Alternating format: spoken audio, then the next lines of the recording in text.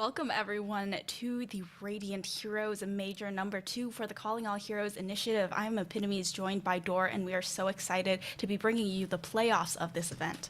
That's right, baby. I mean, we've had some fantastic competition up until now. Calling All Heroes is going swimmingly as it ever could be. Last week, we had our Swiss rounds. They went great. I have no complaints, and I can't wait to see what the teams are offering up today.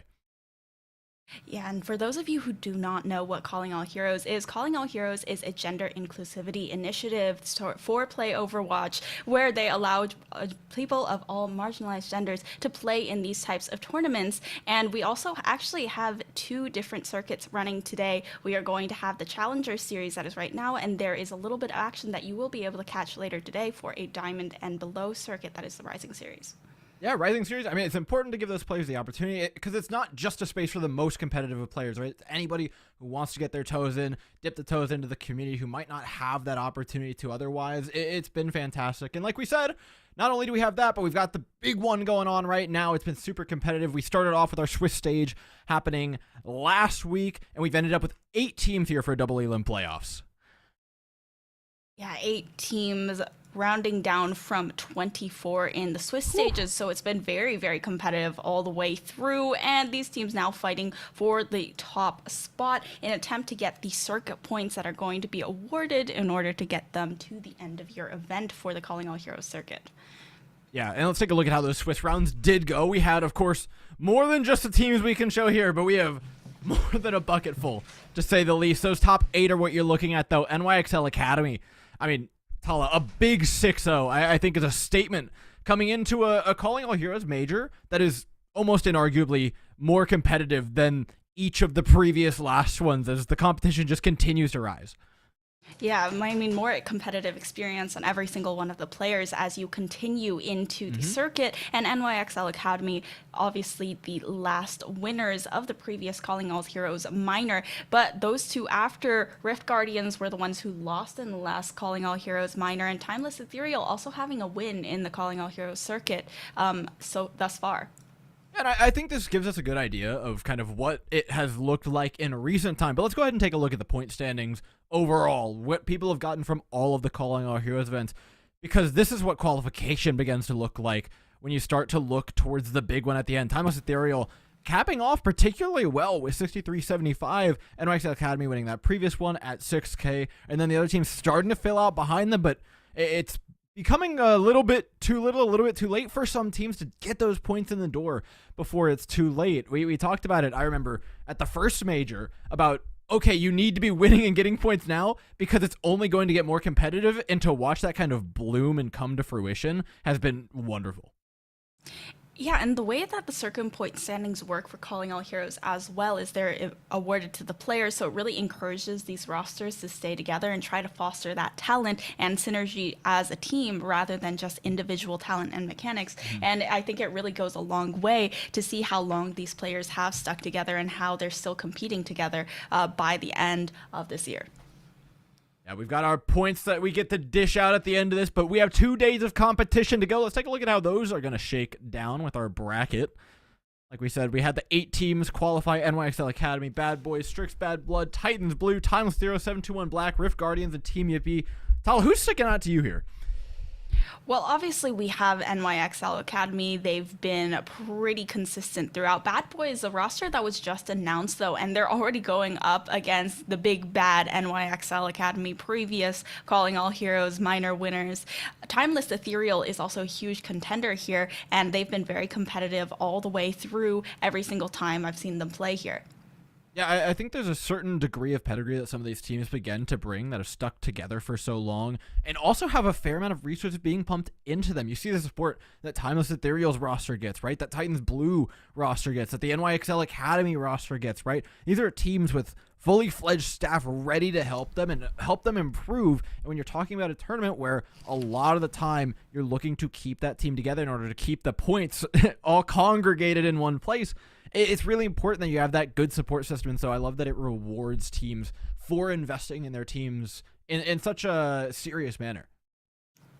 Yeah, I'm definitely looking forward to seeing what they're going to bring out today. For our first matchup, we have Rift Guardians already up here on the big stage up against Team Yippee.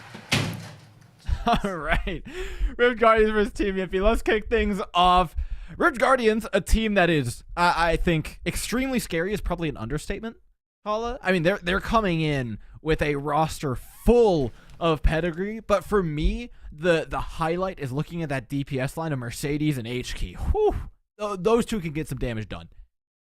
Yeah, and lots of experience as well. HT also having a win under their belt previously while playing for I believe it was Altiora Artemis in one of the previous Challenger Cups. So definitely a very, very scary team to be going up against. Yeah, a ton of mechanical skill and plenty of experience in competitive play, not just in Calling All Heroes, to kind of back that up. This is a roster that brings a ton of pedigree. It's also a wide roster that brings a whole host of players alongside it. I'm expecting big things from them, and I'm curious to see what they actually bring to the table in terms of compositions, because we've had World Cup going on, and that's kind of been dictated by, okay, what do our players happen to play? Whereas a lot of the Calling All Hero stuff has been very meta-dependent, but with patches having come out since Overwatch League happening, or the finals of that tournament, and all the shifts that have gone on, I think there's a little bit of room for both comfort picks and also experimentation within the meta, and Rift Guardians, with their wide roster, with the flexibility of these players, are really in a prime position to test a lot of that out, and so that's what I'm looking for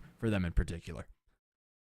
The last Calling All Heroes minor as well, Junker Queen was really strong, so a lot of that was dictated by can our team play Junker Queen and those types of compositions very well, the dive compositions. But this time around, that's been kind of tuned down, and the rest of the squad, we're going to see what they want to play. I mean, it was fun while it lasted. You know what? It was fun for a day. I'm glad we've escaped Junker Queen's rulership. Nevertheless, we've escaped into a new meta where we get to watch Team Yippee take the helm, a team with a little bit less depth in terms of roster, but still brings a bit of flexibility to the table with these players. I think they are going to have their hands full, though. Like we said, already that DPS lineup is going to be tough to match, but then trying to match a Rift Guardians that could be bouncing all over the place compositionally is going to be pretty tricky. Definitely feels like compositionally these teams are going to be very comfortable with the dive compositions, seeing what heroes that they are comfortable with. So it's also the onus of a lot of this play is onto that support backline to see if they're going to be able to get that burst healing up and be able to peel for one another as well. Yeah, keeping alive in these situations is really, really tricky. That being said, there are opportunities to escape. I think for all the dive that we see, for all the Winston that's been extremely prevalent in Overwatch 2, just for the fact that it's so consistent, can be played kind of as a default on a lot of maps. Map pick does matter a ton for these teams, especially heading in to a best of 3 first to 2 like we have in this first round. If you're winning that first one on a dive map, taking that second pick and forcing it somewhere else is vitally important. Yeah, and looking at the map pools that we have in play for this first round, it is going to be first to 2, and it is control, hybrid, and then escort. We only go to push in the first to 2 if there is a tiebreaker. So headed on to control. Not sure what we are expecting to see just yet from these squads. Arctic Peninsula also in the map pool. I mean, this map pool is ripe for diving. You've got everything you could ever want in there, except for maybe what? Lijiang Control Center. Everything else is relatively diveable. Some RAM could likely be played on a couple of these maps, but by and large, it's going to come down to those Winston compositions when you're vying for both control of the series and control of the control map. I always talk about how first to 2 it is a brutal format, right? You've got to get through the early rounds, so it's going to happen. But how quickly you can get blitzed out of an upper bracket with the first to 2 can really catch you by surprise. So you need to be quick to adapt. That means not just adapting, saying, "Oh yeah, it was Ilios. We just don't play the dive map, and then we take our second map pick." No, you need to adapt on the dive map. Like it needs to be quick. It needs to be as soon as possible. Dropping down to lower bracket, especially in a bracket that's this contested with incredible teams, is not something you should ever be okay with. At the very least, they don't have to worry if they do drop that series because they still have that second chance in the lower bracket. So right now, we're still all up in the upper bracket. We're all happy-go-lucky and getting a little bit of that extra comfiness, that cushioning that they can get in before going down. But the loser deciding the next map will also help them be able to get onto their own territory as well, even though it is first to 2. That first 2 is starting off on Ilios. I kind of foreshadowed a little bit of diving that's going to be happening, and it is almost certainly going to be happening. We watched the last Contender season, Wisp running around on monkey compositions, plenty of other teams kind of piloting them, finding massive win rates on Ilios in particular. These are two teams that look to pilot dive compositions, but only one of them improve better than the other, especially on the battleground like Ilios, a map that offers so much up to these teams. I want to see good positioning from them. I want to see good staging for fights and good neutral dives in order to gain those positions. And then I need to see good execution on the dives. And obviously, like you were talking about earlier, keeping that backline alive. And I kind of still have World Cup brain right now, and I'm wondering, is someone going to take out one of those birds? Is someone going to come in and look for the high ground control? But I'm really hoping that they are going to go for those dives, because it seems like much more coordinated here. And since they've been playing together as a team, these two teams, for a while, they would really have that coordination when they go for the dive compositions. Yeah, I mean, my biggest question about the dive compositions, obviously you talk about the birds. On Ilios, it can be somewhat prevalent. The Echo's actually been kind of a fan favorite as of recent here to kind of put a ton of pressure onto the Winston in particular. Out of the dive compositions, also does decently well into the Diva. But outside of the DPS, I'm looking at the backlines, because as much as a lot of teams and contender teams have taken it for granted, be like, oh, yep, we just run the Lucio Ana, yada, yada, yada, we're on our way. Maybe mix in a different flex support there. As of recent, you know, you see teams experimenting a lot more with the Moira, a lot more with just a little bit weirder picks when it comes to that backline. Nothing too out there, but plenty of variance, and it's those small changes that make a massive difference, right? Something like a Lucio Moira with the Rush plays very different to a Lucio Ana, where you're much more backline focused, trying to keep her alive. Yeah, the Ana, it definitely feels like a huge target on her back when you're playing the dive compositions with the Lucio as a secondary backline, and your entire team is trying to go in on their backline, and all of a sudden you're alone trying to keep them up from afar, and you really have to be landing those sleeps if you ever do get dove. Headed on to Well for that first matchup. It's looking like HQ, don't do this to me. Are you hovering the Echo? I'm fine with that. I'm cool with an Echo pick. It slots right in. I mean, Tara's going to have a bad time, but that's Tara's problem, not mine. I mean, it's also just a question of, is Orion sticking on Jono and Orion? Is this backline what they're really going to be keeping? They're just going to allow that Echo to be up in the sky, putting that pressure alone. And it seems like Team Yippee also going to match that Echo pickup. It's basically a mirror matchup on both sides, other than that, just that Echo seems to be out of place in the dive composition, but they're trying to take the high ground control now. Straight up match for either side. It will come largely down to high ground control, but mostly who can kind of neutral a little bit closer to the opposing sides on a poker away, pull out that biotic nade cooldown, pull out the packs from the Brigitte, or maybe even pick up the monkey here if HQ can find it. Yeah, that monkey got real low on Team Yippie's side. Rift Guardians looking to try and get that first touch, and Team Yippie, they're still fighting for the high ground, but it doesn't seem like they're going to be able to get a little bit of a touch from that Tracer, but it's Orion that's getting a lot of pressure being put down. The biotic nade gets the purple down onto Terra. Now without a tank and Team Yippie, they are going to back off that point. Oh, I mean, what disgusting peel from Rift Guardians. Jono, Cat, and HQ saw Terra dive in and said, absolutely not. Orion didn't even have to break a sweat to get away from that dive, and it's rewarded with a really nice point tick, 20% on deck as well, some nice ultimate charge. HQ's almost up to a duplicate already. I mean, the sticky bombs have been disgusting from this Echo, and an early ultimate very well could win this next fight for them. Mercedes and Sunshine having a little brawl around the end, but it seems like Harlequin also just getting so much pressure put down onto her that it's really hard for her to get that control. They're still being able to push them pretty far back into their spawn, and it's just that Tracer on Sunshine that's trying to dance around this backline a little bit more. Cat going for the dive, now getting a lot of damage. Harlequin neutralizing HQ, though, is going to allow that stick from Sunshine back into Orion going down as well. Backing off now is Jono to regroup with the squad, and the point flips. My Sunshine and Harlequin are kind of cooking. Not gonna lie. It was great picks, but I'm surprised. Again, I mentioned HK had the ultimate up super early. You shouldn't be going down with duplicate in hand as an Echo that quickly. So Some mispositioning on their side, but it's no big deal. Now they're coming in with double DPS ultimates. First of which is gonna miss, but they still have plenty of time to build up towards that nano boost, the primal rage, the rally, and all those tools that could get Rift Guardians across the line.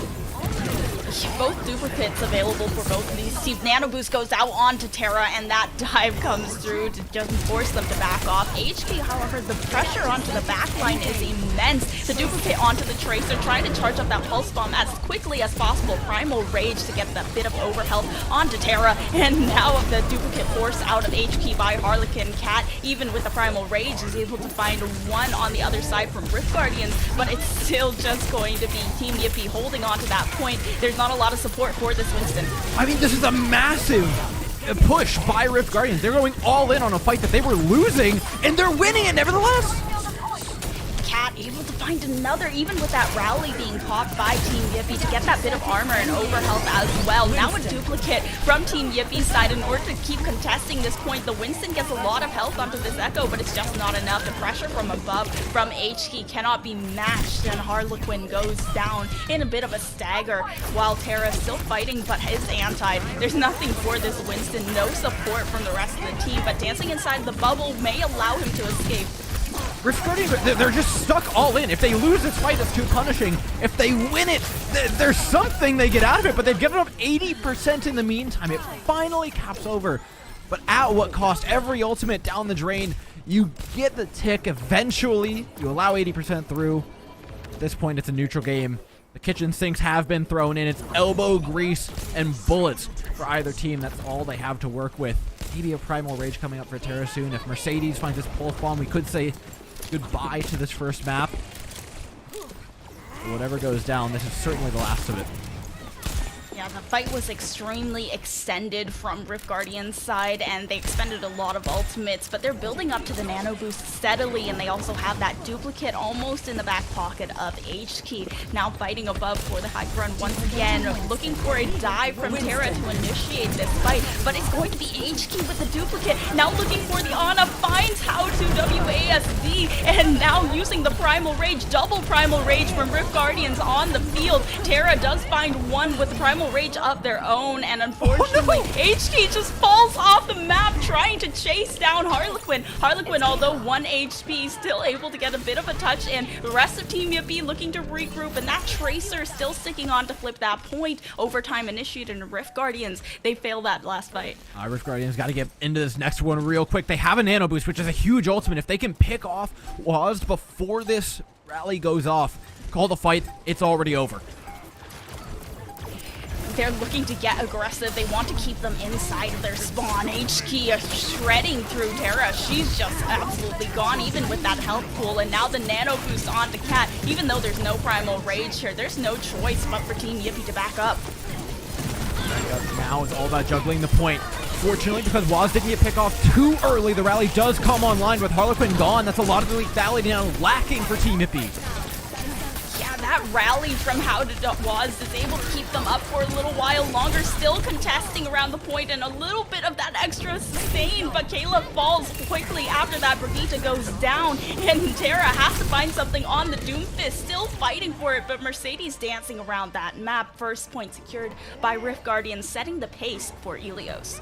Honestly, after losing Terra, I've got to give some credit to Yippee. They did a great job of trying to stabilize play for that rally, but Harlequin going down just as the Q button is pressed by Wazd is quite an unfortunate series of events, to say the least.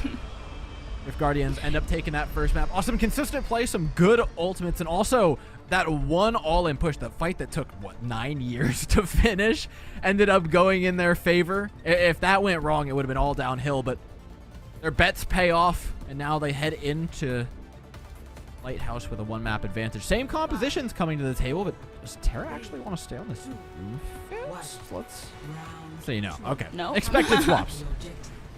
Being trolled in the pre-round, name a better pair than that in Overwatch, and now, I mean, headed on to Lighthouse. They should be able to get some good captures, especially since Rift Guardians, they've proven that they're very good in a battle of attrition here, in those long extended fights where they seem to prevail.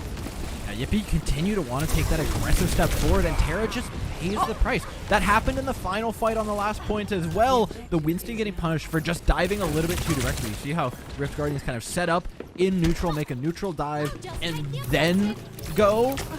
Team Yippee are kind of skipping a step in that regard, using all their cooldowns to go to the high ground, and then they have kind of nothing for the actual fight. Rift Guardians seem to have a very good understanding that Ana is really what's keeping them alive, so the peel there is really immense every single time Terra tries to go for that dive in the neutral, and gets punished very, very heavily. And even though the anti-nade usually isn't punishing on its own, the rest of the team is just right there to follow up. I mean, yeah, it's like a Venus flytrap closing around Terra every time they try to dive in. Being said, if they could be a little bit more coordinated about that dive, Team Yippee can be very dangerous, as they are putting Cat in a bit of a corner. Yeah, Cat going to have to go ahead and leap towards the team, but they're still holding on to that point. Team Yippee looking to round around and find their healers first off. The support's still alive though. Mercedes goes down in a trade with the DPSs, but now Cat going for the dive on the backline. Once again, Kayla and How to Was are unable to keep themselves alive. Jono, however, goes down to that pulse bomb. Good stick from Yippee. Again, you see the difference of peel for these backlines. Yes, Jono does eventually go down, but the ease with which Cat was allowed to take down Wazda and Kayla is kind of unacceptable in situations like this when you're trying to rely on that high ground as the anchor point for a lot of your composition. Early pick by Mercedes certainly does help the position. Rift Guardians a bit on top of that and allow him to build up towards not just a duplicate, but possibly a rally that can keep Orion alive, and a lot of other tools that are just going to put Team Yippee further and further in the hole that's continuing to be dug by Rift Guardians. Now with the duplicate online from Rift Guardians, they're just on such good pace with their ultimates. Terra going for another one of those dives, and even though the backline, oh, it's nothing. The nano boost does come through, but Orion goes down. How to Was finds one before falling, and now Rift Guardians, they have a Ana duplicated by HK, looking for the nano boost to get the extra sustain. A really smart duplication from HK after Orion went down early into that fight, and now just headed on to the point with the Primal Rage, trying to hold on despite the rallies from Jono. There's still so much pressure being put onto the back line of Rift Guardians. Terra still looking for the point. Mercedes holding on with Contest, using the blinks on the Tracer, and Team Yippee, it's looking like they're trying to let this one go. That Terra still wants to go in, but there's nothing to be done. Yeah, it's just so well played by Rift Guardians. Whether it's a staged fight or whether it's a fiesta, they're connoisseurs of clownery in many ways, Rift Guardians. Their ability to take these extended fights and play them when they're broken down has been their boon through a lot of this. I think a lot of that comes down to just solid understanding of what their win condition actually is. You saw, yes, we traded Anas there at the beginning of the fight, but the big thing is that Orion got the nano off before going down. They knew what was most important in that fight was that they got that ultimate off before anything. After that, the Ana can go do whatever she wants. She'll go back to spawn, go to another map, do whatever, take a break, take a bio. As long as you press that nano button, you're all good. And that nano resulted in, what, 2-3 kills amongst all of that? And as long as they held that position, they were going to be fantastic. And that happened fight after fight after fight, where they would get that small early fight planning and then carry it through an extended fight.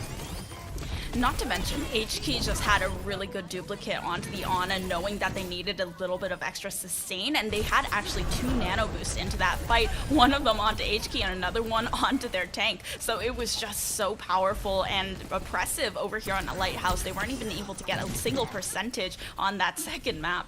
Yeah, with how much they're pumping out, we're gonna have to start regulating nano boost. I'm not sure that's is that approved by the FDA? Is that, can we get that tested? I don't know. I think that they might need to get something tested, at least on Yippee's side, in order to figure out what their win condition is going on to the next map, which is going to be their map pick and from the hybrid map pool this time around. Okay, so let's kind of walk through this together and think through what we might want in terms of picks. Because the dive composition, I don't think is working. At least not with the Ana Brig. If they want to switch to something like a Lucio Moria, play a little bit more rush style where they don't have to worry about that backline as much, I think that could very much be an option for them. But amongst Eichenwald, Midtown, and Numbani certainly seems like the pick I kind of want to play the least.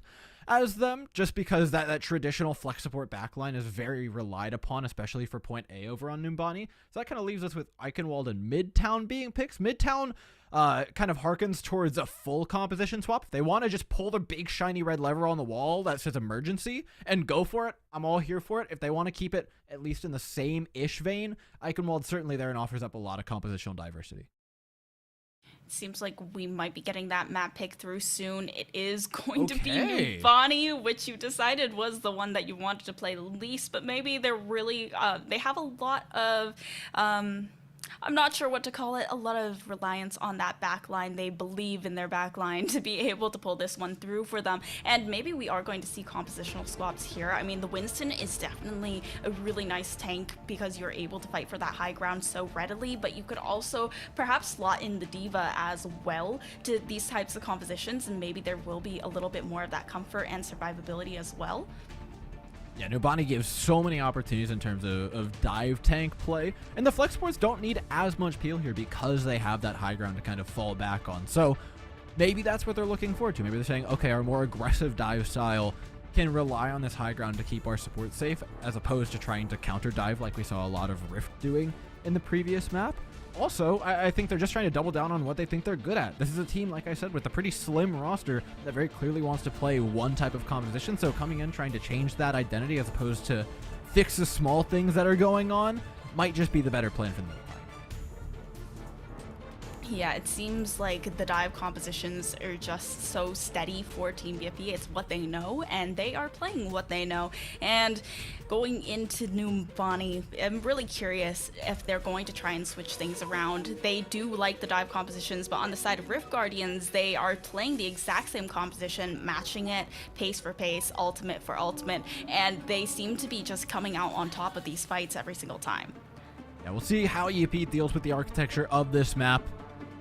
We'll have to check compositions first. Like you said, there are inklings of divas floating around, potential backline swaps.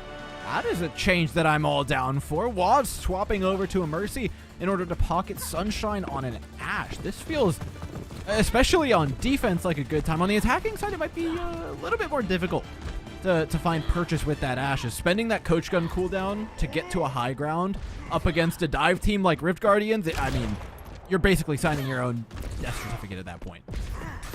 Well, the only good thing is starting on defense, you're able to just get up there for the first time, wait for the cooldown to come back. But on the other side, Team Yippee, it's going to be very interesting to see how Kayla fares in this, because whenever you see that Echo Mercy combination, any of the birds together, then you really have full custody of the Mercy as a DPS player in the air. So it's going to be difficult to get Waz disconnected from the Echo in order to peel for Kayla if it does come down to that. Cat going for those dives, and now without the Brigitte for that extra peel in the back line, it's definitely going to be tough for the survivability of Ana.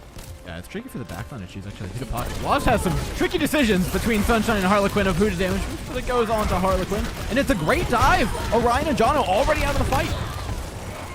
Okay, Harlequin doing very, very well right off the bat, but Mercedes and HT, they do find the DPS and the tank in exchange. Terra going down, but that's not going to matter. Cat's already backed off pretty far, and there's not a lot of sustain here for the tank, but they're going to not allow that second tick to go up onto the point just yet. They escape to the high ground for now, and Sunshine this time getting the Mercy pocket as the dive comes through from Cat. I love how patient Rift Guardians are being about retaking this point, though. They allow the tick to come through. They're waiting for the sports to get back up. They're slowly pushing Sunshine away here. This is very measured over.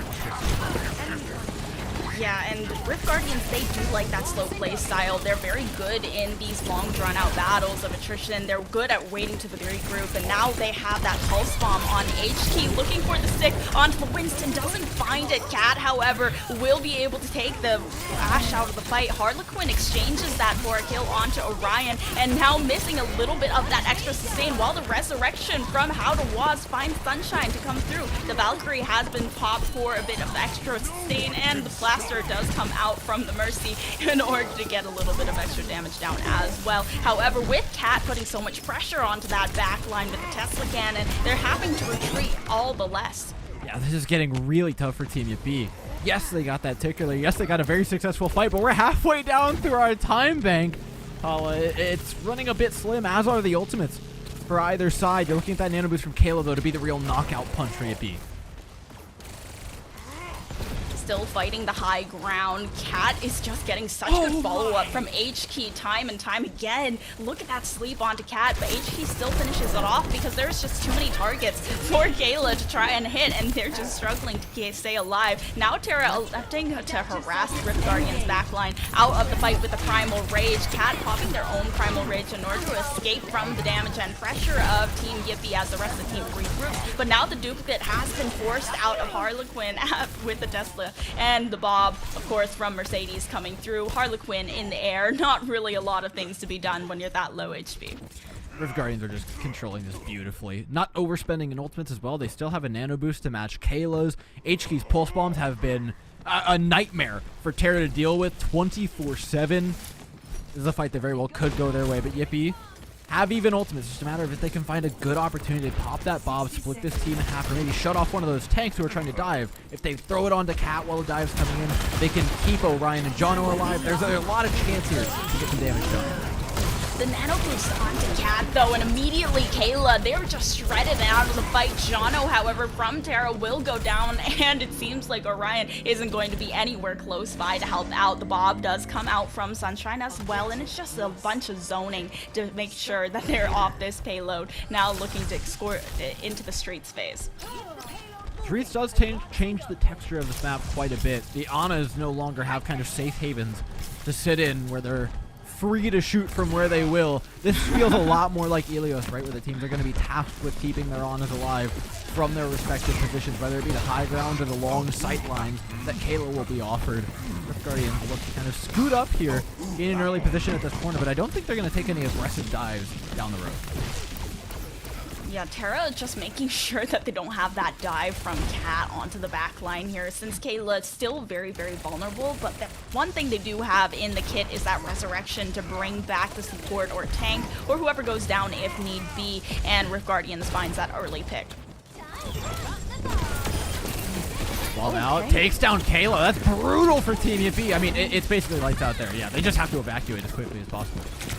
They have that Valkyrie, so I'm wondering if they're looking for the risky they're res. trying They did to- drop the bubble. Oh my god! They got the res off onto Kayla. That was so risky, but they peeled for it very well. Terra knew what the win condition was there to keep pushing this payload forward, and they're able to execute it very well. Now taking control of the high ground as well. But it seems like this fight is going to be extended by the Primal Rage Cat, just looking to try and sustain out this backline, but there's just so much dancing around that is happening from the side of Team Yippee that the Cat can't get a good dive out. Yeah, the res was sick, but unfortunately, in order to cover the res, it required all 5 members of Team Yippee to hold themselves up in a small room, which is one of the less safe places to be against Rift Guardian's composition. Now, though, they're taking a position out and around, and with 4 ultimates up, this could be very lethal. HK getting caught out trying to harass the backline, and Sunshine on a pretty decent flank, looking toward the low health of Orion. Still down immediately. There's that Ana now out of the fight, relying on the sustain of Jono. The nano boost did go out onto Jono before, and the rally is available, but the Bob now from the side of Rift Guardians should be able to clear and disengage. Upanas have just been the flavor of the day, haven't they? Public enemy #1. I will say, Team Yippee having spent a fair bit going into that fight, Rift Guardians match with only 2 ultimates of their own, they have a lot of sustain to make their way through this one. Yes, Kayla has a nano boost, but hitting those stickies on the Mercedes certainly does bode well for them. Rift Guardians have tools here, especially that rally if they want to make this one go long. Harlequin looking to shred through all of Cat's health, and it's looking like it's working. Having to disengage now after the initial dive, and the rally does come through from Jono to get the overhealth as well. Harlequin gets low, but with a pocket of the Mercy, especially now that the Valkyrie has been expended, is going to allow them to push forward towards this point. Still being contested by HQ. Risky res from out of was, but Terra comes back in now. A second tank into this fight, a 6th player for Yippee, trying to push them forward. It is still a contention, but it seems like they might be able to get themselves off. HK still able to stay on top, and Jono just whacking away with the flail, trying to get the sustain through. It is going to be brutal to try and see which one wins out in this battle of attrition. Now with fishing with the pulse bomb for the back line, but HK doesn't find it. I mean, HK, one of the most experienced players in this lobby, needs to show that grit and metal right now, blinking towards the cart every couple seconds just to keep that overtime up. Oh, and forces them away. One missed dive from Terra has burned down the entire clock, and with it, the push from Team Yippee slips through their fingers. Round 1 complete, just on the verge of getting to that second point as well. Rift Guardians setting them up for a very, very clear win condition here. They need to get that little bit of extra time onto the first point as well. And I think that they've fought that first point very patiently and very well, so I have no doubt that they're going to be able to get control of the high ground. I mean, Rift Guardians just turned into monsters on second. What are you going to do? Like, HK started going sick.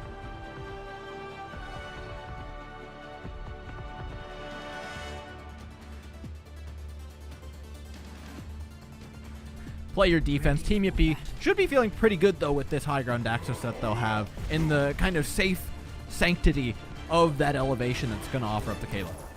Yeah, Kayla at the very least is going to be able to have a little bit of extra survivability and safe haven in this high ground, since How to Was did have some very, very good reses in the last fight, but it seems like just a mistimed dive, like you mentioned, it just wasn't enough to push them past to that second point. Mercedes switching onto the Hanzo is going to be an interesting pick up against this Ashe, though. I'm a big fan of the Hanzo all the time. I think look, you can call it what you want. You can call it cheese, you can call it corny, you can call it RNG, but it's powerful, and I think there's no questions about that. It'll fill the same role as what Harlequin does, right? Putting a lot of pressure onto the Winston, but also has the opportunity to put that pressure a bit longer range if the supports happen to open up their sight lines, like we're seeing now. Mercedes working their way up to the high ground, looking for just any vulnerable player, and because the Mercedes is so good, Yippee just has to respect it. Harlequin just able to peel for How to Was and allow them to get back to full health, but Orion finding some huge picks onto the DPS line of Yippee. Orion, just another one onto Sunshine right after the resurrection comes through. One less tool in the toolkit from How to Was, and Team Yippee, they're just giving up that payload for free. 5 minutes for Street Phase up to point B. Yeah, I mean, Waz has been great with the resurrects, but re-resurrected Sunshine there, but it was like, why are we born? Just to suffer? As Sunshine gets taken down for like the 5th time directly after a res. It's good stuff by Rift Guardians. They may not be able to pick off that res, but they do cover the person being rezzed afterwards pretty consistently.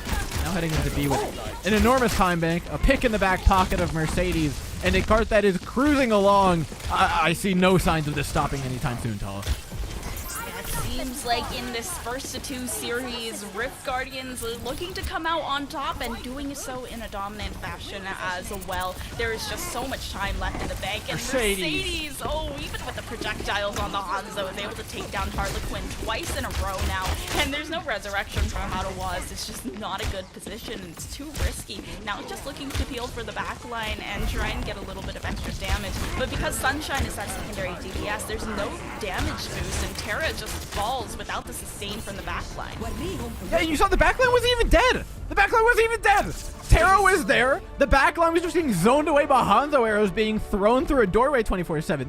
That is the power of the Mercedes Hanzo. You don't even need the kills. You just have to throw arrows that are scary enough that the supports can't cross them. Rift Guardians have been nothing but phenomenal this entire time, being able to change where their focus was from pressuring out Terra for virtually all of Helios to shifting their attention towards the backline a little bit more here on Numbani. It has been a masterclass so far. Terra able to snag away the play of the game by getting that first few picks on that first point of Numbani defense. But now looking at how this match went, Rift Guardians, there is a reason that they have been on top of the Calling All Heroes circuit thus far. There is a reason that they were the second place winners of that last Calling All Heroes minor, and there's a reason that they come out on top right now today. Well, I suspect they're looking to improve on the second place, Tala.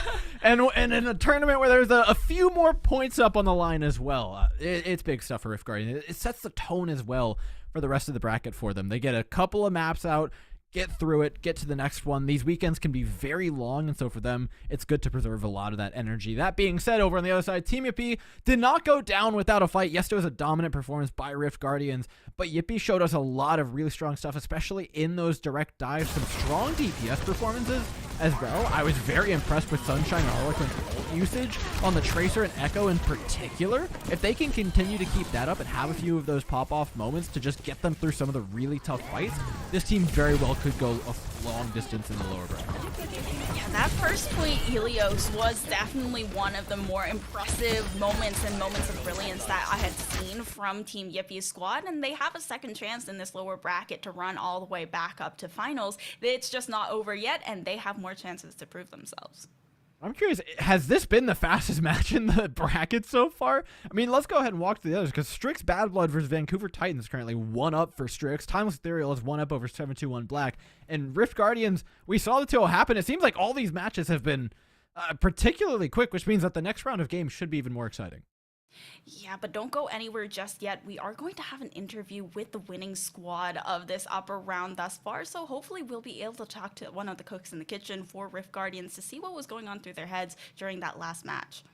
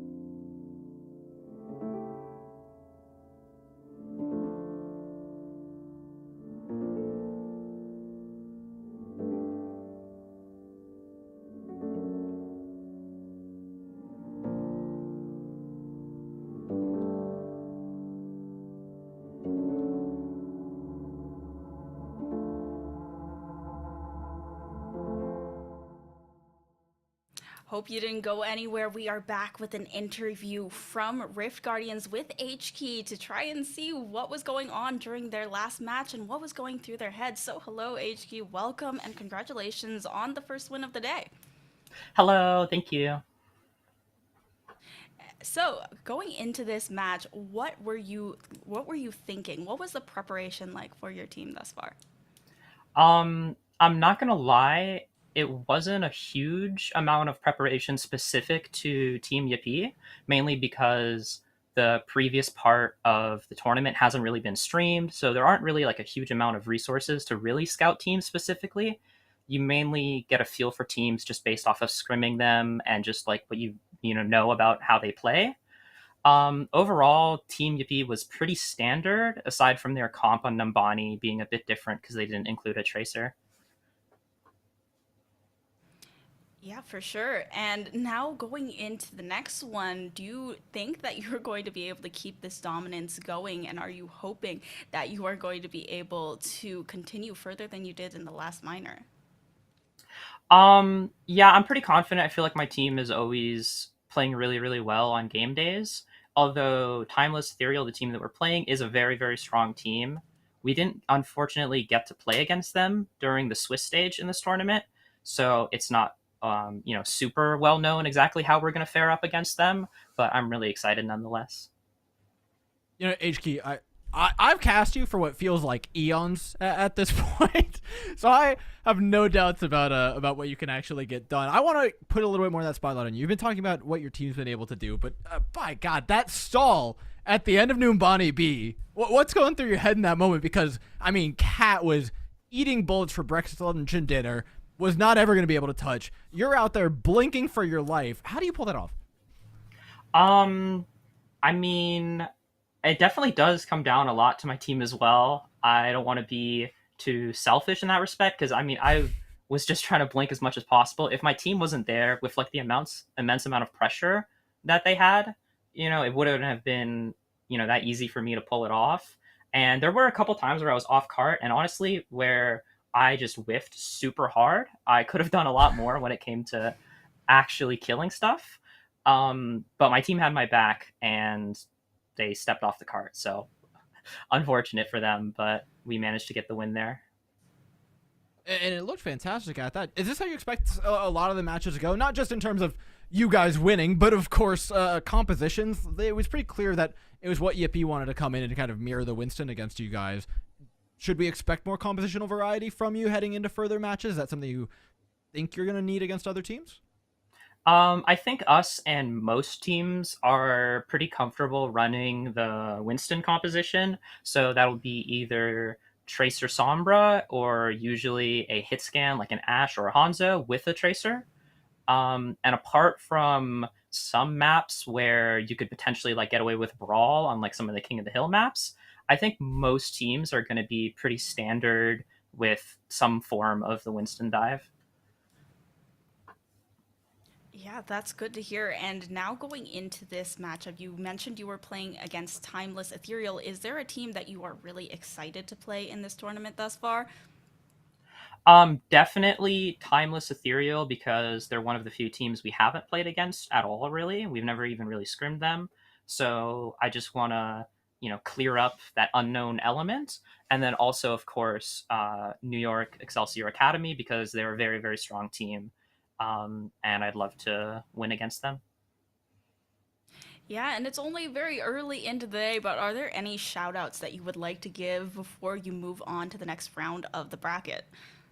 I want to give a shout out specifically to Chime. He's a player currently on the Rift main team for contenders, and he has been so instrumental in helping our team. He comes to a lot of the scrims and coaches and helps out with everything, from one-on-one VOD reviews to like team stuff. And he has just been so amazing, especially because a lot of the other coaches that we would normally work with are super busy with their own projects. So Chime has been so fundamental to this team. Yeah, okay. Thank you so much. I mean, shout out to Chime for helping your team get this far. And of course, shout out to you and your team for being able to win out this very first round, get this day started nice and quick 2-0, dominant, easy fashion for you. And best of luck in the rest of the tournament. Thank you. Bye, HK. Whew. All right, Tala, that leaves us with a little bit of information to go through. Let's talk bracket. Let's talk who survived this first round because holy cow, it's been a pretty quick first round for Rift Guardians and Timeless Ethereal. Those two are going to go at it next. I'm curious to see as well how it goes because Rift Guardians are trying to open like the Schrodinger's Overwatch team in Timeless Ethereal that they haven't really gotten to see yet. And so that should make for some fun stuff. And then the upper one hasn't even been decided yet. Yeah, I mean, this is really interesting. I think Strix Bad Blood versus Titans Blue, that's wondering what's going on up there because Strix taking that first map off Titans Blue. I mean, this bottom half of the bracket going a lot faster. Timeless Ethereal, Swift 2-0. And I mean, Timeless and Rift Guardians meeting each other pretty early in the bracket. I mean, semifinals. It's definitely going to be a tough one. It's going to be tough, but nevertheless, we've got a lower bracket filled out as well. 7-2-1 Black and Team Yippee are soon to be joined by a couple other people. But like I said, lower bracket, look, you said at the beginning of the broadcast, I think it's complete copium. I think it's complete copium to say, oh, we have lower bracket. It's okay if we it's not. These teams are brutal. You cannot lose. Otherwise, you have to win like a bajillion games against crazy good teams. I don't want to be there. I don't want to see or be within spitting distance of the lower bracket if I'm any of these teams. It is going to be a dogfight down there, and I cannot wait to watch from a comfortable distance away what happens through the rest of this bracket. But we will be watching what happens in the rest of this bracket in just a bit, guys. We're going to send you to a quick break while we load up our next match.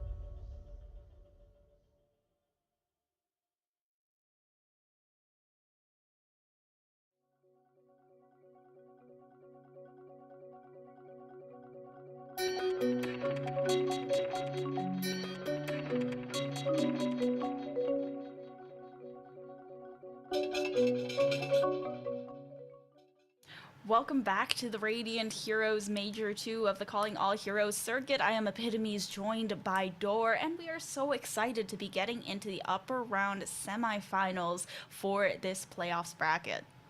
Gloves are off. We're not playing anymore. It's all first to threes from here on out. That is talking full on big Overwatch matches, and the first of which is going to be played between NYXL Academy and Strix Bad Blood. It was nice knowing you bad boys in Titans Blue, but we're going to go ahead and toss you down into the pits of the lower bracket and deal with these two teams right now, who we haven't gotten to see either of up until now, but we do know that NYXL went undefeated in the Swiss stage, and Strix Bad Blood did not. So I would tip my hat one direction to start things off. NYXL, also the previous major winners. They've got a lot of players on this squad. Not sure who the starting roster is just yet, and a but fancy this graphic. is stacked. Yeah, this team, alongside their what can only be described as beautiful branding, has a ridiculous roster. I mean, they are just hoarding the talent. When I look at this roster and I see the players labeled as substitutes, I am worried. It's like, when your substitutes look like other people's main rosters, we've got problems. Sniper Kindred locking it down, have the full breadth of the tank roster pretty much locked down. Wisp, Spun, Snoz are a set of DPS that need no introduction, and then a backline that obviously gives you a lot of reliability, especially a player who I love giving shout-outs, Wicca. A phenomenal player and person. Yeah, this is definitely a very, very formidable roster to be going up against. And on Strix Bad Blood side, looking at who they have, they've definitely got a few players that are formidable forces. X10 on the DPS, definitely someone you have to watch out for on the squad. Mari holding it down on the tank. I'm assuming it's Mari, but she has decided not to tell us how to pronounce her name. So we will be saying Mari. We can just put in a different vowel every time. Murray. Mori. Oh, yeah. Yeah. No, they're going to regret that one. Yeah, like you said, though, this team certainly can put up a fight up against NYXL. It should be said, though, it's just always going to be an uphill battle. Give credit where it's due. Strix came out with a solid record from the Swiss stage. They did not just barely qualify. They qualified strongly. They also picked up a big win in that last round up against Vancouver Titans Blue, a stark one at 2-0. They've got to maintain that momentum, though, throughout the series, and especially through the starting map, as it's going to take a lot of effort, right? It's one thing to be able to kind of cheese out a first to two to kind of blitz a team and catch them off guard, but a first to three where there's so much time to adapt. And when you're talking about a team like NYXL who has so much depth to their roster, so that is to say they can adapt a lot, it's going to be pretty tough. Yeah, especially when you have the number of substitutes that they have, so you can have players kind of playing their more comfort picks rather than having them always having to try and play the entire flex DPS roster, the entire flex support roster, and how, you have to play all of the hit scan heroes. You just have players that can kind of conform to their niches, especially having variety in the tank line as well. Yeah, it turns out there's advantages to bringing a small army to an Overwatch tournament. Next thing you know, it's going to be an Overwatch League team comprised of just all one tricks for every hero. No more roster cap. We're done with it. Like we said, though, rosters will come into play at some point, likely later on when we're talking about flexibility. But first map is the same. We're starting off things on Ilios, which I think we kind of hinted towards last time. Tyler likely means a lot of Winston. Yeah, and when it comes with Winston, I think we might be seeing that sniper starting off on this NYXL roster. On the other side, it seems like they should be pretty comfortable with that same type of dive composition. Their DPS line with Extend and Mini should be able to dish out on both the hit scan, Extend being comfortable on the Ashe as well, and the Tracer. Yeah, what I'm actually curious about is what NYXL are likely to bring to the table. Because with Snozler in to start things out, you have a lot of interesting options. Snozler's got a particularly wide hero pool that can utilize a lot of different stuff. Bun, likely to lock it down on whatever hit scan and just be completely oppressive, to say the least. There's no questions about what's coming out in that regard. But then you look towards how the matchup's going to be played, because yes, you could bring the same composition to the table, but how you pilot it changes a ton from team to team. We saw in the last matchup, right? A much more aggressive playstyle versus one that just wanted to peel away and play a little bit more patient.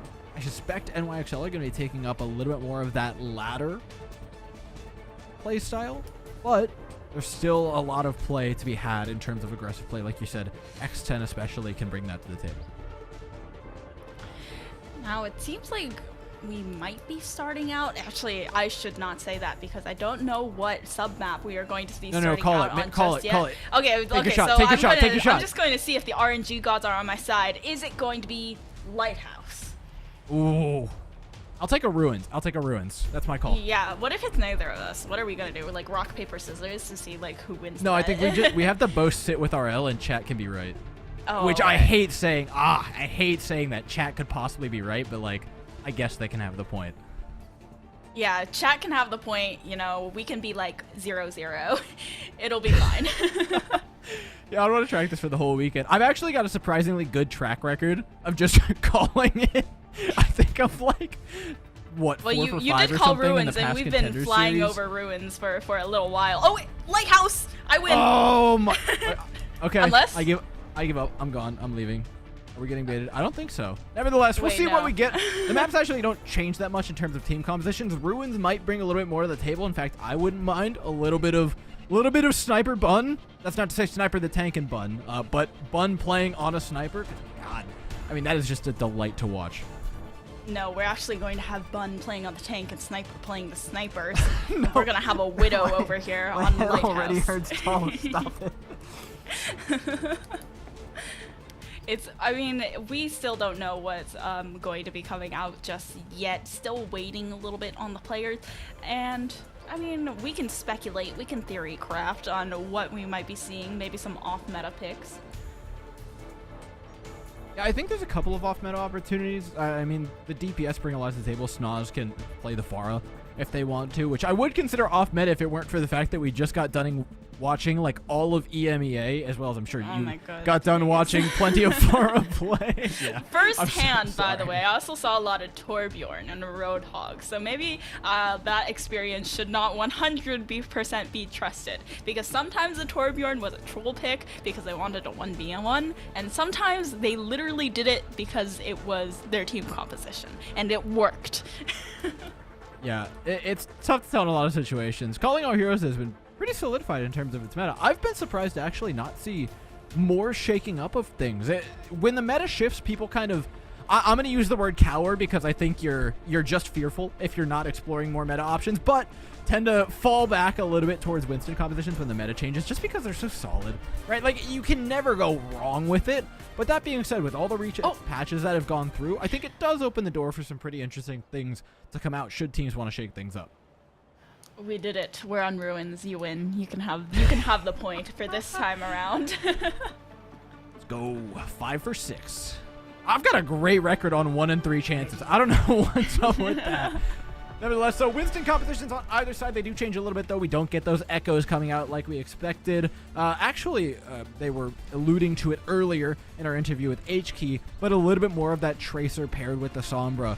We talk a lot about the Sombras and being able to coordinate with teams, but Mini and Bun truly do have a ton on their table in that regard, and I will be paying a ton of attention to not just their EMPs, but their manual hacks and their translocator uptime, right? How much damage are they getting through? How much ultimate charge are they generating? At what pace? Because when you're at a head-to-head like this, getting your EMP 20% faster makes a world of a difference.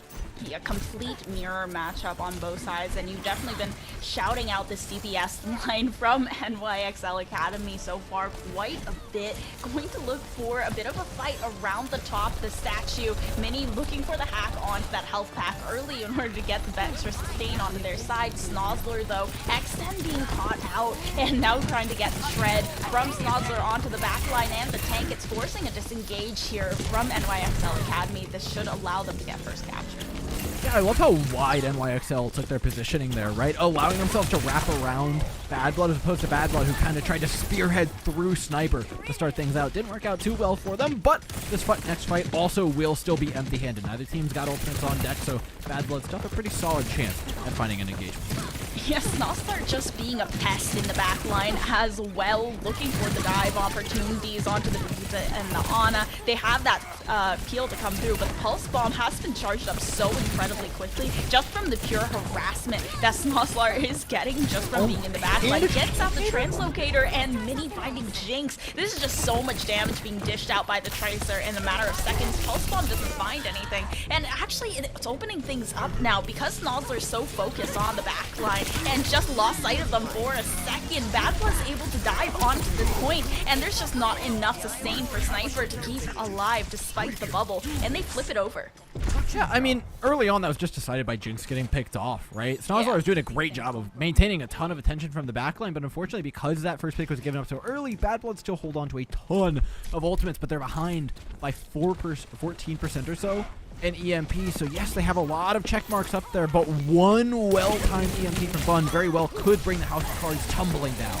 And the Sombra matchup as well. Mini goes down, can't build up the EMP. The rally does come through on Bad Blood's side, looking for that kind of sustain, but the EMP is just so impressive from Bun to be able to get that extra damage down, and the health percentage goes down. Everyone on Bad Blood shredded, looking for the regroup now. I mean, that's just a Bun gap, right? Like, you come in with just EMP against 5 ultimates and you win the fight. There is nothing than just a Sombra gap there. Being said, Bad Blood do have that whole host of ultimates still in their back pocket to use in a critical juncture. They're going to try and find Sombra. This is great, right? This puts Mini behind a whole set of translocator rotation. Snoslar getting picked off may still yet be turned into a cheap fight by Bad Blood. Both of the support ultimates do come through. Mari looking for a little bit of that sustain, but Sniper comes in such a good time and taking out both of the backline supports for Bad Blood. Now the EMP finally does come through from Mini, but it seems like they're fighting an uphill battle already. They're already missing so many players. They're still being contested on the point though, but NYXL Academy has already switched it over to their side. Although the stick does come out from the Pulse Bomb, Sniper comes in to try and finish things off, but it's not enough damage for Mari to go down. Yeah, but NYXL have peeled away at the perfect time. They understand where the ultimate charges are. Bad Blood have nothing to work with, and Bun is just 18 minuscule percentage points away from having an EMP online that will very much knock the lights out of Bad Blood. Yeah, Bun, this EMP placement is definitely going to be a huge factor in the next fight. Bad Blood, they need to be looking out for this one. They forced the retreat out of Jinx because of the anti, and Snoslar does fall early, but they still have that game-winning ultimate in their back pocket. They still have that EMP, and they need to be looking out for Bun, who's going to try and pop this, but instead they're forcing them back towards their spawn, taking control and getting very, very aggressive ahead. Now the regroup has to come through. They spotted out where Bun is at the very least, so they're going to back off. I mean, they back off, but it's just a quick reset, right? Buying time for Snoslar to come back up. You need the Tracer to follow up on the EMP, so they wisely don't go in that moment, but now bolstered, all 5 members here, it's the time to strike. Yeah, they've detected Bun at the very least, and the AMP is just a target for the supports. Immediately, AJMR goes down so quickly, and they're looking for the dive onto the root as well with the Primal Rage and Sync. The overtime has been activated. NYXL Academy, they flip that point over. 99% for Bad Blood. They're in one-fight territory with an EMP of their own active, but there is just no way that they can touch there. Yeah, it was final fight either way. Bad Blood did a great job forcing them back. I mean, the pick onto Snoslar was amazing, right? The fact that NYXL was able to disengage following that was arguably even more impressive. The fact that they got out and were able to find a clean engagement with EMP afterwards, and the patience that they showed us in being willing to do that, being willing to allow it to go all the way up to 99%, knowing that they had a very winning fight in their hands, is really nice stuff to see from a team that really derives a lot of their power from being confident in the upper bracket like this. So NYXL are laying the roadwork for some very good stuff. But Bad Blood are putting up a strong fight. Those first picks have been brutal so far, and if they can keep them up with X10 on the Echo, a character that does generate a lot of first picks, it's going to put them in a great spot. Yeah, that first round was very competitive and very close, but NYXL, their kiting was just superior, especially after the pick came out onto Snozzler and Bun. Obviously, the pacing on the ultimate was incredibly oppressive. Now Bun switching onto the Echo instead of the Sombra, and Bad Blood is doing the same.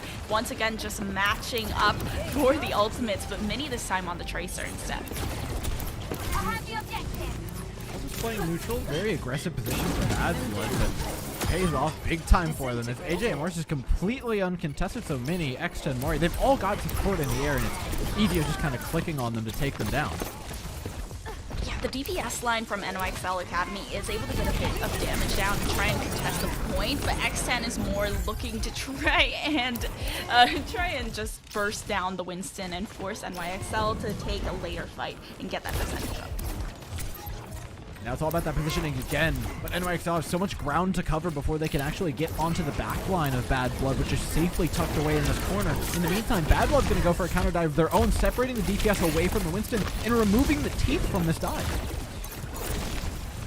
NYXL still pretty solid here. The Winston getting a lot of damage to go down, and HMR and Jam are just so safe up on this high ground. The dive hasn't come through yet, and they're trying to make sure they're not peeked from across the laneway, and they're not going to do so. Bun is looking for the back line, but just gets caught out. Now the dive comes through a little bit late, and the sleep onto Sniper as well. This is just a very disjointed fight thus far from NYXL Academy, but Snozzler comes in at perfect time with the Pulse Bomb, and now all of a sudden they've just turned it around with the picks onto the back line, and X10's trying to keep themselves alive, but they cannot.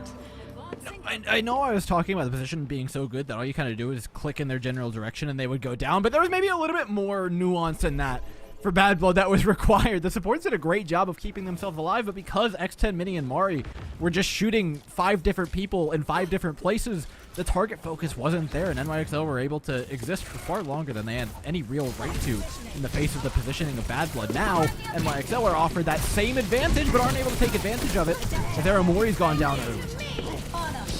And the rally from Bad Blood's side as well allows them to get that little bit of extra overhealth to come through. Sniper wants to go for the dive to hold on to the point. The Primal Rage with a bunch of overhealth now onto the Winston to allow him that bit of extra. But Jinx can't come in time, and Aramori has a long walk back to spawn before he can help out this tank. The Nano Blade from ADMR is going to come out the Nano Boost onto one of the players, and X10 actually duplicates the Ana, immediately shredded out of it, and a chaotic fight from Bad Blood is going to result in the loss of the point. Yeah, that was a really sizable commitment by NYXLA, willing to kind of go in with that last nano boost from Aramori. I think that actually paid off. Mari, having used a Primal Rage, buys a lot of time, and I think enough time for Bad Blood to all get back. It's full 5-on-5 yet again here, despite the chaos. Yeah, the ultimates, though, it's NYXL that has that rally available. It allows them a little bit of extra sustain here, and Mini is being harassed down by Snozzler, able to pick up the health pack as well and just get back up to full health while they're still fighting that above high ground fight as well. X10 really looking for that control and trying to protect the supports who are just sitting up onto that high ground. They're doing a much better job of it now than they were in the last fight. That high ground has been solidified for Jinx and Aramori. Now it's just about holding on to that point. Bad Blood, the onus is on them to make the engagement. Okay, another duplicate onto that Ana. They're really looking for these nano blades. I don't know if this was an accident or I don't know what's happening with them, but they're building up that nano boost very, very quickly and immediately goes down onto the Winston. Sniper now going to look for the dive onto the back line with the Echo nano boost, and now just disengaging back to the point as soon as Amari comes in. All right, Bad Blood have to take an engagement from a pretty tricky position amongst all this chaos. NYXL still have ultimates. Well, we got another duplicate onto the Ana from X10's side, and they're looking for the fight onto the point, with the overtime now activated and still being contested. The nano boost doesn't come through from the duplicated Ana, though. X10 goes down quickly because of the shred from Bun's focusing fire, and they're using that Primal Rage to get the extra sustain with the rally on the other side. It's basically 2 tanks on the field from Bad Blood's side, but once again, rally comes through on NYXL Academy. They're just trying so so hard to get this battle of attrition, and Jinx finding Jam as that rally fades away. Now looking for the tank, but there's nowhere to be found. NYXL Academy, it's messy, but they secure map 1. Yeah, I mean, you can see the few places that they were getting tripped up by Strix, but by and large, we're able to fix a lot of their mistakes on the fly. Again, something that I expect of a team of this caliber, and also dish out a lot of hurt of their own. That last fight was a beautiful example of some nice creativity. You brought up the auto swap, but I can't get over Bun just like jumping like they're reaching for the cookie jar on the top shelf every time to just land one more healing shot onto the Winston. Oh, what wild sights that map made for. But it was a back and forth point. I mean, we were playing hot potato for a good time, and I think that's just indicative of both of these teams' understanding of the macro game. They both came in and were very measured with their ultimate usage and respected each other's ultimates a lot. So you saw Rally get popped on the point. The other team would then abscond, allow them to cap it over. Then the next team would come in, pop a Primal Rage, and the other team would say, no, you have it, you spend your ultimate, and then we'll come back when you're done with that. Yeah, we'll take your leftovers. That happened a few times, and it's such a good understanding from these teams of what is coming at them, what they're willing to spend, and what for they're willing to spend it. Yeah, and now Strix Bloodbud, they are going to be headed onto their own map picks, so they're going to be able to have a little bit more of the hometown advantage, so to speak. But I'm wondering with the Echo picks, is this like duplicating Ana just like the new meta or something when you pick Echo, because they're trying to get the nano boost up in like 10 times faster than you normally would? Because I feel like we saw Ana duplication almost every single time. We see a lot like Winston maybe once.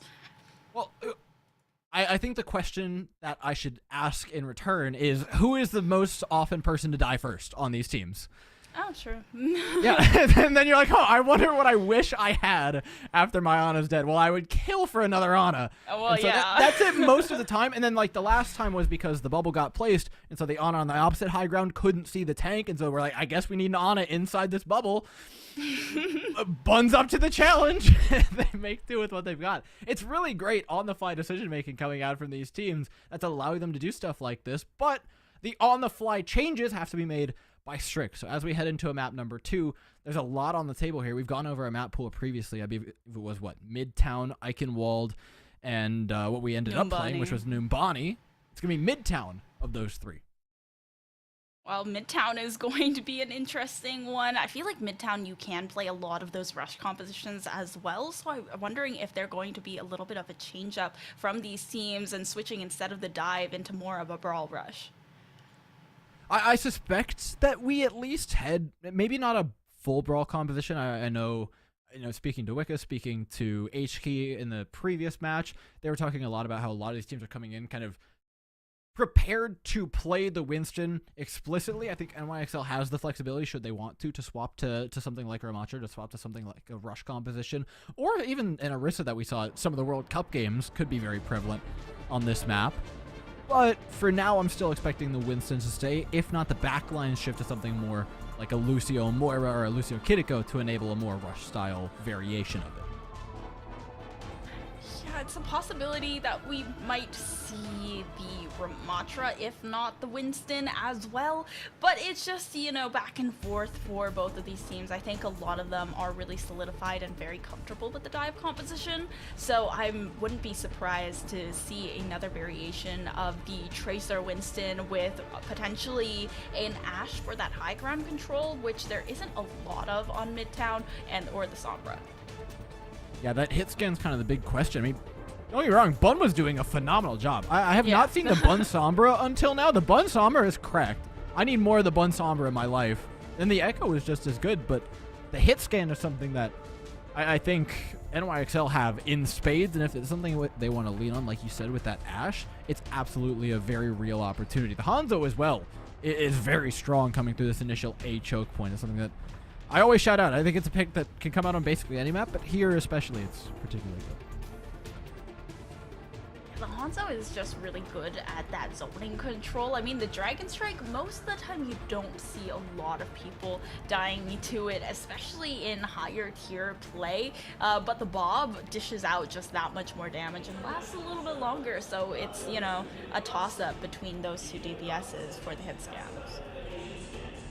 You know what I really want? I just want one Reinhardt kit. Can I ask nicely?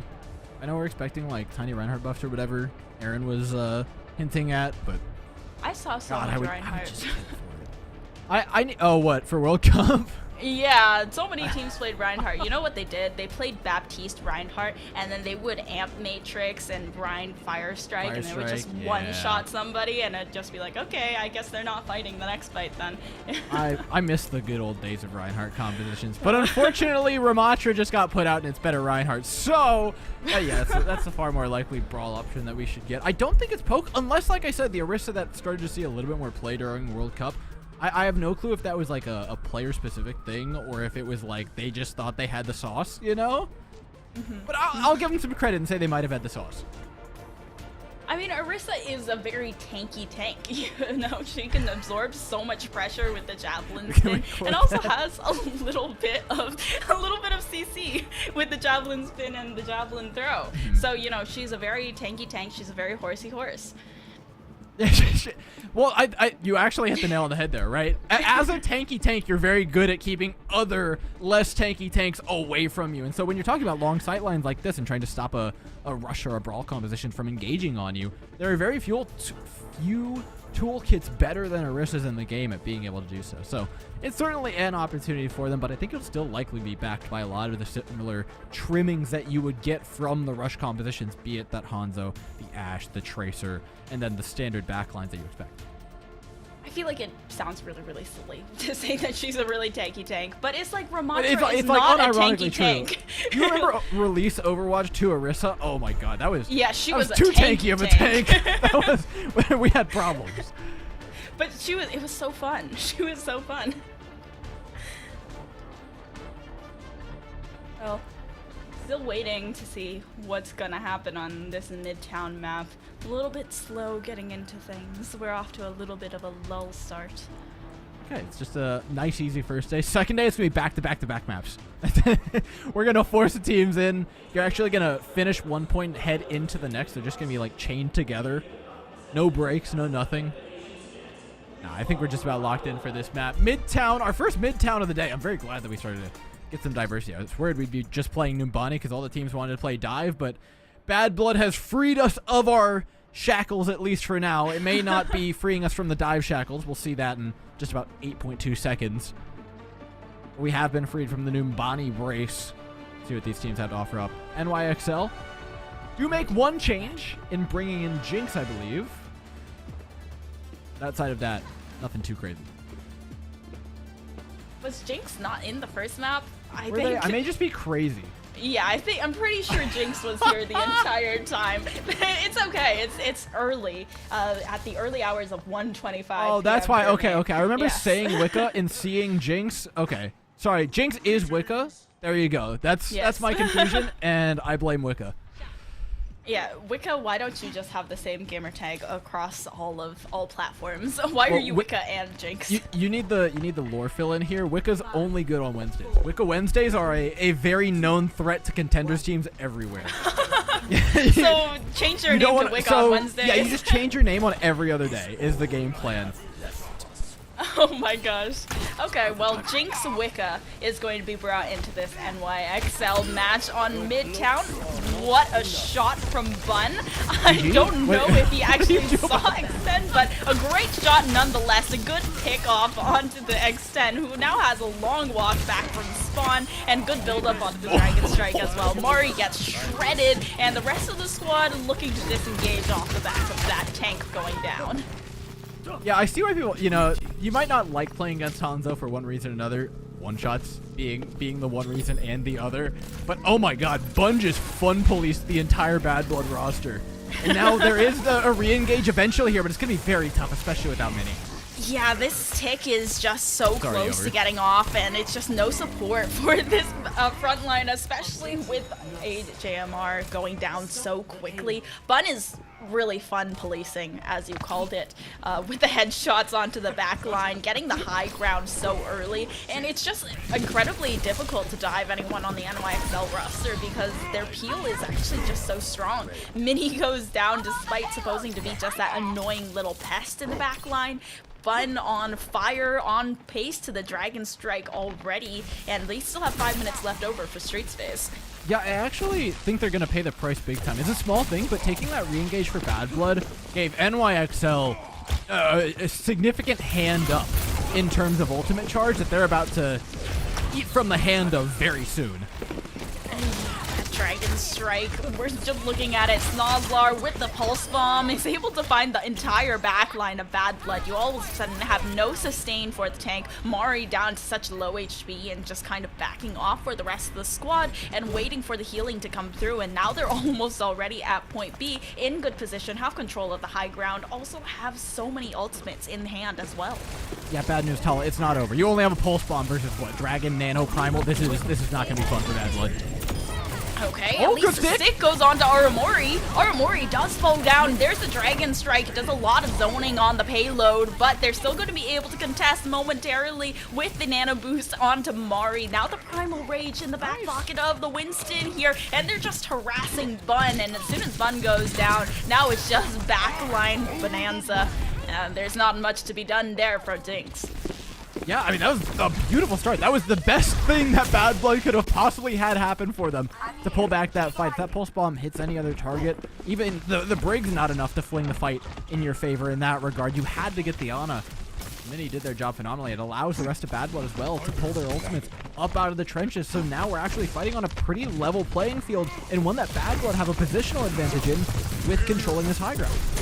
Yeah, Bubble now onto the back line once again, looking for the rest of the supports. Now the sleep does come through, the Primal Rage comes out, but the anti is not quick enough there. So Mari is allowed to get a little bit of that extra help on trying to peel for the back line as well. The rally from both of these Brigitas now looking for the sustain. And as the harassment comes through from the Primal Rage on Sniper's side, Bun finds X10 once again. Bun back to his Bun policing duties, anti-nade onto the Brigitte. She's going to go down very quickly. Sniper harassing with the Tesla cannon and looking for Mini now, who's really just being a pest into Bun's backside as they're attempting to push this payload forward. Aramori able to get a nice anti-nade to finish off the tank, and it's just point C fight for Bad Blood all the way.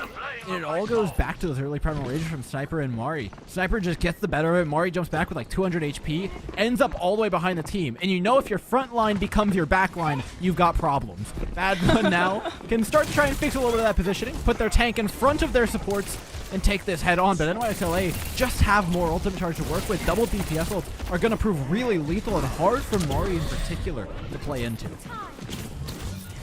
Snozlar also having the Pulse Bomb, and they can get a good stick here. Oh, didn't actually get the stick onto Jinx, or onto Jam, but HMR is going to go down nonetheless, too preoccupied with trying to shield away the Pulse Bomb from Snozlar, and they're missing that Ana, and it really swings this fight towards NYXL's favor.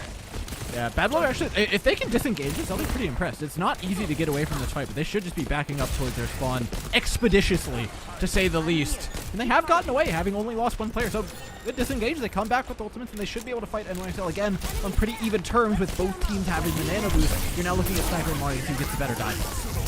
Oh, Aramori getting very, very low, though. There's a little bit of that biscuit, and now the Nano Boost onto the Brigitte just to protect the back line. Mari doesn't have the disengage, almost made it out, but Bun is able just to lead the tank out of the fight. Now the rally from Jinx to attempt to keep the rest of the team up, be a makeshift front line for NYXL Academy squad, and it does work out in their favor. Now a huge stagger from NYXL Academy onto Bad Blood squad. Mari does come in at the last second. Jam might be coming up in time for a bit of extra sustain on the contest, but it's a Primal Rage that's really going to allow this battle of attrition to be extended from Bad Blood.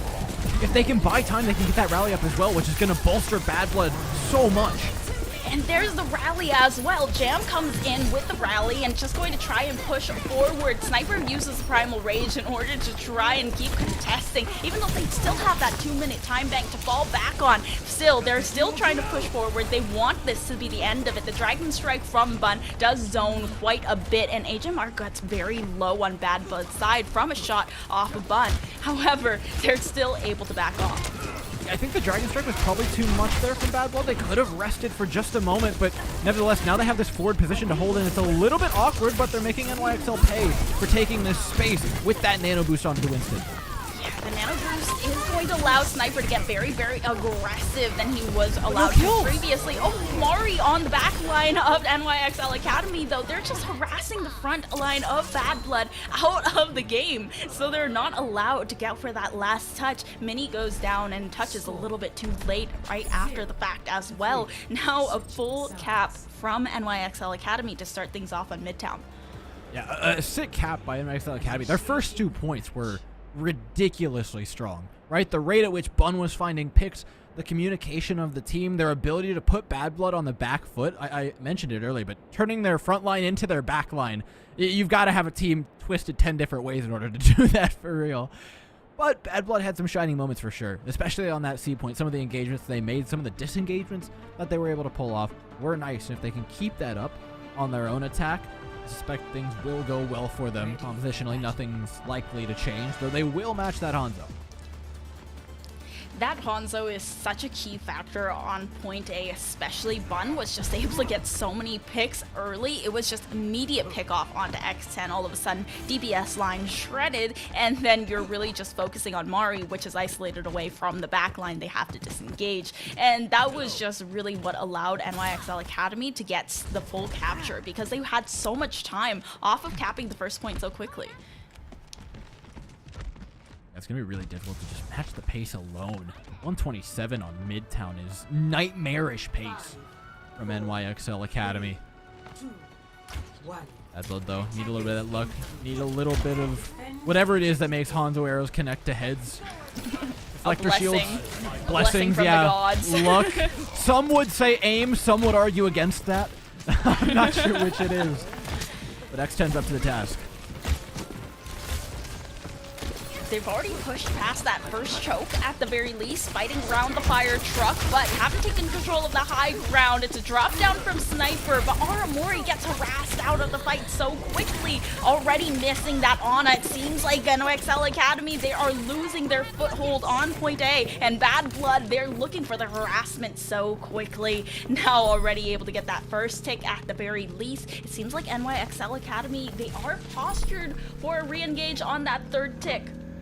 Yeah, they should be able to get it a lot cleaner than Bad Blood were able to get theirs earlier as well. Throwing in that early dive from the Tracer, now the Winston can kind of set up a small base on point. A counter dive from Bad Blood is nice, but an anti-nade wards away a lot of the pressure that Winston would be putting on them normally. Sniper juggling the healing alongside Snozlar, and they've done it for long enough. The sustain here from NYXL is beyond impressive. Bun once again on his point A antics, able to take down 2, and now they're looking for the back line of Bad Blood. Aramori does fall, but that's all that NYXL is going to bleed in this fight.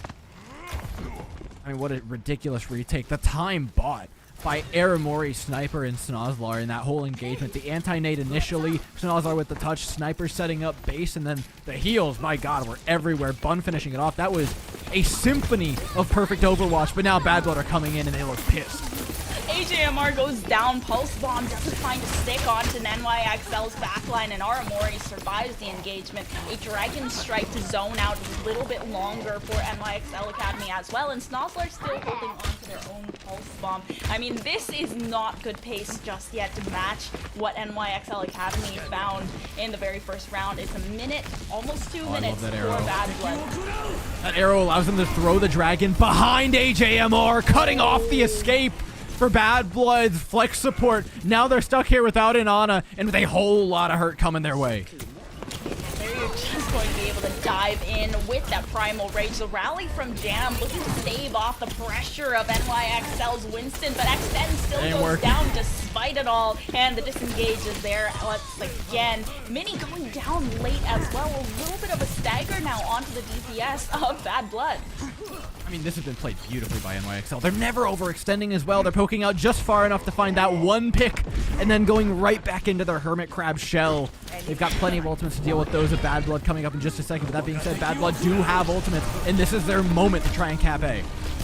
The Dragon Strike does find a bit of damage. Jinx goes ahead and uses the rally in order to stave off the pressure once again. Aramori still having the nano boost in the back pocket and could turn the tide of the fight. HMR has the nano boost of their own. Primal Rage already been used. Mari needs some sustain but goes down. The nano boost hasn't been used by HMR. On the other side though, they're able to get that nano boost through, and NYXL Academy, they're forcing Bad Blood back once again. The anti-nade is so powerful as well, and now it's just left up to Jam, but they can't do much. Doesn't have rally, doesn't have an ultimate, going to back off and regroup. Now 30 seconds, it's final fight territory for Bad Blood with 2 ultimates in the pocket.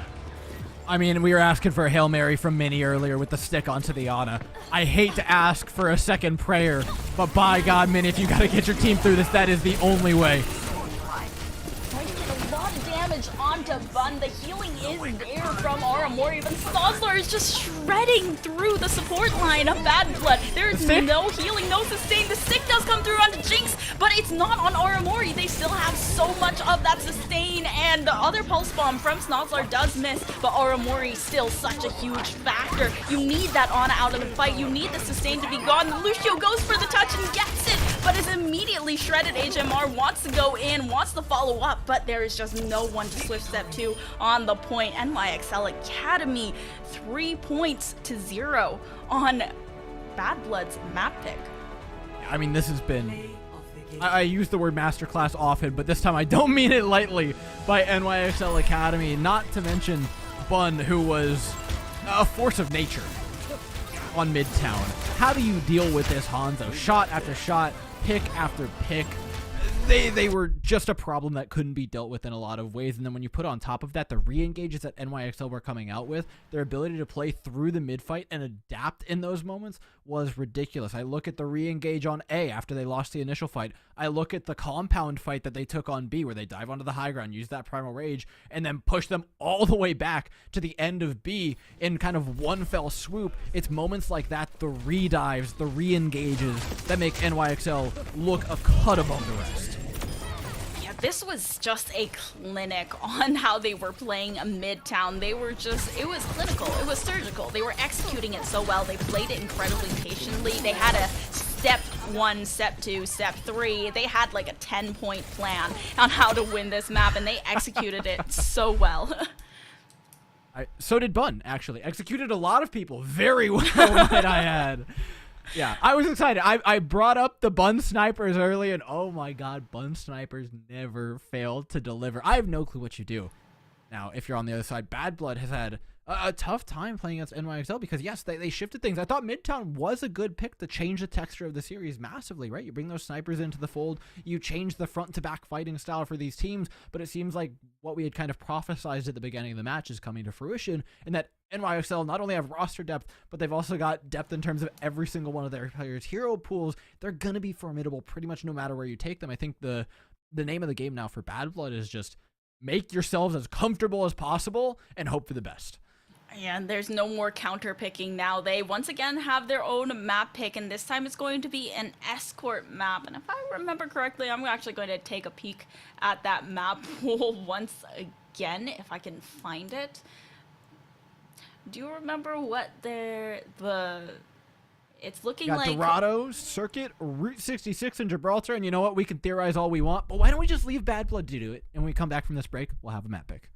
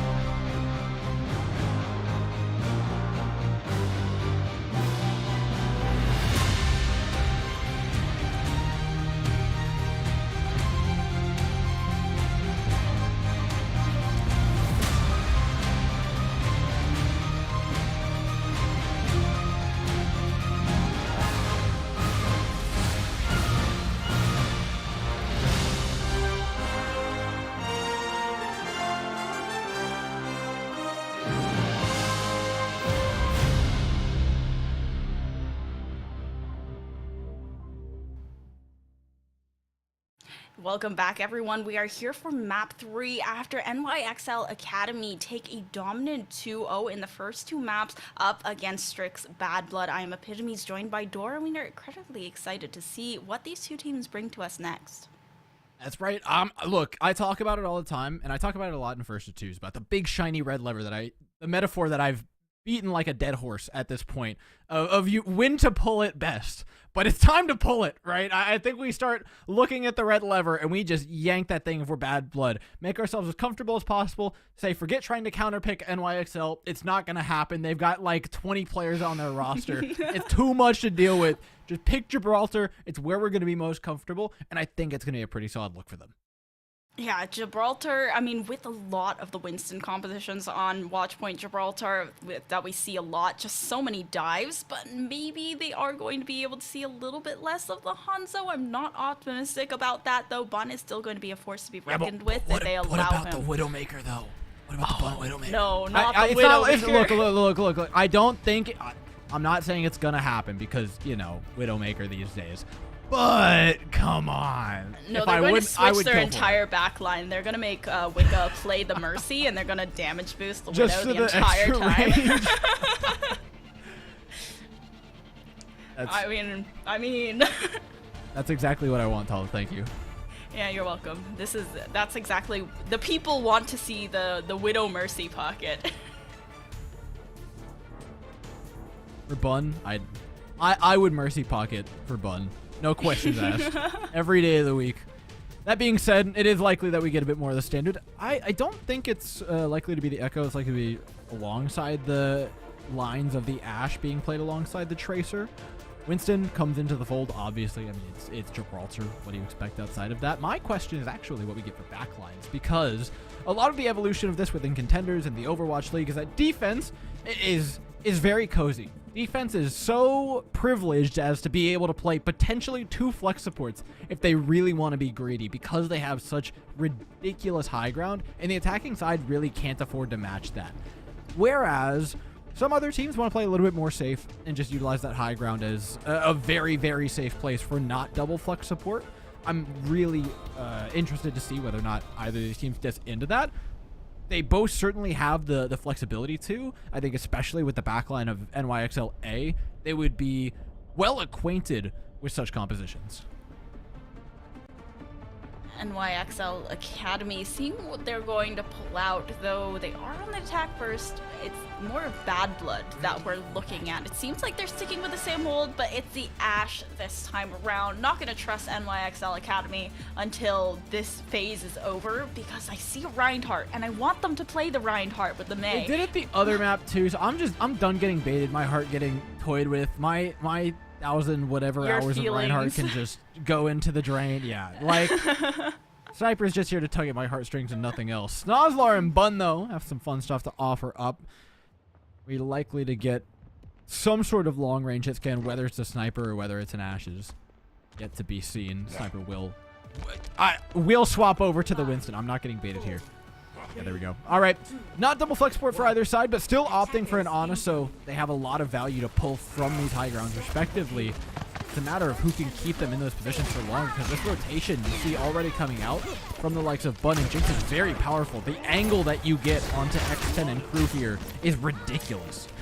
Yeah, just being able to take this really high ground with the help of that Symmetra TP right off the bat, and now just able to take control of the payload from above. You're not allowing X10 or Mini to have that angle across. Mari has come in to try and protect that scan DPS, try and protect those angles, and the anti does force Bun off the high ground at the very least, but Mari has to disengage very quickly.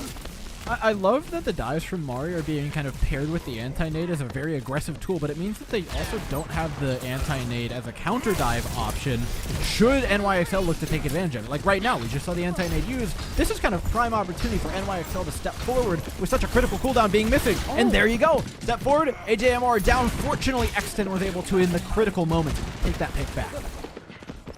Now without a tank, they're still not really contesting the payload, not trying to push it forward, but they should be able to creep past the underpass. Dangerous cross. Oh my god. Okay, well, You ever played Frogger? It's like trying to cross the road.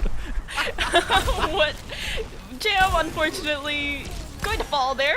Just gonna let Bun spam at them from across. The sleep does get onto Sniper, and they are antied, so Sniper can't really go anywhere though.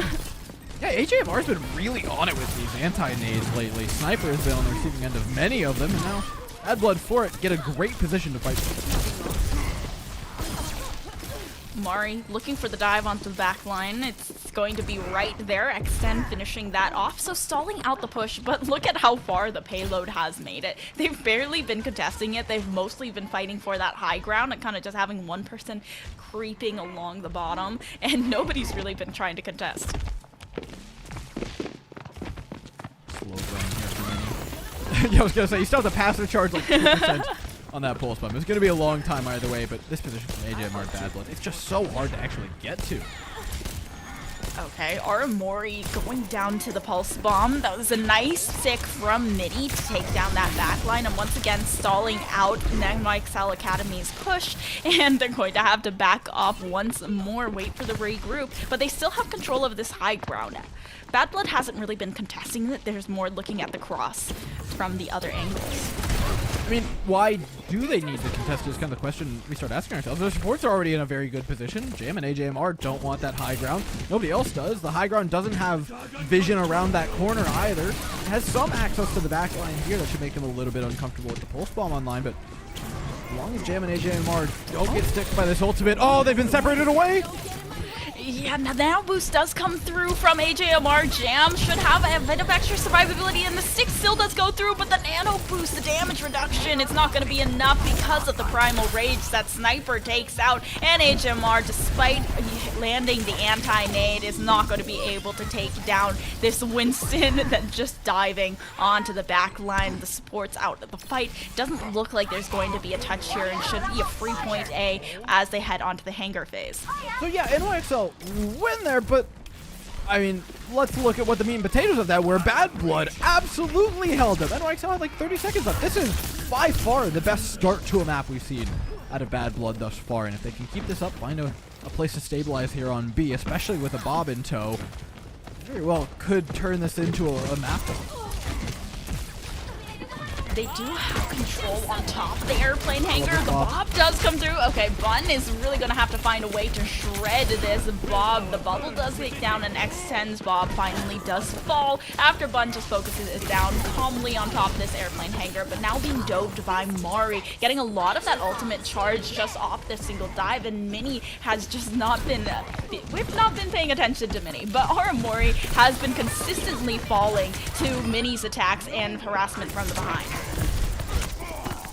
Counter dive though does look to be pretty successful. Roots down have been traded. Mari wreaking havoc here for Bad Blood, who now have control of the ship and high ground to work with. This is going to be now much harder for NYXL. And I think a lot of that goes back to that pick that we were talking about, right? On to Aramori, who doesn't have the same high ground access, we'll be generous, as the rest of this team does. Everyone else is just kind of looking down at Mini picking apart their Ana. Just be like, I guess we'll try to trade it, but you're definitely going to die. Now, the trade looks far better as Aramori's up on that high ground, gets the nano boost out early, and can get a lot more done.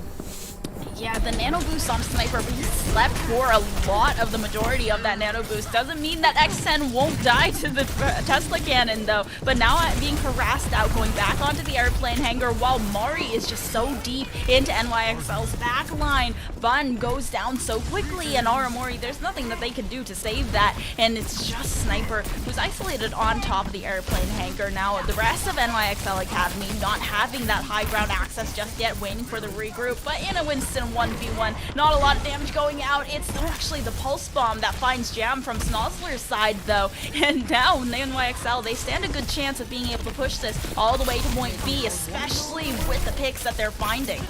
Honestly, sometimes it just feels like they pull it out of nowhere, but the pick from Snozzler really got them in. Bun as well coming in on the Genji.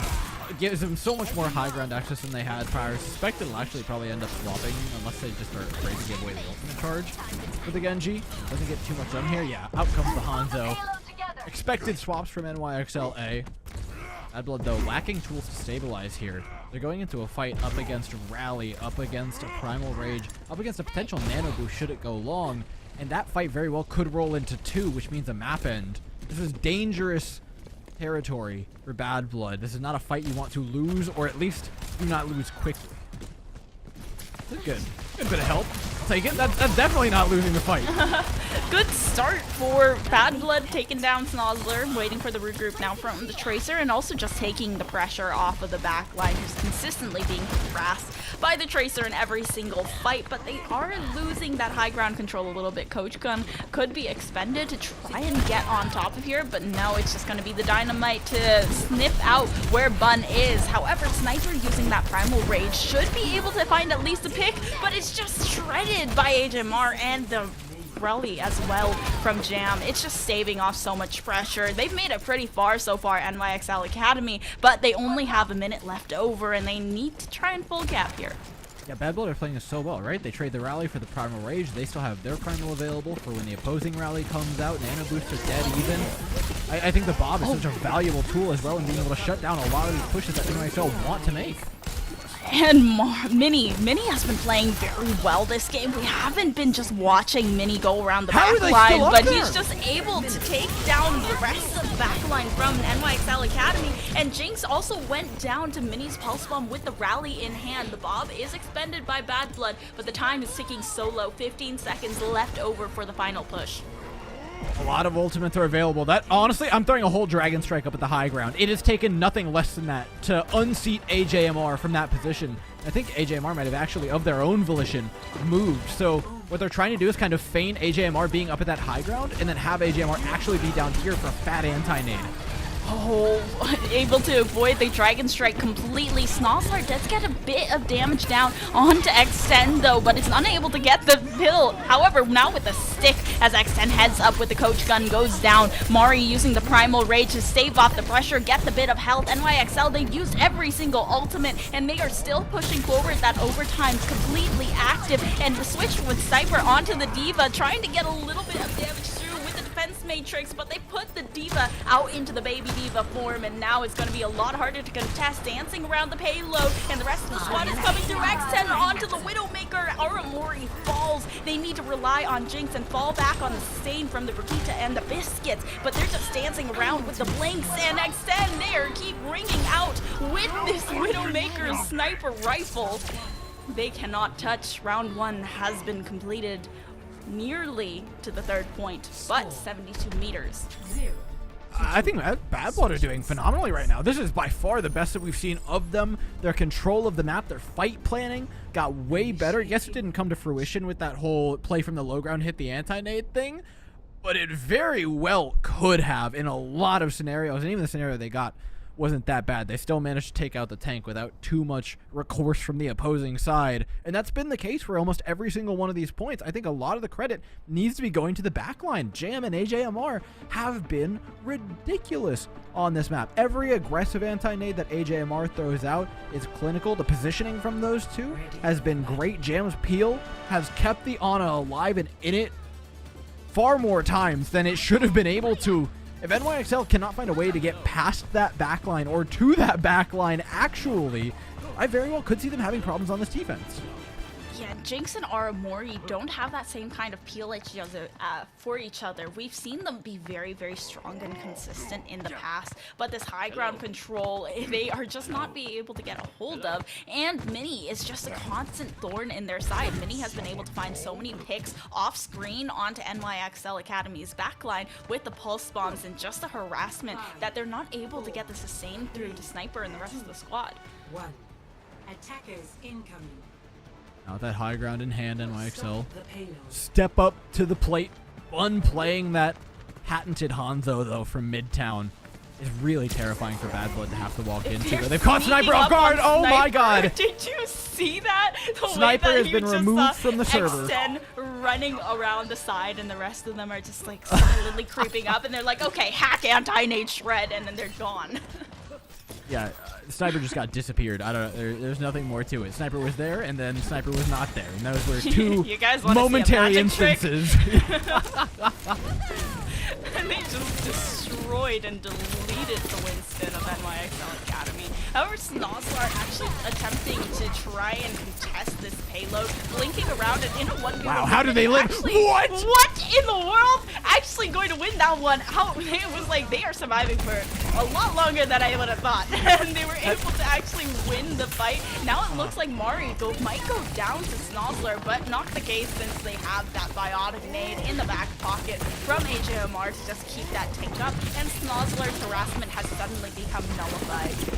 I mean, Snozzler has been the single most annoying person in this lobby for every map played. I mean, I harken all the way back to Ilios. Bouncing high ground to high ground, now Bun finding a pick, making things even worse. Bad Blood just to try and sit up here, but this pulse bomb. Oh, it looks juicy, Tala. Yeah, the pulse bomb. If they can get a good stick onto HMR, this could spell a good fight for NYXL Academy and a huge stall for them. But they seem to be backing off. They're waiting for some kind of initiation from Sniper and needs to get the heals up first. Now that's given time for Bad Blood to get their ultimates up though, and with that ultimate, even the stick onto Mari won't do anything because of HMR's nano boost. However, HMR does go down. The nano boost has come out beforehand, but because of the harassment from Sniper, the counter dive onto Bad Blood's support line, they have to back off. Yeah, there's only one thing better than having ultimates up, and that's having players up. And unfortunately, Bad Blood did not have those going into the fight. Nice early picks by NYXLA. They buy themselves time to get ultimates online as well. That rally is the big one that I'm looking at. If Jinx can get that, they could sustain through practically anything other than a pulse bomb onto Aramori. And I'm not going to ask for another one of those. I feel like I've already put enough pressure on Mini as it is. I mean, Minnie's been playing incredibly well, Absolutely. pressure or not. I mean, this map deciding the fate of the series, whether they can go on and get this series a little bit closer. Oh my Minnie, God! The harassment onto Aramori. You ask and you shall receive, Door, because it's been happening over and over. But Sniper with the Primal Rage, this is a huge counter to that huge pick that Minnie just found, and they're able to get so much damage onto the support line of Bad Blood. Jam and AJMR going down. Jam going down with the rally in hand. So Bad Blood will have that for the next fight, but they're unable to sustain through this one. NYXL now have all the tools to make this a lights out series in the coming moments. 1 minute stands between them and keeping themselves in the upper bracket. An aggressive pulse bomb connects onto the shield of Jam, but not much more than that. NYXL look to disengage from this high ground and not play too aggressive.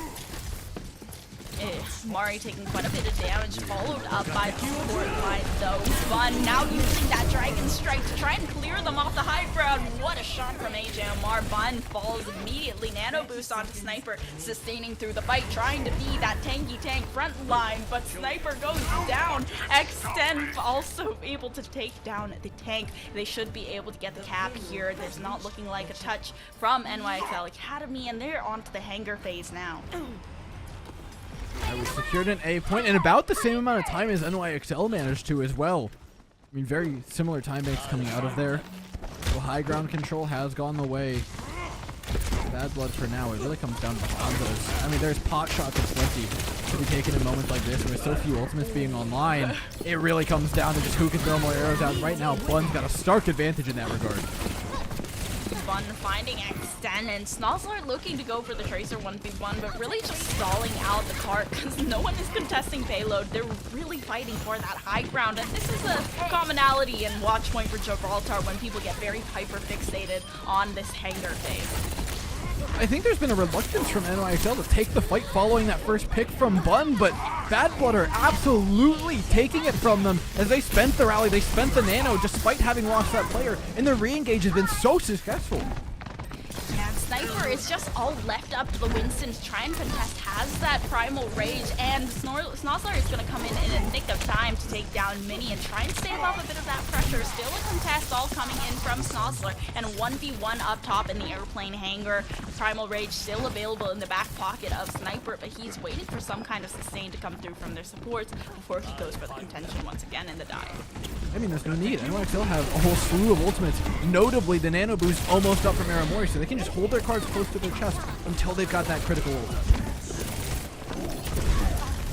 Once again, Sniper using the Primal Rage to harass that backline, try and force out the sight lines from this backline, but Sniper just takes so much damage in a matter of seconds just from those two supports. Snozzler finding Mini, however, is huge. He goes down with the Pulse Bomb, and that was the only ultimate they had. The stick onto Jam, and now they can harass out AJMR. This could be another lights for this next fight. Aramori having that nano and the huge anti as well into that room. They're just fighting for the high ground and they are succeeding. All that's left over is just the Tracer and being stunned out by the shield bash. It's just NYXL Academy. They win another fight. They live to fight another day.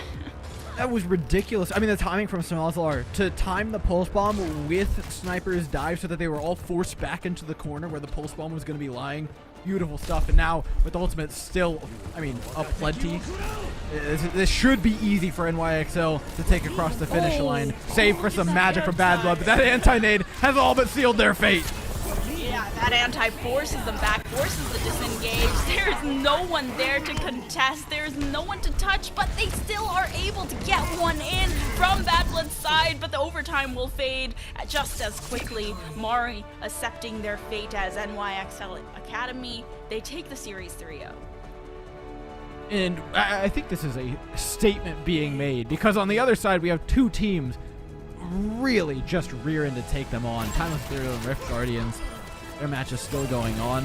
I know both of these want to bite at NYXL Academy. I think after the statement NYXL Academy just made, I'd be a little bit more hesitant about taking a chomp. I mean, I definitely think Rift Guardians are going to want that rematch down there in the lower side of this bracket, but unfortunately, Strix Bad Blood, they are headed to that lower bracket, the dog fight, as you called it earlier. And, you know, just imagine on the other side, Timeless Ethereal and Rift Guardians, one of them is going to have to lose this series. And imagine you're doing a lower bracket run, just having the time of your life, and you run into one of those giants. Yeah, it's not a fun time down there, man. That's what I'm telling you. But speaking of not a fun time, basically anybody who had to step in front of NYXL Academy in this match, oh my goodness. Not just a phenomenal showing of mid-fight prowess from NYXL and their calling, but individually as well. I think we saw literally every single player step up to the plate in some regard. Strix put up a lot of fight. I thought individually we saw some phenomenal stuff from Mari, Mary, whatever it is, whatever that mystery vowel is. We saw some really sick stuff from Mini as well, hitting clutch pulse bombs, fighting ridiculous picks in fights that seemed unredeemable. But at the end of the day, the NYXL are just an unstoppable force of upper bracket power. Yeah, NYXL looking to go flawless just as they did in the Swiss stages, and I mean even in the grand finals of the last minor they went 3-0, and it was nearly with a very, very small round differential as well. They are such a dominant force and they look to continue to be so. I think it's curious, actually, what goes on inside this team, because with so many players on the team, that's the one usual downside of having so many players. Your communication structure becomes a little bit bunged up. It's hard to stay so focused, but this team has been on it all the time. So I think it's important that we just ask the players themselves. We'll have an interview coming up in just a bit with one of them to ask what it's like to kind of carry this momentum through not just Swiss stage, but here and how they're feeling going on to the rest of the tournament.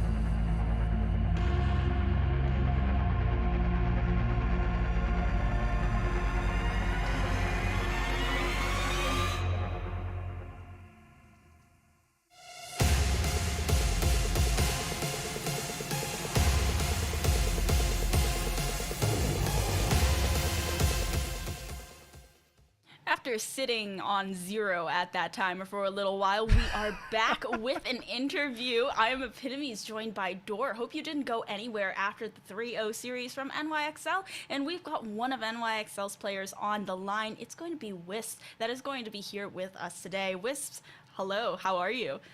Hi, I'm doing good. How are you? I'm good. Thank you so much for asking. And you know, you didn't play too much in the match, but how is your team feeling? How are you feeling? Everyone's feeling pretty good. Yeah, we're doing good. We've been practicing. We've been playing. The Sombra on Gibraltar was definitely the little swap there. That was interesting, but so far I think we're doing good. Yeah, just a little bit of a surprise, a gift for you right at the beginning of that map. But you know, I wanted to ask, what are your pregame rituals? What does your team do to get in the mindset for playing these tournaments? I know a lot of people have like certain rituals and stuff. I don't think we do anything as a team, but like personally, I always like make sure to get like enough sleep, if not like extra. And then I try like if I eat something before a match, I always like I don't know, like something like nothing like high in carbs, but those are like my two only things. I know it differs to player though. Wisps out here supporting healthy lifestyle choices. We love to see it. No, clearly they pay off. You guys are picking up some big wins. Is it true? I'm like checking all my things to make sure I'm not making accusations, but like you guys have not dropped the map yet, have you? I don't think so. Do you plan on it? Is that like? Hopefully we gotta, not. it's a It little would exciting, be man. cool to I don't know keep how to that. like tell you this, but we need you to throw a little bit just to make it look a little. We need Okay, entertainment. alright. It can't just be domination from you guys. What's up with that? Yeah, it would be really cool to go like undefeated for Swiss and playoffs. That would definitely be exciting. We'll see. I mean, you guys have the tools to get there. I see how deep the roster is. All the opportunities that you guys have. You're a really hard team to counterpick in terms of maps, just due to the depth of roster that you have. Should we expect to see that depth kind of explored the further on we go, especially with the likes of Timeless Ethereal and Rift Guardians on the other side of the bracket? We definitely we have a pretty large roster. Everyone has like unique heroes that they're better at than others. Like, you know, the reason I'm here is because Snozlar, we would give Snozlar the interview. They're our new pickup playing Tracer, and they have a better Tracer than me, so I don't play like Tracer maps right now. But Snozlar could not join the interview, and no one else wanted to do it, so you just got tossed to the dogs. yeah, a little Or surprise. Epitomes' cat, I suppose, is A little Don't bit less worry, vicious, but he doesn't bite. He just steps on your head, and I have a band-aid on my forehead because he stepped on it this morning. So he doesn't bite, though. No worries. But I mean, I wanted to ask: is there anyone that you're really excited to play, or a player in particular that you feel maybe a little bit more threatened by, a team in particular that you are excited in this tournament to play? Probably Timeless Ethereal. They're always a really fun team. They have a pretty interesting like new roster with players that we haven't played against a lot. We went against them in Swiss, but I definitely think like it was a 2-0 in Swiss, but like I don't think that's at all representative of like how the match could go today. They're all really good players. It'll be fun. Yeah, and then is there anything that you would want to shout out? Anyone that you want to give thank yous or shout outs to before you head on for the day? Probably my family for allowing me to do this and spend time on it. Yeah. Okay, awesome. Really good that they support you and allowing you to do the things that you love. So thank you so much for talking to us, Wisvis. Yeah, thank you so much for having me. bye-bye. We'll catch you around some other time. I have no doubts we'll catch them around some other time. NYX are a very, very good team that tend to win matches and make their way into interviews. That being said, we've got more fantastic matches coming up for you guys. Of course, Timeless Ethereal and Rift Guardians is still going on. The lower bracket, the dogfight is still happening, so plenty of matches are to be had. But for Epitomes Night, that's the end of our day. Dustin and Mox will be taking over for the rest of it. So thank you guys so much for watching us, but stay tuned because there's more Overwatch coming.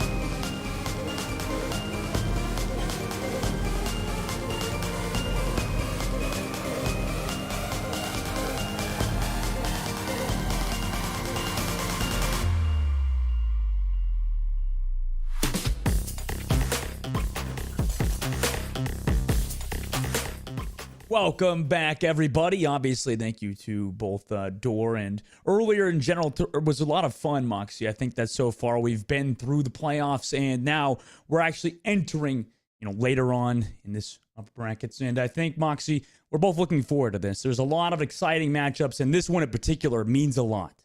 Yeah, there's a rivalry. There is a long-standing rivalry between these two teams, given the fact that in the last major it was Timeless Ethereal who were able to topple NYXL Academy to be able to take that first position. And wouldn't you happen to know it, in the winners final right now, we're going to get to see that rematch right here, right now, and I cannot wait to see how this is going to go down, Dustin, because honestly, these two teams, I have a lot of respect for all of the teams that kept a lot of their core rosters, moving from majors from 1 into 2, and both NYXL Academy and Timeless Ethereal were one of those couple of teams who did decide to stick with the plays that they previously picked up so they can improve and just gradually add to the synergy already built.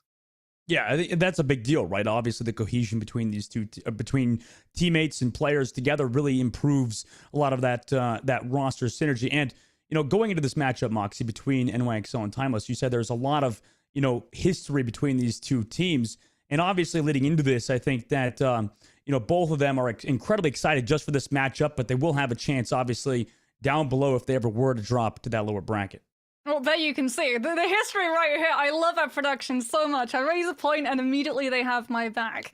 Minor one won by NYXL Academy, but it's the major that you have to look at for those circuit points. Timeless Ethereal were able to take that win back in April, and now they're going to be back trying to rerun it and do it all over again. Something that we do have to mention, however, about Timeless Ethereal is that their roster, it's pretty diverse in terms of where some of these players are coming from, as you can have a look at what all of these teams are going to be playing for. It is those massively sought after circuit points.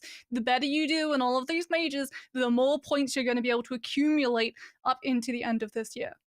Yeah, that championship obviously is a big deal towards the very end. And, this matchup in particular is obviously the one they're looking for today, though, Moxie. As it stands, you want to look at, what's in front of you. And, both of these teams are favorites in the entire tournament. So, obviously, in this matchup, who would you favor at the moment, Moxie? Who's looking a bit stronger, or is it a lot closer than maybe some people think? I think it's going to be incredibly close. Like I said, on paper, both of these teams are absolutely stacked. You'll see it when we go through the rosters. You saw it just there where NYXL Academy just looked incredibly strong with like 85% of the Midtown highlight reel literally just being the bun show. Her Hanzo is absolutely terrifying when you're coming up against it, but they're also incredibly flexible in terms of that roster. They're going to have Snozzler come in to be able to play things like that Tracer, but potentially even be able to flex onto other things like the Echo. Sniper previously played the Sigma for them, but now feels like they've actually flexed a little bit more towards the Winston. Wicker, an incredibly gifted Lucio, but can also play an incredibly good Pocket Mercy, and Aramori, who got picked up recently for this team, coming in and getting to play a little bit of that Ana. I think they really do cover everything on that roster. And, in particular, they just have a really strong team. And like you said, you can't really mention this team without talking about Bun and that flexibility that Sniper's brought in with playing with that Winston these days has really given NYXL that leap, like you said. And they're looking really good at the moment. Well, it's not just that. All of these players are incredibly flexible. Like, Wisp played the Sojourn. We've seen so much of these different outlooks coming through. We've seen Hanzo, Sojourn, Widowmaker.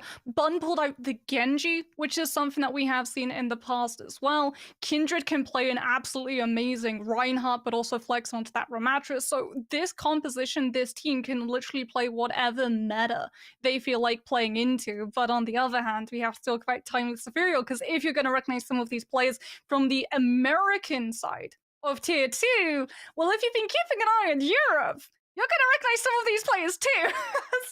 Hera, I remember, I still remember Hera coming through for SMC and just having such a good Tracer and popping off like crazy, because literally we finished casting that match and I said to you, Hera is going to be that one DPS that puts SMC on the map this season, and absolutely Hero was the best player that team had. Yeah, for sure. Hero is insane. And by the way, this is not a glitch. This is all Roadhogs. Is their favorite characters? Like, they're obviously not all playing Hog, right? I mean, it's not like you could do that these days, unless you're playing what you could play like Roadhog on Well or whatever, the map where you just hook everybody into the pit.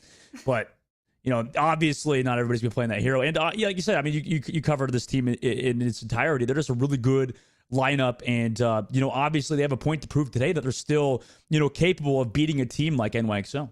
Yeah, like I said, incredibly diverse in terms of nationality. Hero, I believe, is Spanish. Pa comes actually from New Zealand, was playing alongside the New Zealand team when they were trying out to get into the LAN event for the finals of Overwatch World Cup, all the way when BlizzCon's going to be. Played both the Symmetra, but was able to flex really nicely as well onto things like the Sombra.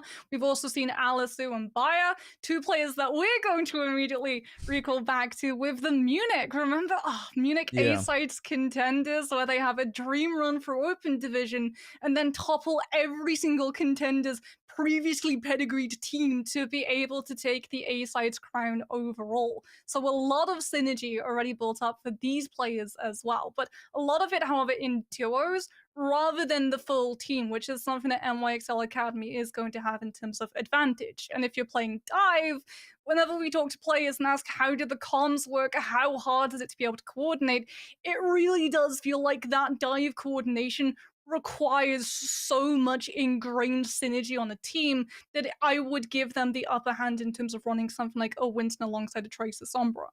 Okay. All right. That's interesting because, yeah, obviously leading into this, we don't really know because these two teams obviously haven't played each other just yet in the playoffs necessarily. So, leading into this, it's really kind of a point more so that, in the Radiant Heroes Major, it feels like we've had a lot more talent just constantly being injected into the scene. And it's been awesome to see. And obviously, first map will be Ilios Moxie. I think that obviously you mentioned maybe that Dive favoring one team over the other. What do you think coming into Ilios, as that will be our first map?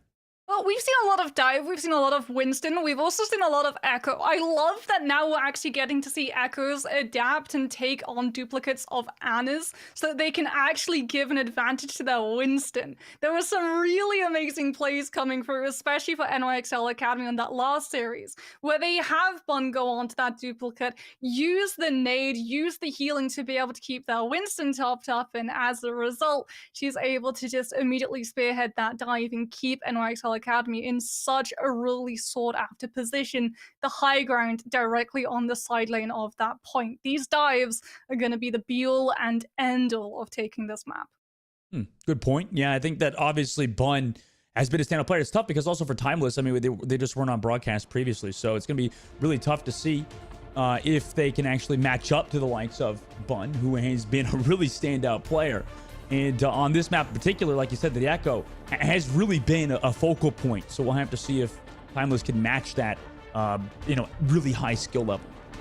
Well, we're going to be starting off on WoW, so we could potentially see something like the Echo come through, but more than likely it is going to be that spearheaded dive of a Tracer and a Sombra. There's so much high ground, there's so much flank availability that you're immediately going to be able to pin down and isolate some of those backlines, and it really forces your hand in terms of support survivability to go for something like the Ana, but alongside it field something like a Brigida to be able to duo those two up and make sure that if a dive does attempt to come onto the Ana, you're not just relying on hitting that sleep dart, especially with the changes that have hit into the anti-nade. Purple anti-effect, still incredibly powerful. Probably one of the most powerful normal abilities in the game that isn't an ultimate. Problem, however, is that Ana now receives far less healing, so is able to survive a Sombra and a Tracer coordinating alone far less than it previously. And, on this map in particular, too, with all of the range that you have to go for those dives, I mean, you talked about earlier, Mox, you have to be incredibly coordinated. It's not exactly an easy thing to do. Also, with a lot of these Tracer players just coming in as of late, it's always hard to really get, like, those top mechanical skill Tracer players who are, at the same time, not tunnel vision, right? Because I don't think enough people talk about that really important role that Tracer has to not only be mechanically skilled, but as a Tracer, Mox, it seems like you really have to also be ready to dive with your Winston at 24/7, basically.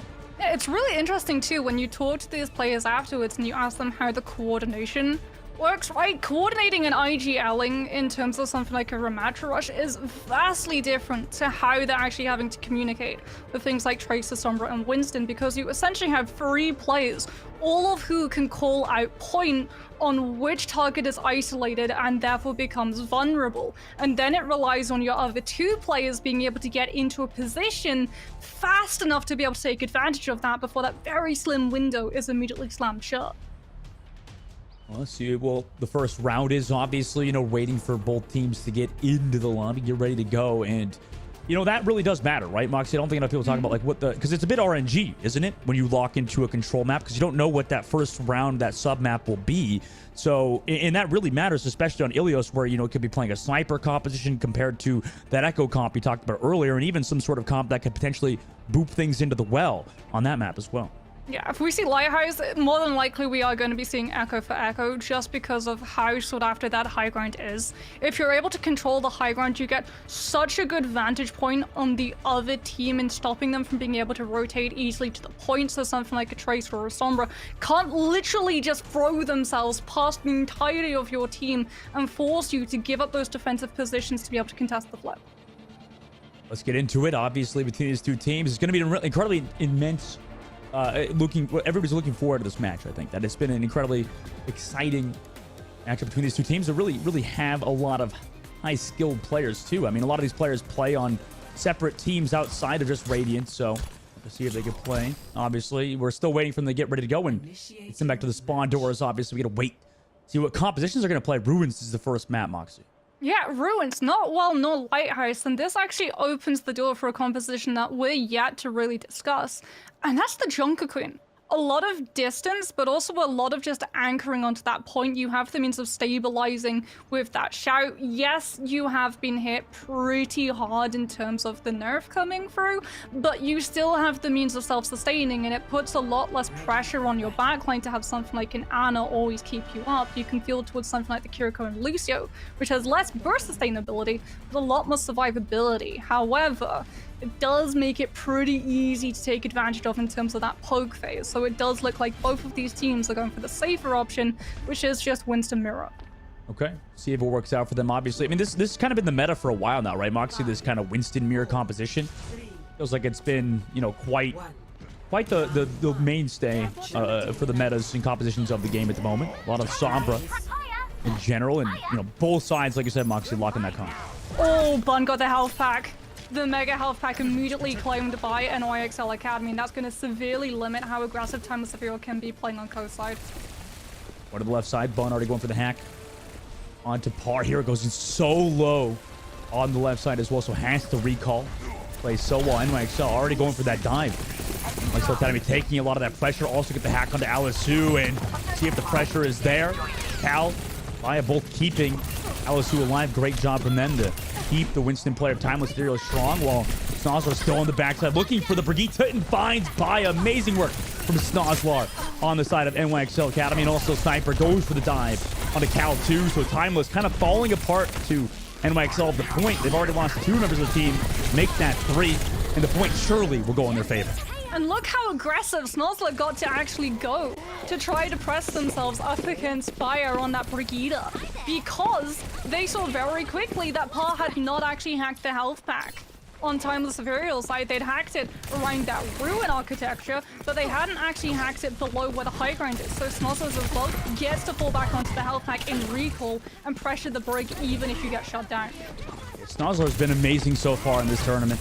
Wolf Bomb ready to go, tries to go for the sticky, but it connects onto the shield. Timeless Ethereal of Alisu looking to prevent that pulse bomb from connecting, and then here it comes over. Forward that duel on the left side, EMP from NYXL, but no follow-up. In fact, maybe just about now with the Primal Rage to Sniper, it might be enough. They do lose Bun in the process, though. So it's a 1-for-1 trade as long as they don't lose their Winston. NYXL are still in a decent spot, but a sticky on the Sniper. Forces Sniper away down to below 100 HP, but has the double support there as well. Not giving it the point, 75% to it being flipped against the rallying Brigitte. Sniper dives into Baya, and then the peel is there from Jinx as well. And now Alisu's left alone. Now they cross that 50% mark. Here it does find our Amori, but doesn't result in them getting that flip. NYXL still holds strong. Oh, the stall is gargantuan as well. Timeless Ethereal Cal is forced to throw in that nano to try to peel the after effects of Bun's EMP. It goes on to buy so they can at least try and keep that brig tapped up so that they're going to have the rally to sustain through. Apart does have an EMP for this next fight, but NYXL Academy have both the pulse bomb and a rally to be able to sustain through any aggression that Ethereal want to use EMP for. Oh no. And Par was pressured out, so had to go all the way away. They did force that rally first though. So NYXL trying to go for that aggressive play. Nade stops Jinx for now, goes so low, but the heals are there. Par again, almost gets one clipped, and in fact, Stalzler's there at the end of it while the EMP came through. So there's not enough damage for Timeless to be able to follow up with the EMP, and sadly, NYXL are taking full advantage, though. Cal has found Bun. That's a great trade from the Ana player of Timeless that could give them some opening, as NYXL don't have a lot of ultimates to keep things going. Hero, though, with the Pulse Bomb too, able to find Jinx, so luckily for them, they're able to come back in this fight and reclaim the objective in overtime. The problem is that Timeless Ethereal had to throw ultimates in to be able to claim that fight win, and Dustin, their back is against the wall quite literally. NYXL Academy need one fight win. They're going to have ultimates to just poke and build slowly up into before Timeless Ethereal have access to an EMP, a Pulse Bomb, or even a Primal. If they lose one player, they have no means of sustaining, except maybe Cal being able to supercharge up this nano boost. Gonzor playing with the rest of his team, or their team, while Hira on the left side towards the health pack, looking to duel. Gonzor to make sure they can't look for that engage. Meanwhile, Nate used by Aramori has to back up with the Brigitte. Doing a great job just kind of playing together this back line of NYXL. Now they nano re-engage with Sniper on the front line, but nobody's there, just the Winston. Meanwhile, counter nano comes through. Baya as well with the peel onto Cal. Cal trying to play for the life towards that point and desperately avoid Sniper, as well as Timeless get the frontline kill as well, and then NYXL forcing Sniper to fall back and get up towards that 50%. One lost EMP. Oh no. One lost EMP. That is huge for Timeless Ethereal. Now they can build up an EMP of their own and hit it faster than Academy. Sniper's going to have the Primal Rage, sure, but Pi is going to be able to have the rally, and as long as Ethereal don't play themselves against geography, Sniper's not going to be able to juggle one of them off the map for an easy kill. Ethereal suddenly, by dodging that EMP, find this map so much more winnable. Good at the moment, though. Par has to relocate back. Hira still has the health pack to play around as well. NYXL desperately trying to claim some space, but Hira's been shutting down that mega health pack side. Down to 15 HP, though. Due to Bun being in a great position, Hira can now fall back towards the back line of Timeless. Meanwhile, Alice, who got slept and hacked on that front line, tries to back up a support. The recall came through. Snowslar Sniper as well, going for the juggle and the Primal Rage. No kills to be found just yet. Tries to counter Alice on the backside. Hira's able to find Bun, though, and Par can't find the kill, and the Jinx, who is rallying on the backside, has to translocate out. But the Timeless is still up in this fight. A pull spot from Snozlar is huge to find Baya. Amazing opening pick for NYXL, trying to go on the front line with Sniper. They're able to find Cal to the back line removed for Timeless. Not a lot of heals. The Primal still here from Alisu, but is the follow-up damage there? It's just onto an Ana who has that Brigitte support. Not a lot of damage found just yet. Hacked here as well. Snozlar finds Par, and last second NYXL will reclaim that objective. Only a Lucio to touch. Not for much longer, and NYXL will take round number 1. Yeah, target focus, absolutely pristine that coming through from NYXL Academy. They understand, okay, Primal is there, we're not going to be able to stop it, but there is no follow-through damage. When you're running the Trace from the Sombra, the only way you're going to be able to capitalize off of that Primal is if you juggle them in to the one clips, and there's no nano boost from Cal either, because NYXL Academy make sure that the second they see where the Ana is, they are gone and removed. And what could have been a little wrinkle by missing out on that EMP offset the ultimate economy so much and allowed it feel such a good backdoor to try to get back through onto that point turns on its head, and Academy are able to take ruins. But Dustin, we're in for a very close series indeed. The Winstons are going to stay, but with a bigger skybox and less focus for snipers to be able to take down some of these more aerial focused DPS. We're going to see the Echo duel. All right, we'll see who can take the advantage there. But obviously taking some Ana shots early on from Cal, who's a standout player for Ethereal. However, NYXL are team with the map advantage at the moment, the round advantage. If they win this one, it's over on Ilios. Oh my god, Cal gets poked down to half HP to Snozlar, looking for that dime. Now comes back for that Winston. The Echo's there as well, but knowing that Alice has to fall back due to that pressure. Snozler coming back for the peel, noticing both DPSs are diving the backline. Parr's able to find one. Alisu connects to get as well for Jinx, and unfortunately the rotation took a bit too long. Bun has found Parr, but it might be too little too late. Cal has found Bun there. NYXL did claim that point first, but Timeless easily claimed it back. Yeah, very fast flip as well. No divas on the board for either Sniper nor Alisu. So a lot of the spam damage coming through from the Echo, especially those stickies that you really can just use to be able to wall off some of these angles for these Ants to play onto, becomes even more important. Very fast nano being built by Cal, currently up at 75%. Just looking for some poke on that front line with the Winston. Able to take a little bit of damage to get towards that, although an anti-grenade connects. Bolt on Tower Mori, Jinx, oh my god! And Alisu is there with Parr too. Timeless scenario, perfect dive from them. Now they have to peel off NYXL's desperation attempt, and they do so quite well too. And surely we'll find the sniper delay too. Amazing work from Timeless Ethereal. There's that synergy that we were talking about, right? Those dives, when you see an anti like that, they may be purple, but the green light, it's a go sign. It's absolutely a go sign. And because you have that Echo, because you have that Tracer, you're able to collapse onto these players so incredibly quickly, because a lot of this Brigida utility is already exhausted, keeping the Ana safe as the anti glides onto Ethereal's backline. Cal immediately has to back up. This should allow NYXL Academy a safer approach than last time. Wolf Ana is taking with the grenades. Unfortunately, NYXL's not there for the dive just yet. Wolf on the zone out Cal. Anabu's not available just yet until just now, but it's too late. Bun got the copy as well as a dive earlier on to connect onto Cal, though Parr is able to trade it out. That's at least one kill in the favor of Timeless. On that re-engage they go. Sniper as well gets the Ana boost on that front line while Parr looks for the Ana of the back line, but Aramori is peeling quite well on the backside. Snozler's there too, and they reclaim that point as well. So Timeless trying to kind of back up or kind of finding themselves in a little bit of a soft fight at the moment. Alisu actually wants to go for the dive. They got Primal Rage here, and Cal and Bai are both here. Cal gets to sleep but dies for it. Alisu trades for Jinx. Meanwhile, Bai goes solo, has to rally, get the armor back, and get the health pack, and avoid dying to the Primaling Winston on the inside. You can't really kill this rallying Brigitte just yet until you have some follow-up damage, but unfortunately, Bun goes a bit too far into Baya, and that peel was there. So Timeless come back into the point with Hera and their Winston of the point as well. Timeless, fantastic work at Baya, amazing flail on top of it as they reclaim the objective. Health pack wasn't there, and Bun was not able to sustain. Sniper may have such a huge health bar in Primal, but you do not have the means of being able to top up your teammates, and as a result, the Echo and the Winston both fall to the Brigida, who has the power of stunning, and when you're locked in that closer position, you're not going to miss, as Snozler does have the pulse when it's going to be up to this Tracer to try and find an in, but they're very much aware of the potential for the double blink drop down. And the anti-nade was there. Unfortunately, it's going to peel off. Now we're waiting for that pulse, and it connects onto Baya.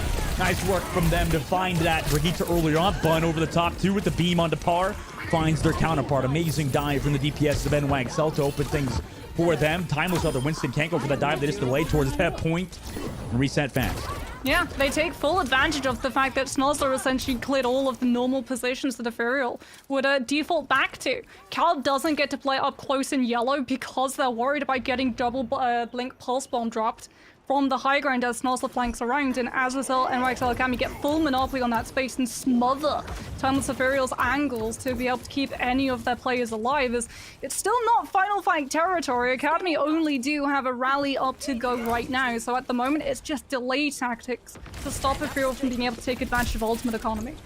Amoy trying to build up towards that nano.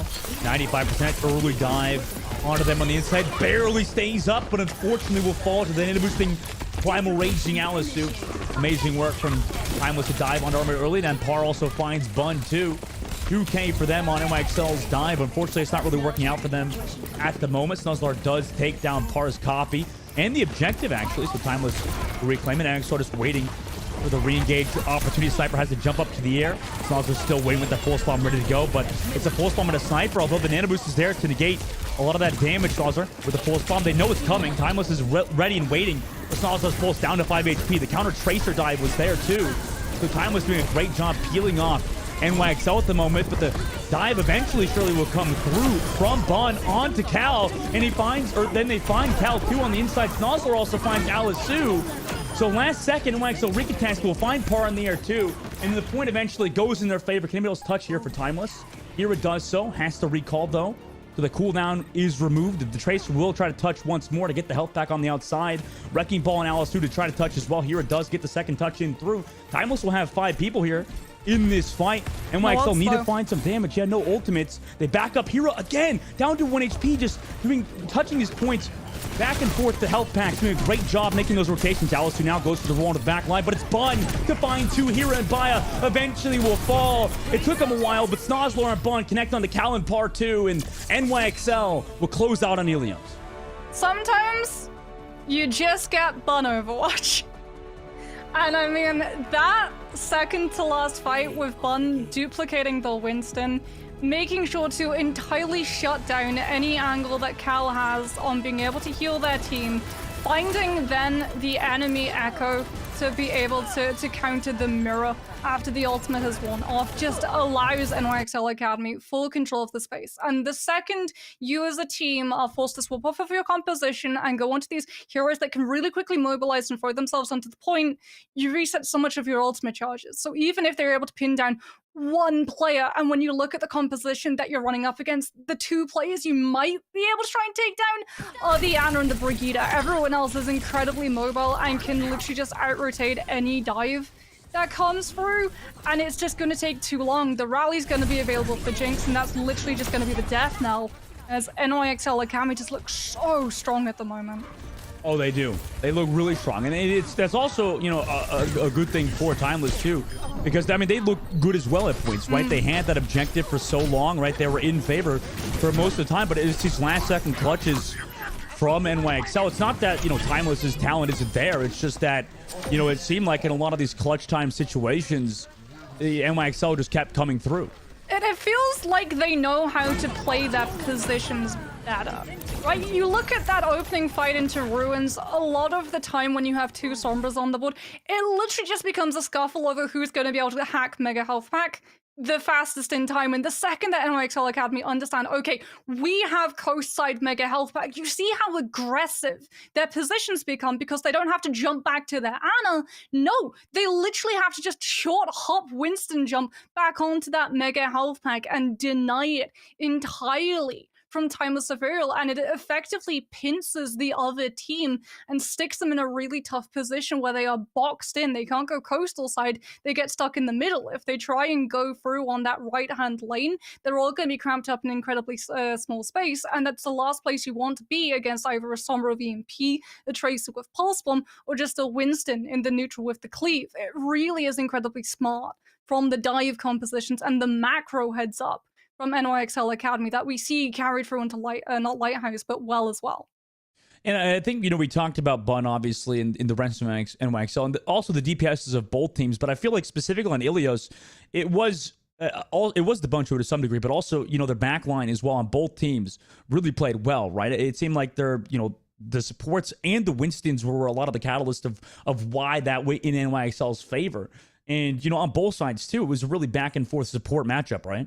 Yeah, and like we said, we saw Timeless Ethereal having some really good organized dives where Cal would be able to land an anti-nade and immediately 3 players would just Bloodhound lock on to whoever was purple and go straight for the throat, straight for the kill, and be able to just clean it up really nicely and allow Cal to be able to hold on to that position. But again, the problem just becomes that the macro was there for NYXL Academy. The second that Snozzler had that pulse bomb, was able to reclaim the high ground and push the entirety of Timeless Ethereal's backline into these really horrible spaces where the Ana is split from the Brigida because you don't want to get double pulse bombed and lose both of your supports.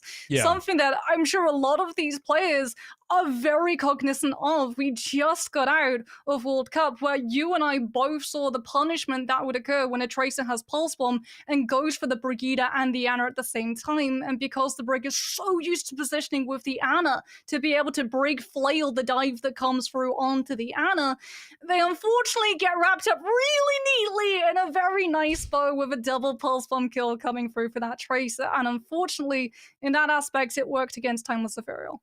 It did, sadly. Yeah, at the end of the day, they eventually crumbled. And, you know, coming into this next map, I think that they obviously will have some strengths there, but maybe you want a little bit more work done from your front line, obviously. I think at points, Par looked really good. But, you know, what could we say about that matchup potentially? Just that matchup between Par and Bun. I think that obviously it seemed like in the Sombra matchup, it was very close. It was tough to tell, obviously, because it's a bit more of that supportive role. But when it came to Echo, obviously both players were shining incredibly well on that second round.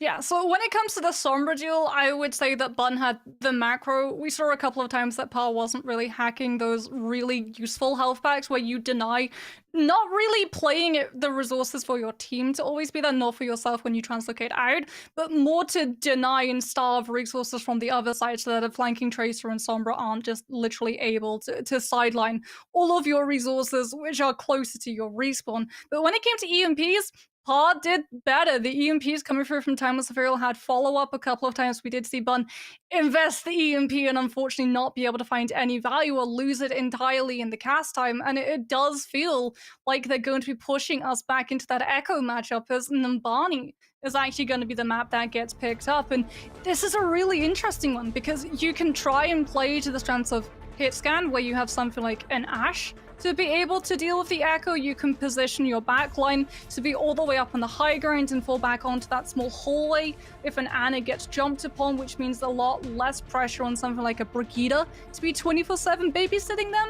But in terms of the Echo matchup, I would say that Bun was definitely ahead in terms of damage output and usages of the duplicate. So it's really interesting to see whether or not they're going to mirror into it again. Probably. I would not be surprised. And, Mox, I want to get your take on this. Like, what do you think about Numbani at the moment really kind of being a forefront that a lot of the pro scene in general has just been loving Numbani again? It's kind of like a revitalization of the map, right? Well, it's also only just come back into the map pool. Yeah, that too. Yeah, obviously that's like, an important that's factor. the reason why we haven't seen Like- it so much, because they just didn't have the option of being able to actually put it on the board. But Okay, but like, why do they like this map so much, you think? Like, what's the reason for picking so much Numbani as of late? well, again, it just feels that? like there are just some really significant spots where a defensive team can shave the time down. Point A can be incredibly hard to be able to coordinate that dive fully, because if you literally have an Ana just sit up on this catwalk here, you can land those anti-nades on the team that tries to dive in, especially if they're favoring the Winston over the Diva. And if an anti-nade does hit and you don't have that defense matrix to be able to coordinate off, you're going to be waiting for the effect to run out, and the Ana can immediately reposition away from the dive for the kill to come through. And even if you're able to pick up point A, a lot of the time it just comes down to point C and how defensively favored it is that. Very good points all around, and I agree. There's a lot of micro, especially on first point here. Yeah. Up to Well, the why do you bus. think NYXL Academy decided, since they weren't the ones to pick the map, they get to choose the side, and surprise, surprise, it's defense. See if they can actually counter Timeless's dives.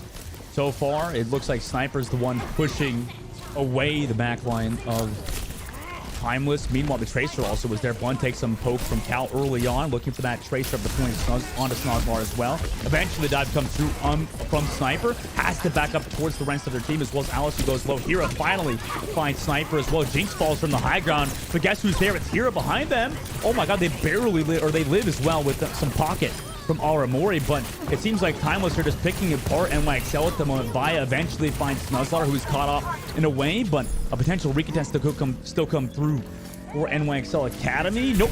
Looks like it's good for Timeless. A very fast point A take. Cal is such an aggressive Ana. Normally, it should be noted as well, when they play this map traditionally in contenders, they're on the Kiriko at this point. But they want to be able to build up this Nano. They want to be able to enable Alisu and the Winston. They're talking about enabling. Hira is going to get spotted out with the pulse bomb, but still find the stick onto the Winston. Sniper falls incredibly low. Almost goes down entirely because it was actually around an anti provided by Cal. But the break flail prevails, and Timeless Ethereal will be able to survive around corner as Sniper remains intact as well. A great pulse to force up the nano. Now a counter nano engage from Timeless. This time it's a very proactive dive, enabling Alisu to find Jinx. Meanwhile, Bun has found Hira. Alisu looking for another target, but unfortunately can't find it, although Cal is able to find Bun. Meanwhile, while Alisu is just distracting over here towards this Rhino statue side, NYXL have to keep backing up and giving up some cart space now. That is a kill from Cal, asleep onto Bun's duplicated Ana, and then another kill as well. This really is the Cal show at the moment. Their backline is doing so much to be able to pull these Anas as fast as possible. Bar goes for the duplicate, does take so much damage with the Echo Stickies. Remember, you don't get full access as an Echoing duplicate to the tank's health form. It is limited to half, so it does mean if you take those Echo Stickies, you do have to be a little bit more defensive. As Sniper, with that Primal Rage, just pushes right into the back line, and almost finds the juggle off. Close. Nice for Geek to bash back through. Enables them to live a bit longer. Hero's also there for the peel. Par there as well. Amazing work from the DPS, although Par eventually will fall to Snozlar towards the cart, but they're kind of stuck on the high ground. Alice do eventually find them too, and Timeless just keeping this cart moving.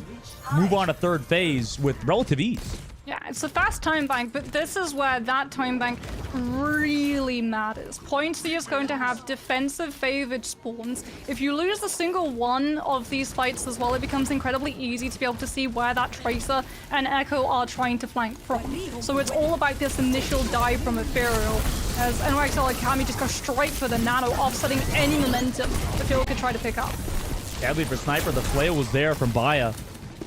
Forces that nano to be wasted again for NYXL. Now they're trying to set up for the dive on the high ground. Snozlar with the pulse bomb drops onto Cal, connects perfectly. Amazing pulse bomb, tough window to hit that pulse too, giving NYXL the advantage in this fight. Timeless now trying to back up, have to use the bubble to disengage, and in fact they find Sniper on the front line. A pulse bomb there, and then Baya with the follow through on the Jinx. So even though NYXL had the advantage, they immediately throw it away, and Timeless gained that cart pressure again. Bun is going to disengage to try to survive. Does have that duplicate that she's going to be able to use to try and sustain if the group do need to call for a regroup.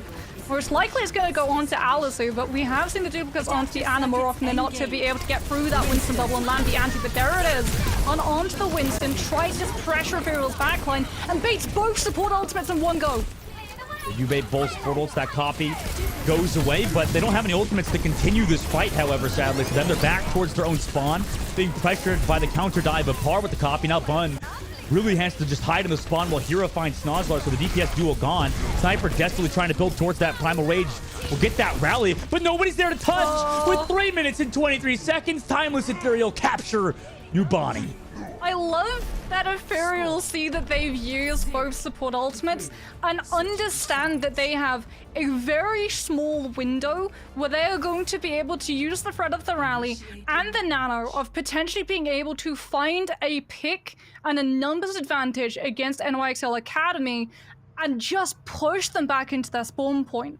So even though Academy are so close to being able to come in with something like that rally or a nano boost of their own, they just don't have the means of being able to build them up in time. And when the rally is there off of neutral charge that unfortunately is charged up in the spawn, they're just not within distance of being able to touch. Really smart from Ethereal. If they'd play just a little bit more passively after throwing both of those support ultimates in, they would have been punished immensely for lacking that sustain in the long term. Now for NYXL, I mean, that's a lot of time bank to give up too, Moxie. 3 minutes and 23 seconds. Now going over your attack. I mean, we could be in for an incredibly long Dubani if NYXL get that roll going, but you know, it seemed like every time they wanted to engage, it was something shutting them down, right? Well, they had the perfect engage. Snozlar being able to drop from that high ground, Assassin's Creed style, and eliminate Cal with that leap of faith pulse bomb. That should have been them immediately being able to just cordon off the choke and push Ethereal into using things like a nano boost or a rally to be able to actually break that dive, plus some really restricted spaces of the map, but they just overcommitted and Ethereal were able to punish. And now we're going to see Ethereal try and do the exact same. If NYXL Academy overstay their welcome in this dive, they're going to be sent packing. Tracer duel happening on the left side forces Snozlar to jump back towards the team. Timeless trying to take that advantage. Snozlar just has the mini to play. Everyone actually steals it first and wins in that matchup versus Hera. And now is in perfect position to deal with the Echo to Snozlar. Amazing spot to hang out in. But Cal gets that body shot on the Snozlar while falling back. I mean, fadeaway shot from Cal there as Timeless look to potentially re-engage down some of the members of their team, but they do find that Tracer pick so they can re-engage toward this point with the perfect timing. Integrated will not connect on that backline, sadly, but they're still in a solid spot to touch this point at 98 on the board. Par finds Bun, and they're all here towards this point. Sadly, Snozlar and Bun got picked at the very end. And it's Sleep Dart 2, why not, on to Sniper. They're trying to back up. A desperate recontest from Timeless works out. Yeah, but silver lining for NYXL Academy, because they've been taking more damage, Aramori is that much closer to her Nano as opposed to Cal, and that is when we see the real dive come through. Fun over the top side. And like I said, the Nano ready to go for their dive onto Sniper potentially. Sniper goes early. They have to go in a very aggressive position to get it off. Snoz are able to find Par on that front line. Now Sniper is relatively free to look for the back line, but the anti slows down Sniper for now until the Primal Rage comes through the rally, desperately trying to keep them alive. Bun finds Hero 2. And for Timeless, it looks like there's too much. Yeah, nobody else here, sadly, alive as Cal gets booped off the map from Sniper. NYXL Academy will capture point A. It's the domino effect too. Sniper gets bubbled off by Alisu. If Aramori didn't have her nano boost, Sniper goes down. If Aramori doesn't get the nano boost to be able to just allow that cleave to build Primal faster, Sniper goes down to the anti-effect. But the nano boost is there, the Primal is there, and even when the rally comes through from Bayer, no one from Ethereal's there because they're all being juggled off at the point. Now Timeless in their fight. I mean, maybe they could do something proactively with the nano boost engaged, and they're going to be against NYXL's double DPS ultimate and the rally coming up. Cal trying to pressure out Sniper. No support ultimates to keep Sniper healthy at the moment. They'll be back up. The nano boost on to the Primal Winston 2 to keep them alive versus the pulse bomb of Snozlar. Sniper again gets poked down. Unfortunately, it's just too much pressure before Jinx's rally comes through. Aramori gets anti-grenaded too, so they have to play incredibly safe at the corner, knowing that NYXL trying to back up, maybe find something in terms of kill potential here in the front line, but Timeless is all healthy, waiting for something. But Bun finds Hero. That's a pick out of pretty much nowhere. Par has to back up, deal with Bun in the sky. Bun, knowing they have the advantage, gets the copy as well onto the Ana. Par goes for the counter copy, finds Jinx too after the rally is gone. Now will come through onto Aramori, who's trying to sneak all the way around. Sadly, is really not going to be alive versus the Primal and copying Winston. Though Sniper and Bun have able to find 2 as well. So backline of Timeless gone. It's just onto the DPSs of both teams to find some kills. Par in the sky can't find the tracking. Snozlar finds Par there as well. And NYXL will keep that cart pushing forward as Heroes pressure down. Sure, with the Tracer and the Pulseman does have the means of trying to contest, however, if they do want to stop NYXL Academy from taking streets. And it does feel like they want to. They have to be incredibly careful, though, as Aramori is going to have the nano far faster than Cal once again. Bomb out from Hero. Unfortunately, we're not connected. Jinx peeled it off with the nano boost there too. Snozlar finds Hero. The counter Tracer as the cart actually got captured out. Unfortunately for Timeless, Dallas, who did find Bun, it's not enough to give them that cart space. And NYXL look like they want more. Ultimate economy advantage, Dustin. It's always such a pain when the Tracer finds the stick, but there's a nano boost to be able to protect that squishy. As Cal does have the nano boost now. Sniper, however, immediately going to be going for the Primal. As Timeless Imperial try and peel away Bayer with the rally, just buying time for the rest of their team to be able to regroup and push Academy back. A lot of ultimates being thrown out, but no kills. Just Alice, who's still sitting with that Primal Rage incredibly soon. NYXL Academy as well. Have that rally to potentially re-engage with and build the nano boost in this fight. Maybe get Snozlar with the pulse bomb. Yeah, fantastic nade on the Sniper. Forces the rally of Jinx at the moment. Timeless still waiting to use their nano boost. Alice, who wanted to go with the Primal Rage first. Poke out that rally, so that's exactly what Timeless wanted. Now can re-engage with the nano boost whenever they want. NYXL trying to go for a counter dive of their own, but Sniper goes so low. Aramori has not built up that nano boost just yet, so he has to keep, or they have to keep playing the safe. Snozlar go for the pulse bomb. Counter dive onto the Echo. Unfortunately, no kill. Sleep Dart came through onto Alice, who to stop the dive for now, but Hero is able to find Bun. Amazing kill. 4 Timeless. Theory still waiting on that pulse bomb too. Hero around the corner. They're finding the picks to kind of keep holding here. Amar goes so low, takes the pulse bomb to the face too from Hero, and that should keep this hold going for a bit longer. 4 Timeless Ethereal. Yeah, Aramori going down with that nano boost, going to be waiting 30 seconds, allowing, like you said, Ethereal to be able to regroup and use this distance, this gauntlet that NYXL Academy have to walk through. The distance, this open space from that spawn, and then the wraparound from the high ground directly puts them into so much poke coming through from Par. So many avenues where Hero can flank, but more importantly, these anti-nade setups from Cal. It's going to be too easy for Cal to set these up. Meanwhile, Timeless waiting for the dive. Bun, oh my god, goes so low. Goes for the copy now during this fight. Same with Par. Both Echo's using the copy, but it's Bun to get the better of it onto Par. Everybody there with the peel. Eventually, Bun's going to be out of copy for him, but at least they keep their life. Hero also is found by Snozlar and NYXL, you know, kind of playing this back and forth incredibly well now. Minute and 53 seconds left to go. The spawn camp trying to come through from Sniper, build towards that primal range. Cart still pushing forward. Have 2 on it. Pulse bomb from Snozlar, not able to find the kill on the inside. Timeless still holding onto the Nano. Unfortunately, Bun gets Par again. Now Nano boost onto Snozlar to keep things going. Alisu has the Nano on the cart, so they could delay it for their Echo to come back in this fight.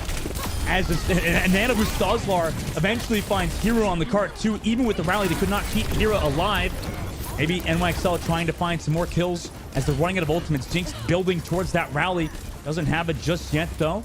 Timeless still have some ultimates to recontest with. Par's able to find Sniper, too, towards that spawn doors. Nice work from Par as well onto Bun, too. Nice 2K for them as Alisu just looks to pressure at NYXL for now. Yeah, Alisu doing such a good job at the moment of being able to zone the backlines so that Jinx and Amory do not get POV on the squishies that Academy are trying to use to be able to break Ethereal's defenses. And as a result, we are down to final fight territory. They have the rally, the duplicate, the pulse from so close. But again, Ethereal just have the means of being able to regroup so quickly around spawn. NYXL Academy need a full team kill. For that dive, though they have to deal with Alisu. Nice flail to stop Alisu for now. Sniper towards that cart. Can't find any kills just yet, but they enable Jinx to push up forward now. Go for that dive. The pulse bomb from Snozlar does not find any value. Cal so close to the nibbles. Goes so low. Gets it off before they die. Sniper finds Cal. Here he goes for the pulse bomb, but it's stuck on the shield. Meanwhile, Baez found Bun's copy, but there's no kills just yet. An Anubis re-engage from Sniper is there. Can they find the kills? Baya finds Jinx in desperation mode as that cart still being pressured by Sniper. The rally is there from Baya to really stop it, and the copy as well from Par. And NYXL have to back up, heal up some space. Sniper goes solo. Bun trying to take down the shield of Par. Nobody can touch. Overtime now kicks down as somebody was there to touch that payload last second. Par eventually out of the copy. Will now be in the regular Echo form. Sniper goes for the dive, gets that primal rage up too, tries to push them off that payload. Cannot find the kills just yet either as Baya is making NYXL's life incredibly difficult at the moment. Just keeps touching that cart. Alisu finds Snozlar too because this fight has been going for so long. Sniper goes low after the primal rage is here. Baya will find Sniper too. Baya also connects with the flail onto Bun and on the Jinx. And Timeless Ethereal equalized the series 1-1. Look at the positioning of Cal. Look at the positioning of Cal in that last fight. Nowhere near the payload. Because they understand that if the Ana goes down, the team's chances of being able to hold on to Numbani go down the drain alongside it. You look at those health bars, you look at the target focus. Timeless Ethereal are shot calling to the absolute pristine ability of who is going to be coming up onto an ultimate fastest, and it's going to be the Tracer. So Snozlar is the one that they immediately take down, and the reason that they're able to keep such a good track of that ultimate is because they're building a pulse bomb up at the exact same moment, and they understand if Snozlar is able to escape that fight on the payload and double blink onto Cal's position, landing the pulse bomb, Fire's not in a position of being able to flail them off the Ana, and they're going to lose the sustainability that's keeping Alisu anchored on that card, and it's going to be an absolute bloodbath for them to try and face. Such good gameplay coming through from Timeless Ethereal. Oh, for sure. You know, and I'm surprised that we're seeing such a... I mean, I guess I shouldn't be surprised considering these two players are so, you know, good on Timeless. But, you know, obviously, that was just such a fantastic backline performance. And, you know, not only Cal, like you said, but it's also, you know, Baya, too, on that front line. I mean, just getting a lot of those flails and overall fantastic positioning so far for Timeless to equalize it. I mean, they look really good on Numbani. Yeah, not just that, but also the shielding coming through from both of these Winstons, both Sniper and Alisu has some really clutch Winston bubbles, being able to block things like the pulse bomb, but also being able to block the line of sight on the other Winston too. Every single time one Winston would try and dive into the backline, you would immediately see the enemy Winston bubble in front of the Ana, understanding that the heals are not going to be able to go through the shield. And if you have ever played against a Sigma who knows his stuff, knows to position something like that shield continuously behind the tank that an Ana is healing, you are going to understand one iota of how frustrating it was for both of those Anas to deal with. All right, well, let's see what happens the rest of the series. We'll be going to a short break. When we come back, we'll see you for that match number 3.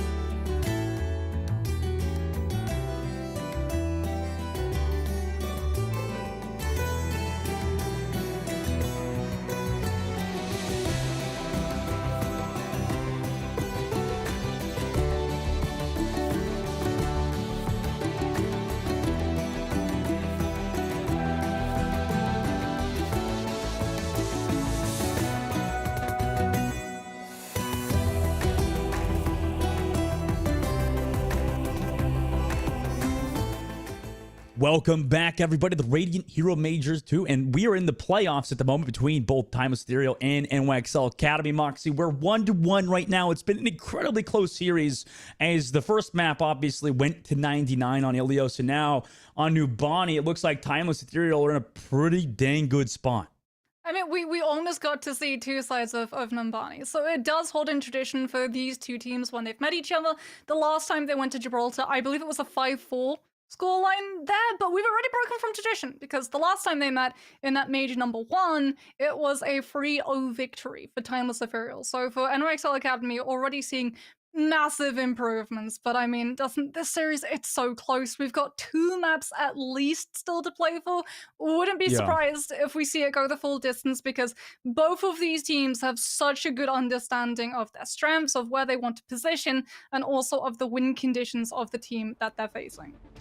Yeah, I think it's so interesting that we actually do have that first map number 3, because I think between these two teams, like you said, I mean, it's been one-sided. I think these teams even played in the Swiss stages too. And even that was a sweep. So now that we actually get that 1-1, you know, it's interesting that this rivalry's kind of been going back and forth, and especially so, you know, I mean, it's not early on in the tournament necessarily, but obviously, you know, with things kind of leading towards the end, you know, with these teams both being in that upper bracket final, you know, we could easily see either team in that grand finals unless an upset happens down in that lower bracket. Yeah, I think a big part of it as well, Dora and Tala talked about this a little bit earlier, is just how wide both of these teams are in terms of hero pool, right? So a lot of the time, counter-stratting or trying to mirror, you're never 100% sure what the other side is going to bring to the table, purely because of all of the different compositions. We've already seen them play. We know as well that they're incredibly versed in being able to flex onto all of those different heroes, but still being able to output the insane mechanical prowess. Like, we've seen Bun on the Echo so far. We are yet to see her on the Hanzo, which was her standout performance, in my opinion, on the last series that NYXL Academy played. Her performance on Midtown, I'm pretty sure she had something like 85% accuracy on Hanzo. It was ridiculous. Bun's a really good player and just constantly improving for NYXL Academy. They're glad to have him. They're also, their backline too has been playing so well to support, you know, both Sniper, Snozlar, and Bun with Jinx and Aramori. And now on Dorado, it's going to be a difficult time for them, right, Moxie, as a support player yourself? I mean, you know how difficult Dorado can be to deal with some of these good DPS players. Yeah, we yet to really see Aramori play the Baptiste as well. I'm a little bit sad. That was one of the heroes that she was known for back when she played the Bumblebees in the last iteration of Calling All Heroes, but her Ana has been absolutely standout. Some really good nades coming through. The fact as well that we're not really seeing either of these Anas go down incredibly quickly in the neutral. A lot of the time the kill comes off of a pulse bomb, which does become unavoidable if you don't have something like the sleep dart up to be able to dissuade the Tracer, and even then, so many of these different approaches that Tracers can be able to find from the high ground drop downs. You really do have to have eyes in the back of your head sometimes to be able to tell when they're on those flanks. Want to see if the backlines can deal with, you know, both DPS. Meanwhile, a teleport play comes through from Timeless to get far up to that high ground, as well as the Brigitte, but NYXL knowing that, look to just pressure that cart to make sure they can't push it, because, you know, obviously they need some more members down below. Kira's the one doing a lot of that heavy lifting towards the cart with some support from Alisu. They're taking their time now down below as Par looking for each of these shots, right? It's kind of playing Hanzo's kind of like entering the lottery, right? Where every shot you send, eventually maybe it hits somebody. It's gonna hit something, and you also have that one-shot potential. Bun, on the other hand, has the advantage of zoning. AoE damage with that dynamite is going to connect onto so many of these players with how compact this composition is, as well as forcing here either off of the payload or to use that recall too early, and that's when the trace becomes vulnerable. Going for a coordinated attack at the top side. Snozlar finds Par pretty much solo. Had some support from Sniper there, but no assist in the kill feed for that tank player, and Timeless now have to back up because Cal has anti on them as well, and NYXL so far doing a good job though. Sniper gets poked out. Timeless eventually will regroup towards the cart, but Bun finds Cal over that top angle. Snozlar with the pulse bomb too, still available. Don't even have to use it onto Alisu. NYXL's defense looking strong. Yeah, and NYXL Academy, their positioning is perfect too.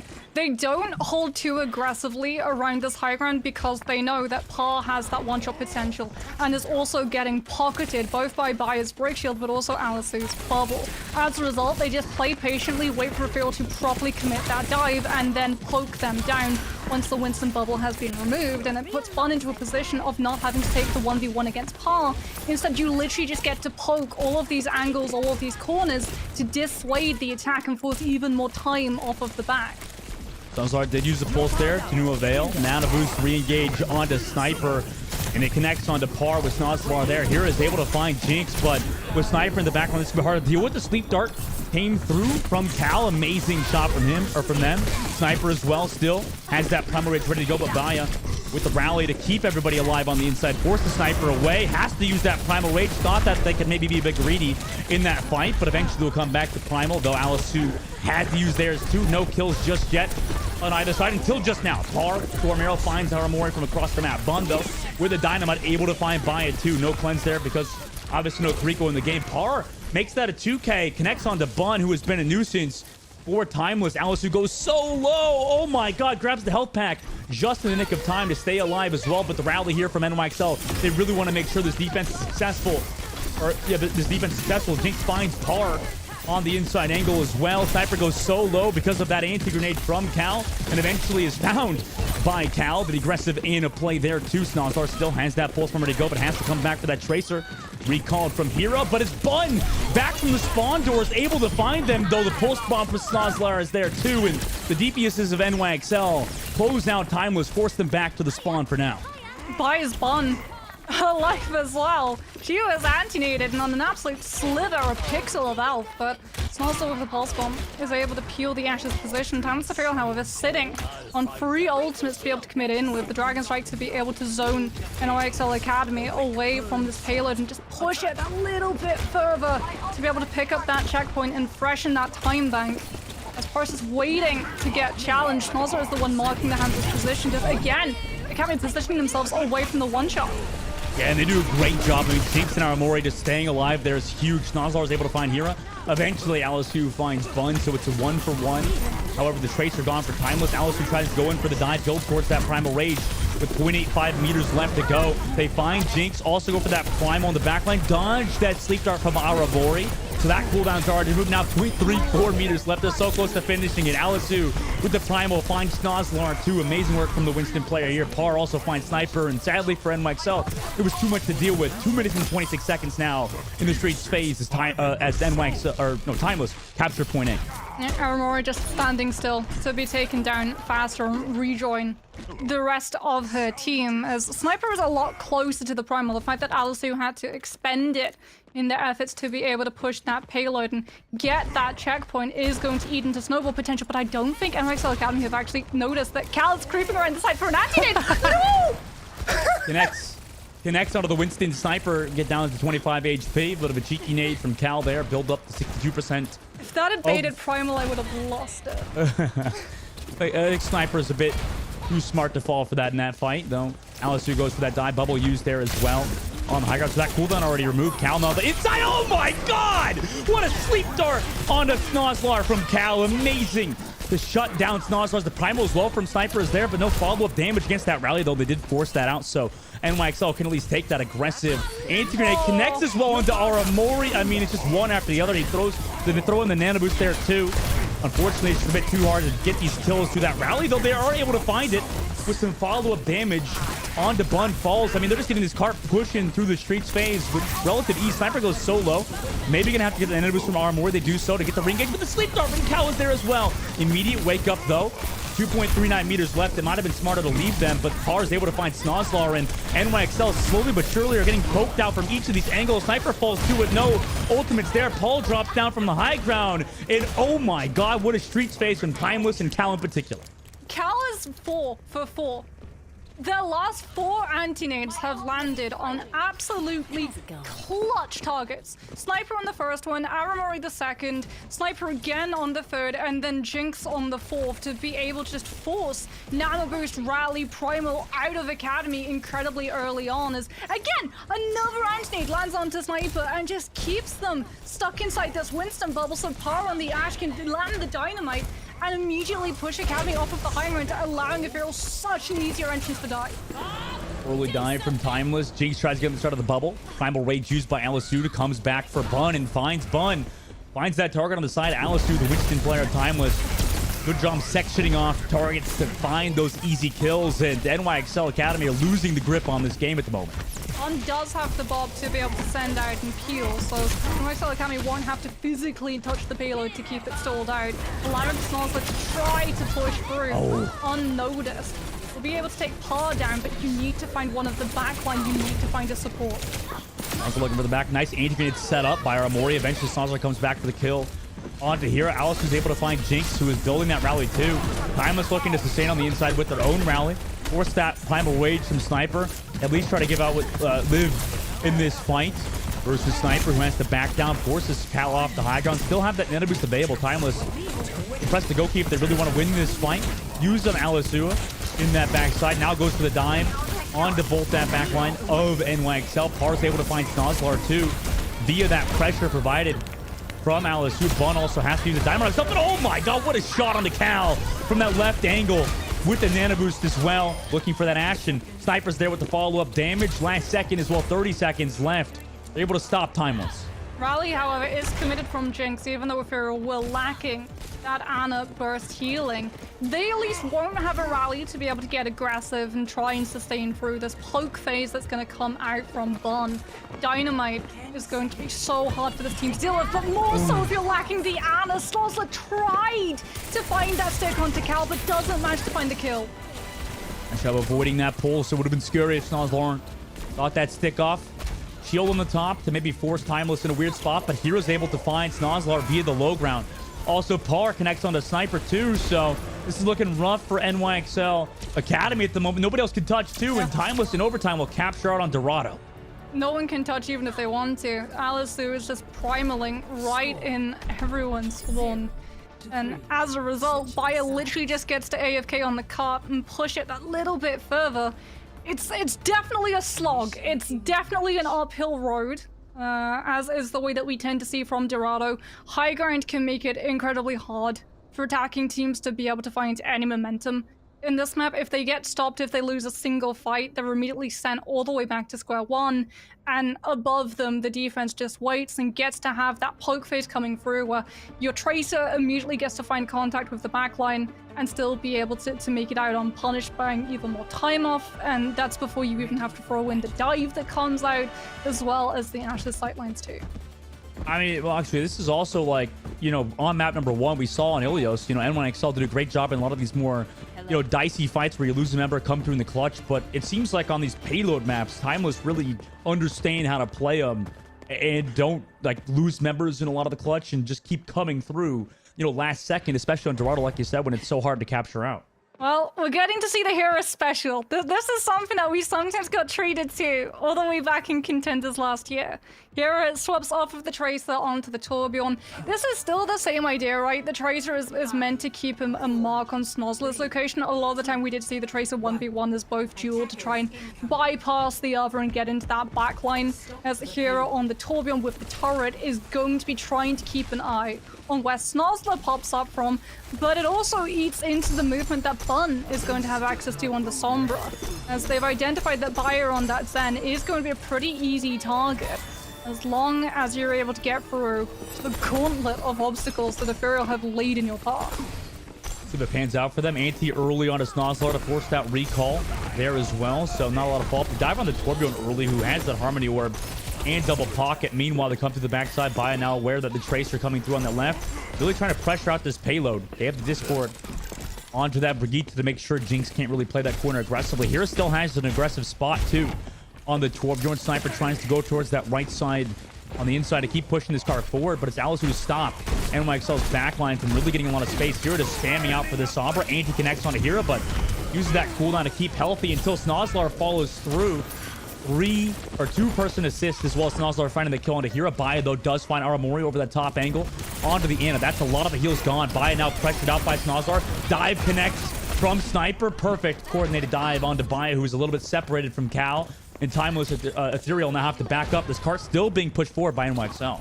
Yeah, Bun is off the Sombra as well, onto that Hanzo to try and use things like the wall climb to be able to pressure this high ground hold that Ethereal have, so that Pa, here, Bio, and Cal have absolutely no place to be able to stay safely, and it impacts how aggressive Alisu gets to be in these counter dive initiations, as NYXL Academy are still entirely uncontested, just pushing this cart, as everyone was so busy fighting for space around it that the objective was entirely forgotten.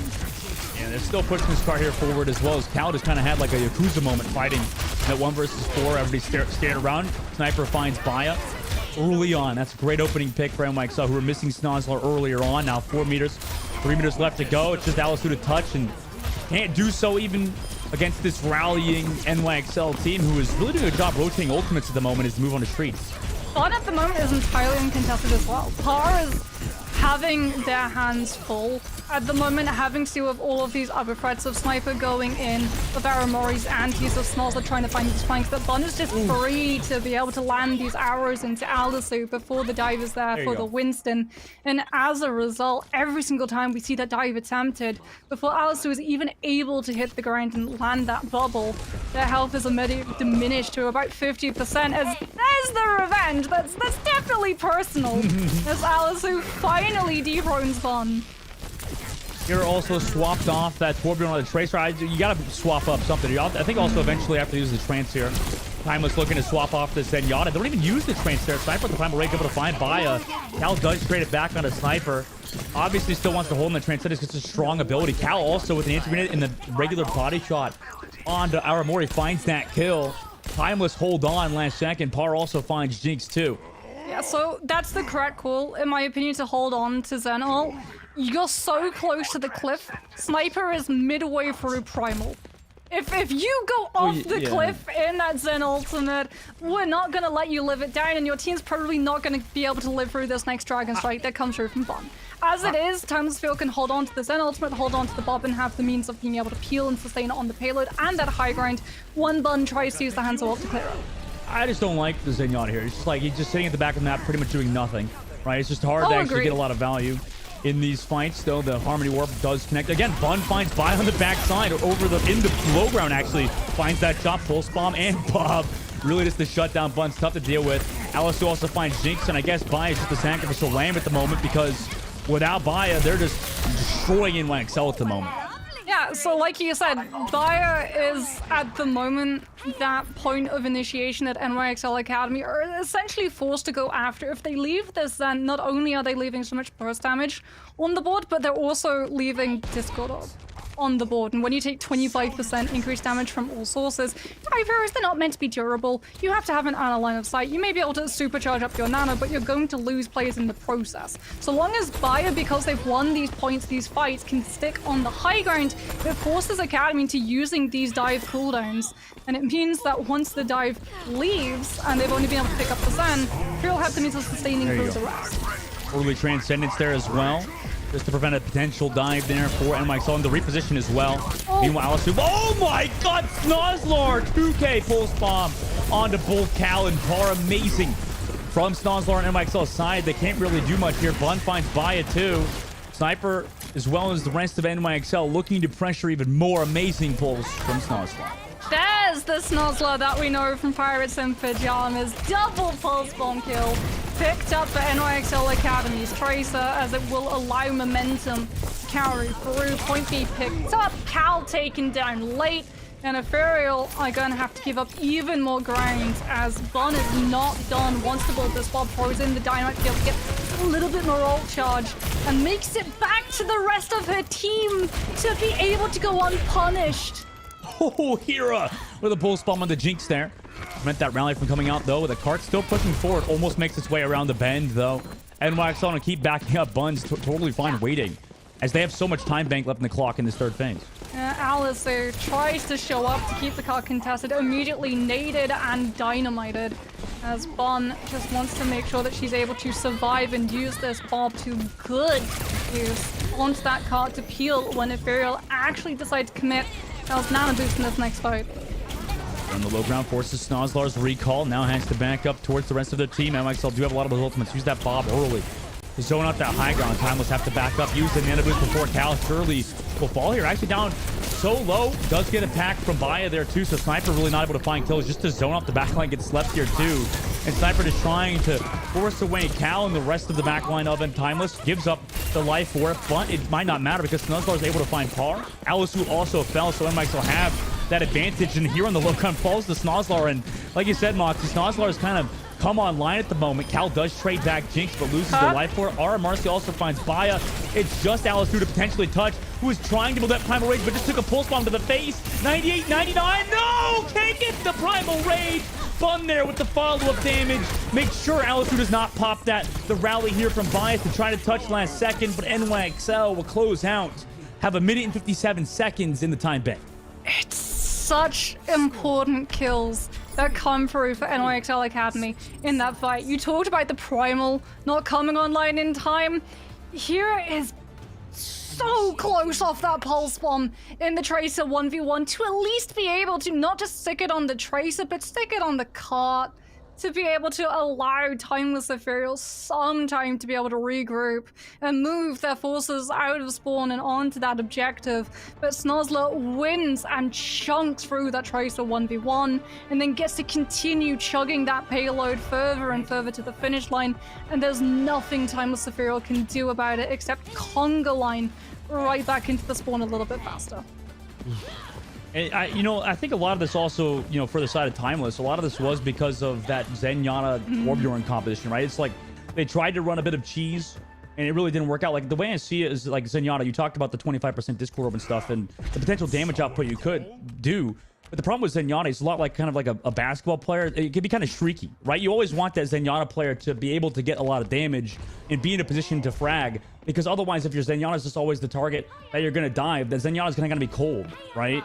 And you're just like, what, just a Discord a Harmony Orb bot? You're not really getting a lot of value, in my opinion, at that point. And Timeless, I'm sure, aware of that at this point.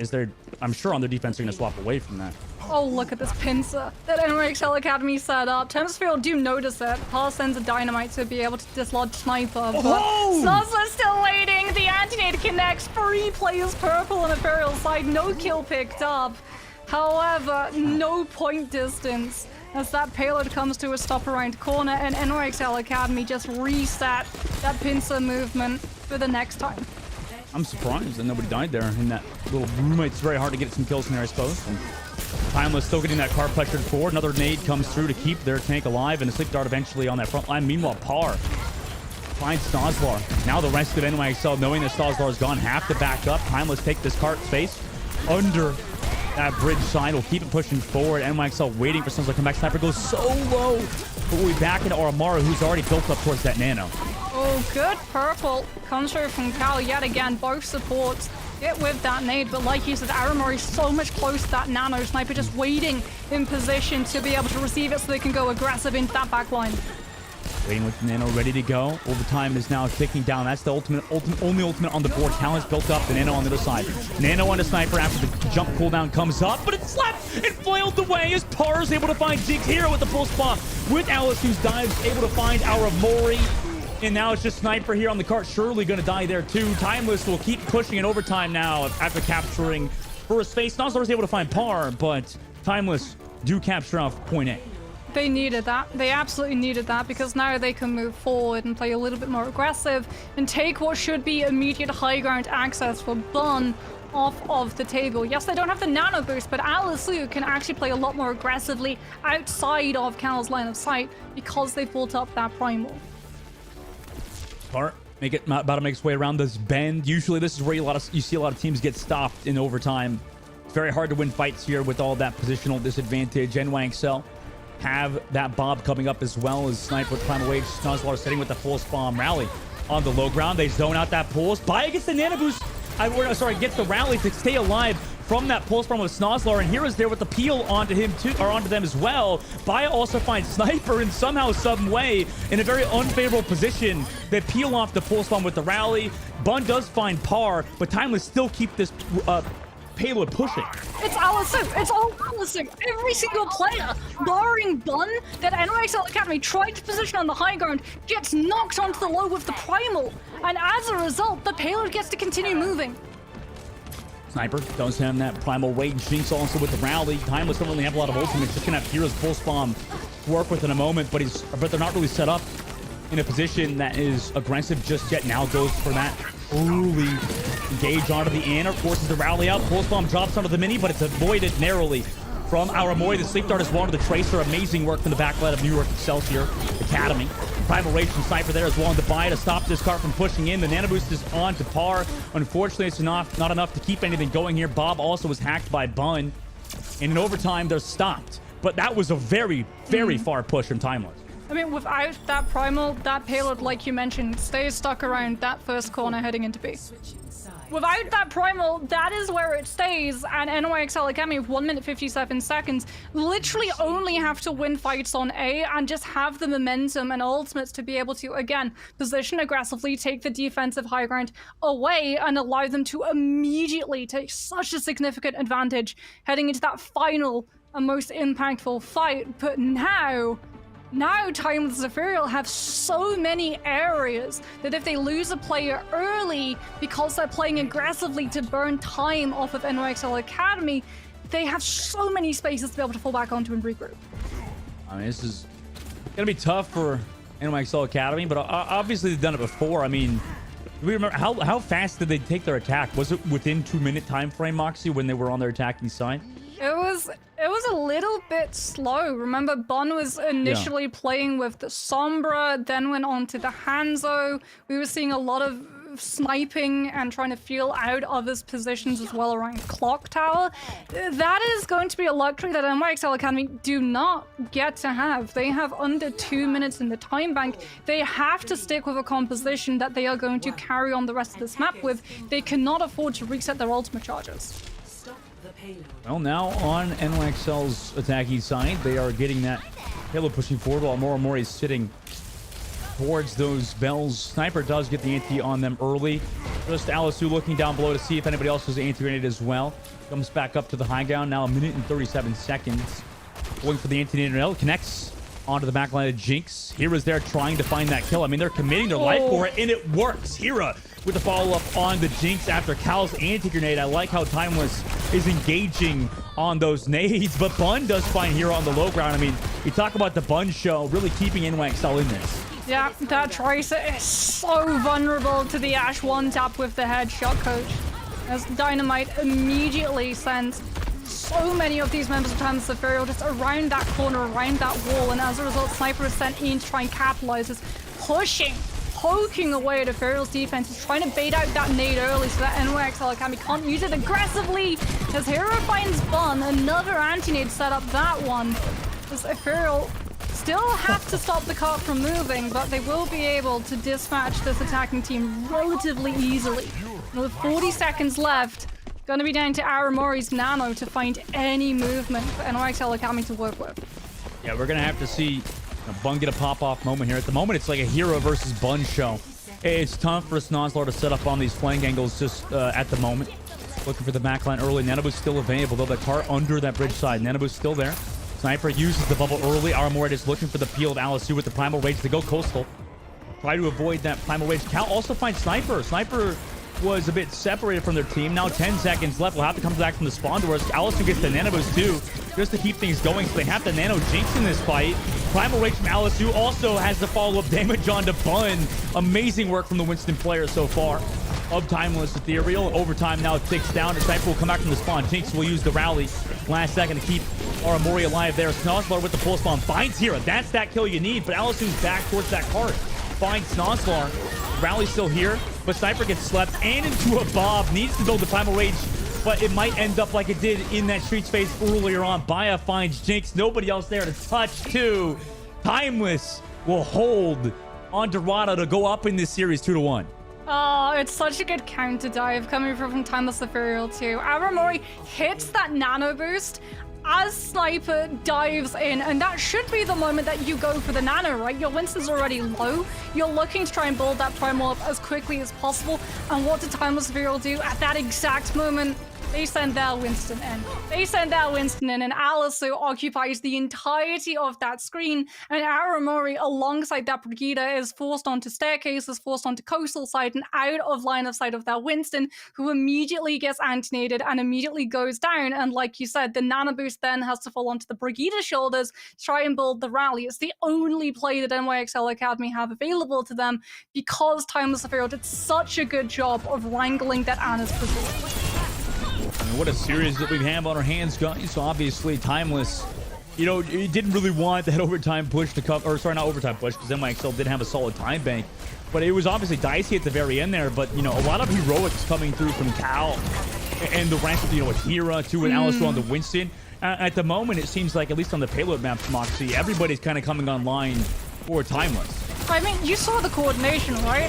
That Cal would hit that anti. Alisu would then jump in, just initially to provide a little bit of pressure and bait out some of those abilities, forcing everyone from NYXL Academy's composition to split and scatter, because the Winston has cleave damage, right? So it is literally ingrained into your DNA that when a Winston dives, you all try and play as far away from everyone as possible so you're not contributing to that primal rage. And what does that do? It plays into the Tracer's wheelhouse, because the Tracer is meant to isolate targets, chase them down, one-clip them, and then recall back to a position of safety on the high ground. And that was the chain that we kept seeing repeated again and again and again when Timeless Ethereal had control of those two high ground buildings right in front of the spawn ground for NYXL Academy. Once when it happens, okay, coincidence, but we saw it 3 times. It is a set play that this team were taking full advantage of.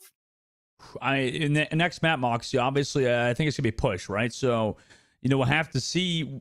I'm worried, honestly. I thought NYXL were looking good on map number 1, and obviously you called it like they were kind of dominating, but, you know, what do you think? Does push kind of favor the players that play a bit more, you know, like scrappy, like you would see on like on control, or do you think it favors a team maybe like Timeless, who on payload maps are looking kind of unstoppable at the moment? I think it's all about what push map we actually see, because when you say push, skyboxes come back in, and something that we didn't actually get to see on Dorado, interesting enough, was the Echo. And you want to go back and talk about why NYXL Academy was so dominant on those control. Well, a lot of it came down to playing around the Echo, playing around Bun, being able to just zero those targets down with that, being with those stickies and all of the spam damage to be able to block off the angles so that Timeless Ethereal don't get the luxury of setting up those bait plays where they were able to sit back and sit on those angles, have Cal be in a very defensively favored position that makes it incredibly hard to be able to intrude towards them. The Echo gets to negate all of that because, surprise, you can literally fly over everything and drop down on their head. Yeah, it's not like, on that note then, so I imagine you're thinking that NYXL are going to be in a little bit of a better map for them than the previous two. And, you know, obviously, if we go to that map number 5, that would be huge for NYXL, because obviously then we go back to another control map. So it's a lot of things that are kind of, maybe this is their map, right? This is the map they need to win, obviously. You know, not just for the series itself, but, you know, just for momentum alone, right? Yeah, and it really is going to come down to which push map they actually want to take us to. I'm going to be really surprised if we see Coliseo. I am expecting either Esperanza or New Queen Street, purely because of the diversity of compositions that you can play. The Echo is favorable if you want to go towards the Tracer and the Sombra. You've got it if you want to be able to pull something niche out of your pocket, like a Sojourn, which we have seen these players feel towards when push comes to shove. Ironically enough, it can still be incredibly strong as well, with control of the high ground, especially those really nice early angles to being able to pick off one of those players as the team starts to rotate into actually going into combat. You and I are very, very, very well versed. Some would say tragically so, in how long push maps can really take to actually find a kill. It really does come down to the mind games for a lot of this, and just control of those angles, control of those avenues. And it's something that NYXL Academy have shown prowess in the past for. Yeah, and this just reminds me of, like, I mean, obviously it's not out yet, but when Flashpoint hits, I mean, I'm really curious to see how that kind of impacts a lot of these, you know, first to threes. Because, you know, obviously then I guess instead of control for them at 5, maybe we'll see Flashpoint and stuff, or even for that map won. I mean, that's obviously way in the future, but I'm just thinking about like how maybe things will work out in the competitive scene for that. Now, obviously on push, it's kind of been, like you said, these maps can last about 20 freaking years. Like at times, teams, I will say they last a long time, but you can see like from the beginning, you know, a lot of the times you can say, okay, this team is easily favored, right? They're already at 90 meters compared to where the other teams made it like 20. And it seems like they always just make this setup back for the defensive side. And Esperanza is a map that we see a lot of that, right? A lot of the advantage taken, and then immediately did they just kind of come back and set up at the defensive hold, right? Yeah, high ground. It is all about the high ground.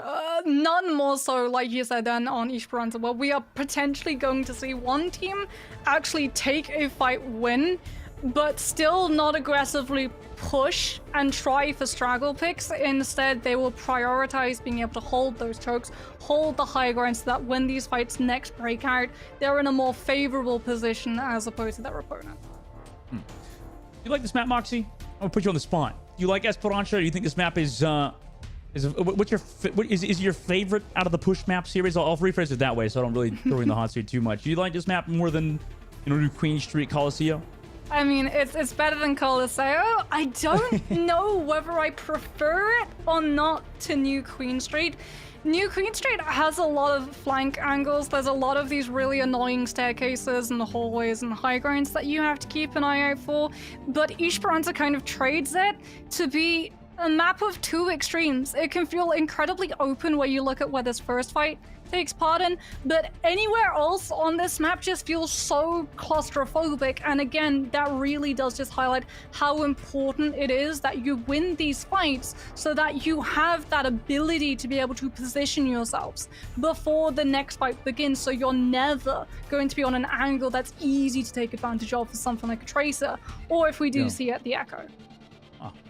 Interesting points. You know, or you could have said the cop-out answer that, you know, you don't like all of them. You know, that's like, I mean, the cop-out answer, that's probably more of a negative Nancy answer, isn't it? Okay, but, the reason I love this map so much is because I literally just lock Farah and play around Clock Tower, land a concussive, drop down onto bridge, two-tap the hit scan, and then move on to the rest of the team still fighting. She's a Farah cheeser. She's a Farah abuser. She's a Farah abuser. Oh my god. I can't believe it. I can't believe I'm casting with a Farah abuser right now. This is... Jesus, man. Okay, all right, Moxie. I appreciate you coming out like that, you know? Coming and admitting to your demons. The demons of other people, I guess. Because definitely, like, it's not fun playing against a good Farah player, like you said, with that knows how to abuse that cover. And in this series, Moxie, I think we've seen a lot of Echo, you know, on both sides. And, you know, I think we see a lot of Farah players play both characters, right? Do you think that... Obviously, the heroes are a bit limited for both Bun and Par at the same time, but like obviously you think that they'd translate well over to be potentially even being Farah players, maybe expanding that hero pool to be a bit larger? Well, we've seen Bun. We've seen Bunfara. We saw Bunfara on Havana Attack versus Good Boys on, I believe it was Major 1. The difference in why both of these teams are looking towards the Echo is that it means far less resources taken away from the rest of your team, right? If you're running the Far, you have to run the Mercy. If you're running the Echo, well, not only do you not need the Mercy for survivability because you have that ability with your shift and also being able to vary up your speed and descent based on how long you hold the spacebar or not, you also have the damage potential to be able to just go through these squishies incredibly quickly, as opposed to the Farah who relies so heavily on the damage boost. And also, I mean, to add on to that too, you know, every Echo or Farah player that requires the Mercy Pocket automatically admits defeat. They're the worst Echo player, right? If you're the Echo player that uses the Brig, not the Mercy, I mean, you're just the better player. I dare you to tweet at Labda and say that he's I've already said it. Echo because he needs a pocket. Trust me, that's why I said about Yazan in World Cup. I was like, you know, they're playing Echo without that Mercy, and you know what? Okay, here's a shovel. Here's a lovely patch of dirt. I'll let you continue digging yourself into that hole, but we can see that there's no Echo online either. So our lovely discussion, Dustin, has turned into ash, as it is the Tracer Sombra mirror instead. You know what's kind of turning into diamonds is Cal so far, right? Obviously, Anti-Grenade connects onto the back line of NYXL, forcing them to already give up that robot first. I mean, within the first 30 seconds, Timeless takes some good positioning. Bun goes with the hack onto Cal and looks for the dive, but it's sleep on the Bun! And Par is there, I mean, could you say anything more? I mean, I know we're talking about Cal a bit too much, but I mean, they've just been playing so well in this series. As Hira connects onto both Snozlar and Sniper, Timeless will win first fight handedly. I mean, Sombra is not traditionally the go-to peel avenue, but sure, that definitely works.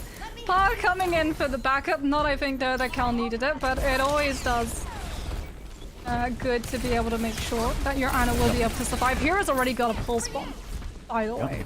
Has been an absolute menace in NYXL Academy's backline. As you can see the spy check come through, just make sure that Bond doesn't get past. You talked about earlier also we've seen on broadcast. I mean, Here's plays so well. Alisu as well with the dive on a Sniper. Shut them out early. I mean, NYXL look like they're collapsing. Oh, not again. Bond got slapped again. He's typing too. Cal's typing as well. They're typing the chat. I saw that for a second. I mean, when you back-to-back sleep a Sombra, you 100% hit up the match chat. Oh, they got the checkpoint too. I mean, this has got to be rough mentally for NYXL. Hack came through onto Hira. Hira maybe baiting the hack out by AFKing towards the robot for just a moment. Bubble used early by Sniper here too, so that cooldown remove. Alisu gets injured in though, so that's a lot of pressure removed. Has to back up, get some heals here. Still waiting with that pulse bomb ready to go. Cal goes for the nade down below, does not hit it. Nano boost available over the top. They go into the back. Alisu goes, does get the flail up into the sky though for a second, but Jinx bubbled away, trying to find the kill as Alisu. But as long as Alisu doesn't die here, they're distracting both of the supports of NYXL, making so that Snozlar goes so low. Needs some support down, basically to 1 HP. The dive comes through. Hack eventually there from Sniper as well. Perfect dive onto Cal, right above them. Sniper also finds Fire too, so the supports are moved, and NYXL finally reclaim that robot. So that is the problem when you have a Nano to Winston pressuring the backline and it doesn't actually find you kills. You are playing into Aramori building up the Nano boost. So even though the anti-nade connects onto Jinx and forces the breakup of the angle, Aramori is still able to land the Nano boost onto Sniper and send them straight into Timeless Ethereal's backline. As Sniper with the final can play aggressive, but gets hacked and slapped, woken up now, and is displacing a whole lot of Timeless Ethereal's forces. But in the meantime, Alisu is already taking the breakdown mid-rally. Yeah, does cost Alisu's life, so it's a 1-for-1. But it's the Winston die, and that's always rough for Timeless, who are trying to play around this inside angle. In fact, go all the way around. They have that rally slow to go, but into an EMP. Par does find Aramori. With the EMP, Sniper's able to find Cal too. Nice engage with EMP there from NYXL. Still trying to get some more robot positioning to reclaim that advantage. Hira just making it harder for NYXL Academy to be able to consider this high ground ledge their own. As Sniper's going to have to try and spy jack, so both Power and Hira playing around there, so do know that there is going to be a recontest to come through. However, Hira just immediately gets shredded with Sniper. I mean, their name is accurate. The Sniper's there onto that Tracer. However, Timeless Ethereal see that no one else other than NYXL Academy Sniper actually committed to trying to take that fight, and as a result, objective moves away from those early respawns for NYXL Academy. Sniper with the pull, still waiting over the top. Timeless reclaim that robot, but have to be aware of Snozlar over the top too. The double pocket's still available for Snozlar here, so they could easily go for that duel if they need to. Immediately pulse bomb ready to go. Connects onto Via before the rally could even be used. Amazing pulse from Snozlar again. Has been so good. Hira though does trade back Sniper, though Snozlar has found Hira. So after that pulse bomb came through, they immediately traded their life for it too. And as long as Snozlar is alive, it seems like NYXL are in a solid spot. The Nano Boost engage come through, a hack onto Alisu, but the sleep dart onto the Brigitte of Jinx forces Aramori to use the Nano. NYXL want to keep moving forward. Snozlar again, make that 3. With some support from the Brigitte in the backline of NYXL, they keep this robot pushing forward and claim that checkpoint. Yeah, really good usages of those blinks coming through from Snozlar. Able to land behind Bayer, land that pulse bomb right onto the break spine through that shield to stop the rally from coming through, apply even more pressure than onto Alisu, who's the only one who can try and keep the objective in check, forcing and baiting out that Nano Boost early so that Aramori can send it onto Jinx to keep NYXL Academy pressuring around that low. However, they lose Snozlar. They still don't have the advantage in terms of distance pushed either, as they're even denied original respawns. As EMP comes through, NYXL Academy trying to do everything they can to be able to come up in terms of the distance.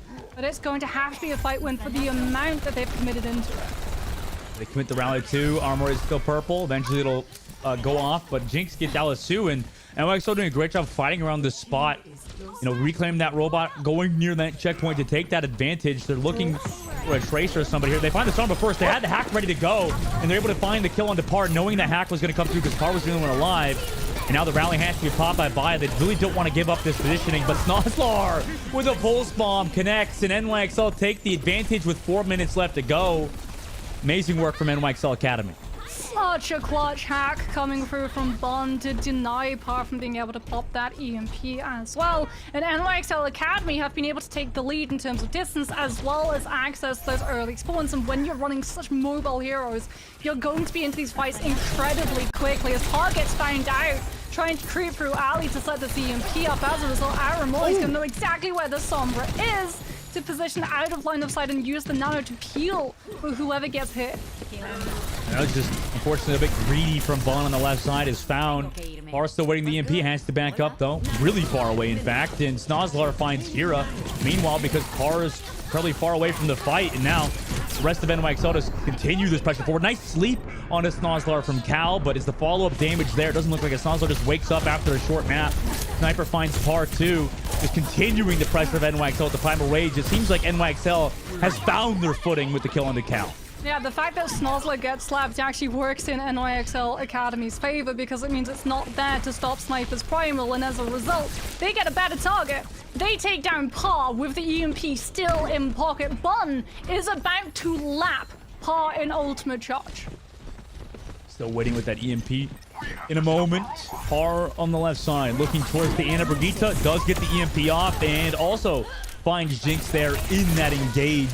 I don't know if he had a lot of, or if she had a lot of follow-up damage there, but Jinx is removed.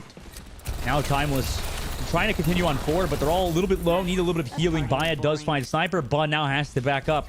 But the forward spawns are here for New York on their attack. Mira's gonna have the pulse bomb. Baya coming up to the rally and Alice through the primal, but Bun's going to have EMP and Snowflower lands that pulse bomb onto Cal, and that's the floodgates opening once again as Academy gets roll heavy, but Hero with the pulse bomb trades back. I mean, both Tracers really coming online on this map. As Branch is a great Tracer map, so they're able to find with that Primal Rage. And NYXL knowing ultimates were committed, just going to back up temporarily. They're still sitting on the EMP though. This is going to be the clutch moment. If Bun can pull off this EMP and Jinx is able to follow up with an aggressive rally, and NYXL Academy are going to clean house. Ready with that rally. Towards the cart. Hira's pushing it. Bun still waiting with the EMP. Been in this position many times before, so maybe Timeless are aware of that. Want to play it a bit passive. Really trying to avoid the EMP of Bun, so New York knowing that now try to back up a bit. Still set up Bun on the left side. Ready to go on the low ground. Hack now comes through. Now they know where that Sombra is. They poke out Bun. Try to force the translocator, but Bun knowing they don't want to use the translocator just tries to get some healing. Back now under. Recall used from here there in that fight. Bun now wants to go through the main side instead. And understanding the left angle, not that great. EMP connects onto 3. Though the rally and Nana were there to counter it. So what's on to Alice, who can now go for that counter dive. Just jumps in the air, knowing NYXL are looking to pressure. Then Bun goes so low. Has to try to regroup with the rest of their team. Timeless build up towards that pulse bomb. Hira has gotten it. But the counter dive now from Sniper. The Anubis does have that Primal Rage as well in just a second. We'll use it there in that fight. Trying to find some value with the Primal. Needs to have some fantastic mechanics.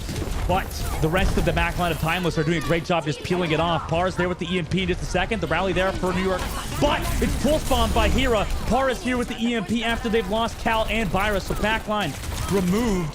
Though they've gotten rid of Sniper, they can continue this forward. If Timeless gets some kills here, this would be great, but they're so low with no support from the backline and no time left. 6 meters left to go, or sorry, 10 meters left to go and 3 seconds on the clock. Snozlar finds Hira. There were no heals available. Par will touch, but gets answered it, so has to back up. It's just Alisu desperately trying to build towards that Primal Rage. Just has Baya here because they have the forward spawns. They have regrouped, but they have to keep touching. Alisu loses their life because of it. It's just Baya that's going to be able to touch, but they don't have any of that frontline pressure. No Primal Rage is here. Baya does have to go to touch to separate from their team. But no other support here for Timeless Ethereal. NYXL look to close it out. Just Par with Agrita. They do have the rally. They're able to find Bun, but the pulse bombs from Snozlar, they've been on fire so far on this map. Sniper and Jinx combined for 2. And NYXL will close on an Esperanza to bring us to map 5. The target focus, again, Alice 94% to Primal. if we see them actually get to pop that primal and really set in motion that rally coming through, Timeless Ethereal with those faster and closer respawns probably would have been able to shift the fight in their favor, given that the fray that happened before that overtime push is every single person panic throwing in an ultimate to try to guarantee. For NYXL Academy, is them trying to hold on to that distance advantage, because we can see how close that objective is in exceeding the distance that they've been able to set up. From the other end, for Timeless Ethereal, they're the ones thinking, if we can continue applying this pressure and finding these kills, throwing these ultimates in, we're going to be able to win the fight. We're going to have enough plays to be able to hold our own objective, and we're finally going to be able to exceed the distance. But the target focus coming through, the sustainability and positioning from NYXL Academy in that second last fight allow them to smoothly regroup without losing the pillars of the backline. And as a result, when Timeless Ethereal try and regroup for that overtime push, trying to build into that primal desperately, they're denied it entirely. And Dustin, the series continues. Map number 5 coming up, and Moxie, do you think it's fair to say that, you know, both these tracers play well, but in particular for Snozlar, is it fair to say Snozlar's finally online, or was that more of the fact that Esperanche is a great tracer map? It wasn't just the traces, it was the Anas. Aramori was coming in with kills in that second to last fight, and I have to talk about it. I have to laud Cal's praises. That push where they know that Bun has the EMP and they are literally just not pushing through Archway, that buying time for the nano boost to be available. You see that the rally is available too, and everyone is just waiting to be able to move forward with Bun's EMP into that aggressive rally to be able to wash over Timeless Ethereal. But the second that Bun's EMP hits, Cal hits the nano boost onto the Winston, and everyone from NYXL Academy makes the correct call to disengage, about turn, and tactfully retreat, giving up the EMP, giving up the pride position, and allowing Timeless Ethereal to almost push NYXL Academy to the absolute brink. Both of these Annas are playing absolutely out of the park. Map number 5 coming up. We'll have to see after a short break who takes it. Be right back in just a second.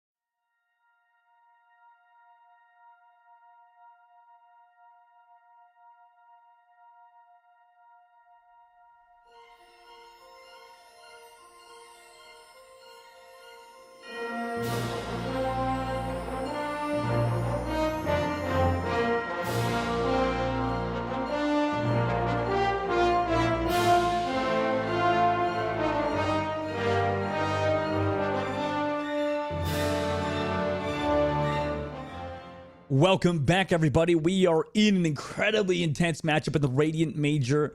We have such a great series between NYXL Academy and Timeless Ethereal Moxie. We're going to the map number 5, and the other 4 maps previous have really been so close. I'm surprised we didn't, in that first control point, get to see all 3. But other than that, like you said, it has been incredibly close. Overtime push. We've got to see back-to-back pushes as well on Dorado, where they had 2 rounds. Numbani was such a nail-biter as well, really going down to the wire of whether or not teams would be able to full push all the way through. And now, just like time is a circle, we're right back where we started. It's another control map and no surprises. It's not going to be Lijiang, it's going to be Oasis. Another map where you could potentially roll towards something like that Echo alongside a Winston and a Tracer, but that's most likely going to be if we had someone like City Center. The likes of University is going to be a lot of flanks, a lot of Tracer, a lot of Sombra, potentially a little bit of Ramatra. We haven't really got to see him come through just yet. I don't believe Kindred has been subbed in, however, so I would be very doubtful if we do see any movement away from the Winston. Yeah, you're 100% right. I mean, the Winston seems to be the hard lock at the moment, just to kind of mainstay in the meta. I mean, how long has this been meta for, Moxie? This like Sombra, Tracer, Winston kind of set up. It's been like 6 months nearly now, almost a year. I mean, like how long has it been? It feels like it. It feels, however, like we've seen a little bit more of a movement away from the Winston towards the Diva. Purely because of just how strong defense matrix can be, and also like being able to just deny anti-nades and sleep darts. The Winston unfortunately having to expend a much larger cooldown of that bubble, and when you're in Primal, you are just one of the biggest hitboxes, if not the biggest hitbox in game. Actually, I wonder, is Winston's Primal hitbox bigger than Ramatra's Nemesis? Probably, right? It must be. He's got more meat on his bones, whereas Ramatra is just kind of like a robot, right? Yeah, he's kind of like the hulking shoulders. Yeah, he's got big boulder shoulders, big delts, Death Star delts. Meanwhile, Timeless still locking that in. Oh wait, Moxie. No, okay. He's I was locking gonna them. say, it's Still. Sniper. It's Yeah. Sniper. There's no Kindred. If Kindred was on the board, I would maybe expect to see that Ramatra, but it is just gonna be that mirror dive to come through. And we've seen both of these Winstons really putting on a good show, being able to pressure the Ana and deny a lot of the line of sight as well. To be able to sustain the other side, there it is again. Bubble immediately to block line of sight, pushing with that hack alongside NYXL Academy. Sniper having to play so much more passively and allowing Timeless to feel full control for high ground.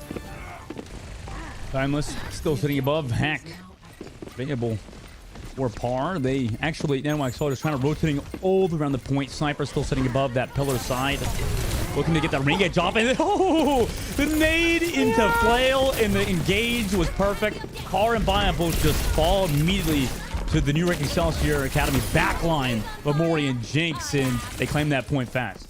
Sometimes, you know, as a Sombra, you get hit. It's a little bit like bullet hell, right? You're trying to dodge and move around all of these movements and damages coming out around you, and you're not able to duck out of the nade, and you get spotted out. And again, like, so much of this dive hinges on Par being in that forward position, chunking these targets down, denying Sniper the ability to either be able to drop the bubble or jump back to the rest of their team. And without the Sombra, the dive goes up in smoke.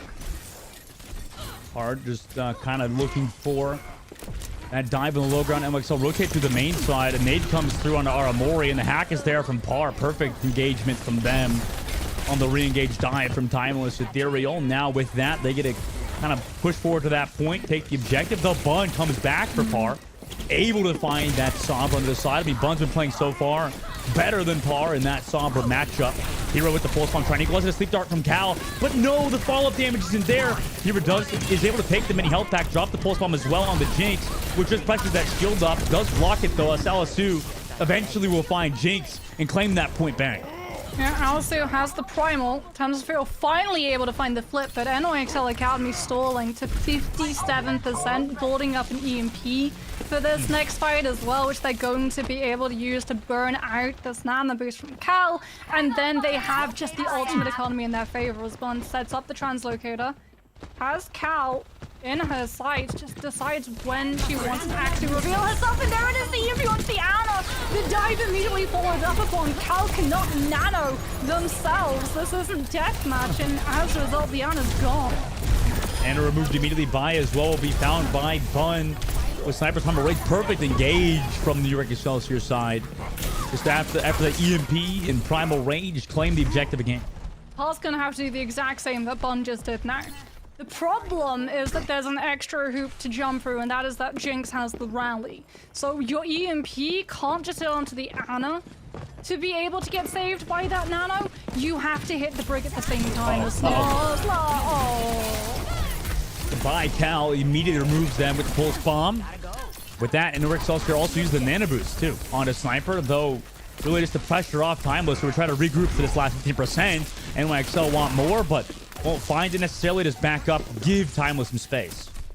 Still has that EMP, but Sniper doing such a good job with that coil of trying to check the Sombra's location. With that jump, will be able to land onto the break and the Ana, but doesn't use the EMP until just now. And the rally had come through, but the target focus from Alisu followed up is there. The backline is gone. Ethereal now just need to clean up. They're doing so quite well. Sniper does get that mini health pack, but Alisu actually gets pressured off, so it did get cleaned up a little bit. However, Alisu kind of has to be careful because both support ultimates were used for Timeless, and all they got is that pulse bomb. Bun's gonna sit up down the EMP. Yeah, and there was, like you said, no way of peeling. You don't have Primal, you don't have Nano, nor do you have Rally. It is now going to be on Spy Check or an early kill to come through from Hero's Pulse. Hero waiting, though, actually just looking for the peel first. Surprisingly, Bun setting up that EMP, just connects onto Cal and Alisu and Hero, actually. So, EMP connects, and Hero goes so low, down to 1 HP. Does have the heals there. Sniper's pressured out. Objective almost reclaimed by an NYXL, but Timeless there to touch it. NYXL is actually the one, in terms of the health disadvantage of the most. Not great. Baya found Snozzler as well with the flail. Amazing work from the Brigitte of Timeless. Also disrupts the jump of Sniper. Down incredibly low armor, desperately trying to build that nano boost. 87% on the board. Timeless still reclaiming objective time. Sniper also, oh my god, what a pulse bomb from here onto Aramori with 90% on the board now. Primal Rage from Alisu on the Jinx 2, sending them towards the cars. Will just finally kill them as well. No Ana there or Brigitte. Sleep Dart from the Cal there too, just to continue their current advantage. Sniper out of the Primal Rage will have to come through to touch the point. Bun also gets antied, translocates away. Snozzler touches the objective. Sniper gets the nano, but with no jump cooldown, doesn't get a lot of value. Also flailed the way. Cal found Snozzler earlier on. This is really rough for NYXL. Sniper goes so low, eventually found. Overtime ticks down. The Brigitte Jinx tried to touch the objective, but against the EMP and nano, tough to live in that situation. Timeless take round 1. Timeless Ethereal are such a good team at understanding when they have any opportunity to be able to pick apart your timing and momentum and just disrupt it entirely. Like, they are just the butterfly effect. It's probably the best way I would define it, right? They see NYXL Academy on an attempted disengagement. Immediately, Hero goes in with the pulse bomb, lands onto Aramari, and you think, okay, maybe that's going to be the amount of pressure that they use. They're going to pull back. Alisu then commits the primal, and Timeless Field just continue shoving these ultimates onto NYXL Academy shoulders until the weight is just too much to bear, and the team topple before it all. It's now we're headed to Gardens. This is where the dive can still be pretty potent, and once again, it's going to come down to the ultimate arms race. Who is going to be able to hit the nano boost or the EMP faster than the other side? NYXL takes that high ground, has Sniper set up above. Meanwhile, Snozzler coming towards that hookah side, looking to pressure Alisu from the inside angle. Timeless taking a bit of a, direct approach from the main. Different than a lot of teams like to go on the inside. Anti-grenade comes through, and no sleep dart to save from Snozzler, who comes through and takes out Baya early on. Perfect anti from Aramori. Meanwhile, Cal has to peel off. Down a person in this fight. Looks to peel off that Tracer on the left side. They actually have to give that point early because of the early pick on a Baya. Calps trying to build this nano as quickly as possible, using that Anthony, trying to zone out any of this dive that comes through from NYXL Academy. Because like you said, Timeless Imperial aren't in a position you see a lot of teams voluntarily take. Normally they want to have Diana on the high ground where she is untouchable. Putting her on the low ground makes it so much easier for Academy to be able to formulate a dive and collapse that onto any of the space that Anna tries to hold down. It's not has such a monopoly of this space. And the pulse, I mean, just such a fast pulse from build. Snipers there on the par too. Sadly for par, really not able to get a lot done so far on the Sombra. Meanwhile, here it's tracked down by Snozlar too. I mean, NYXO looking amazing in this round so far. Snozlar is so clean too, with these one clips into the melee blink to be able to finish off Aramori. This is the position we were talking about with the Ana, absolutely untouchable. And there it is. Cal jumps away from the pulse bomb directly into the line of fire of Aramori, who finishes them up. Great work. I mean, we haven't talked about Aramori all that much this series, but they've been playing incredibly well in their own right now. 50% of the board, crossing that 50% is a huge deal for NYXL. They built up the EMP, 80% for Bun. Meanwhile, Timeless trying to just stay alive, right? They're just fighting But to you stay can alive. see Meanwhile, how much Timeless Imperial are being shut out with in terms of just tracking their ultimate charge. Pure is 99% on pulse bomb, Par is yet to hit an EMP, and Cal only just got that first nano. And they go for the nano engage. Sniper gets slept at least, but without Par in this fight, it's gonna be tough. Here's gonna have to hit a clutch pulse bomb, but Bun and Sniper combined. A sleep dart earlier came through from Aramori. I mean, Timeless have to reset again with 85% of the board. If they lose any more members here, this is rough. Alisu with the Primal Rage maybe tries to find a kill. Here it does. Connect the pulse bomb, but EMP on Alisu makes them lose their life. Sniper finds that trade onto Aramori after they lost them. 96%. Now Cal onto that Lucio. Desperation hours for Timeless. They try to touch through Cal. Eventually gets tracked down by Sniper. The Tracer has to recall earlier on, and EMP eventually for Par, but it just doesn't even matter at this point. NYXL, what a dominant round number 2. Yeah, again, it really does just feel like that imbalance of positioning, right? The fact that NYXL Academy were able to immediately position themselves onto that high ground, and there was no contest. Coming through from Timeless Ethereal, it felt like they sort of saw the low ground and went, yeah, okay, we'll settle for this. And it just impacted every single fight. Afterwards, they never really got a full reset because Snozlar, Bond, Sniper, Jinx, even Aramori to an extent, were just picking apart those players mid-rotation before they got any opportunity to contest the high ground or launch Alisu into a dive position. Now Timeless, we'll see if they, do you think they mix anything up here? It looks like they might run that Ramatra. Yeah, Par on the hand. Oh, the Reaper. Here on the Mei, Alisu, like you said, going to be on the Ramatra, which forces Cal onto that Baptiste to be able to use things like the Immortality Field, but also the Ant Matrix to set the Ramatra's primary up for those projectiles. Really good melee. However, finds the value they were looking for. Sniper having to use that jump early is going to be incredibly vulnerable as Bio just gets to hunt them down, and Timeless Ethereal take that point. As NYXL Academy, they're forced to just give up that first fight, give up the first control, and swap to Mirror.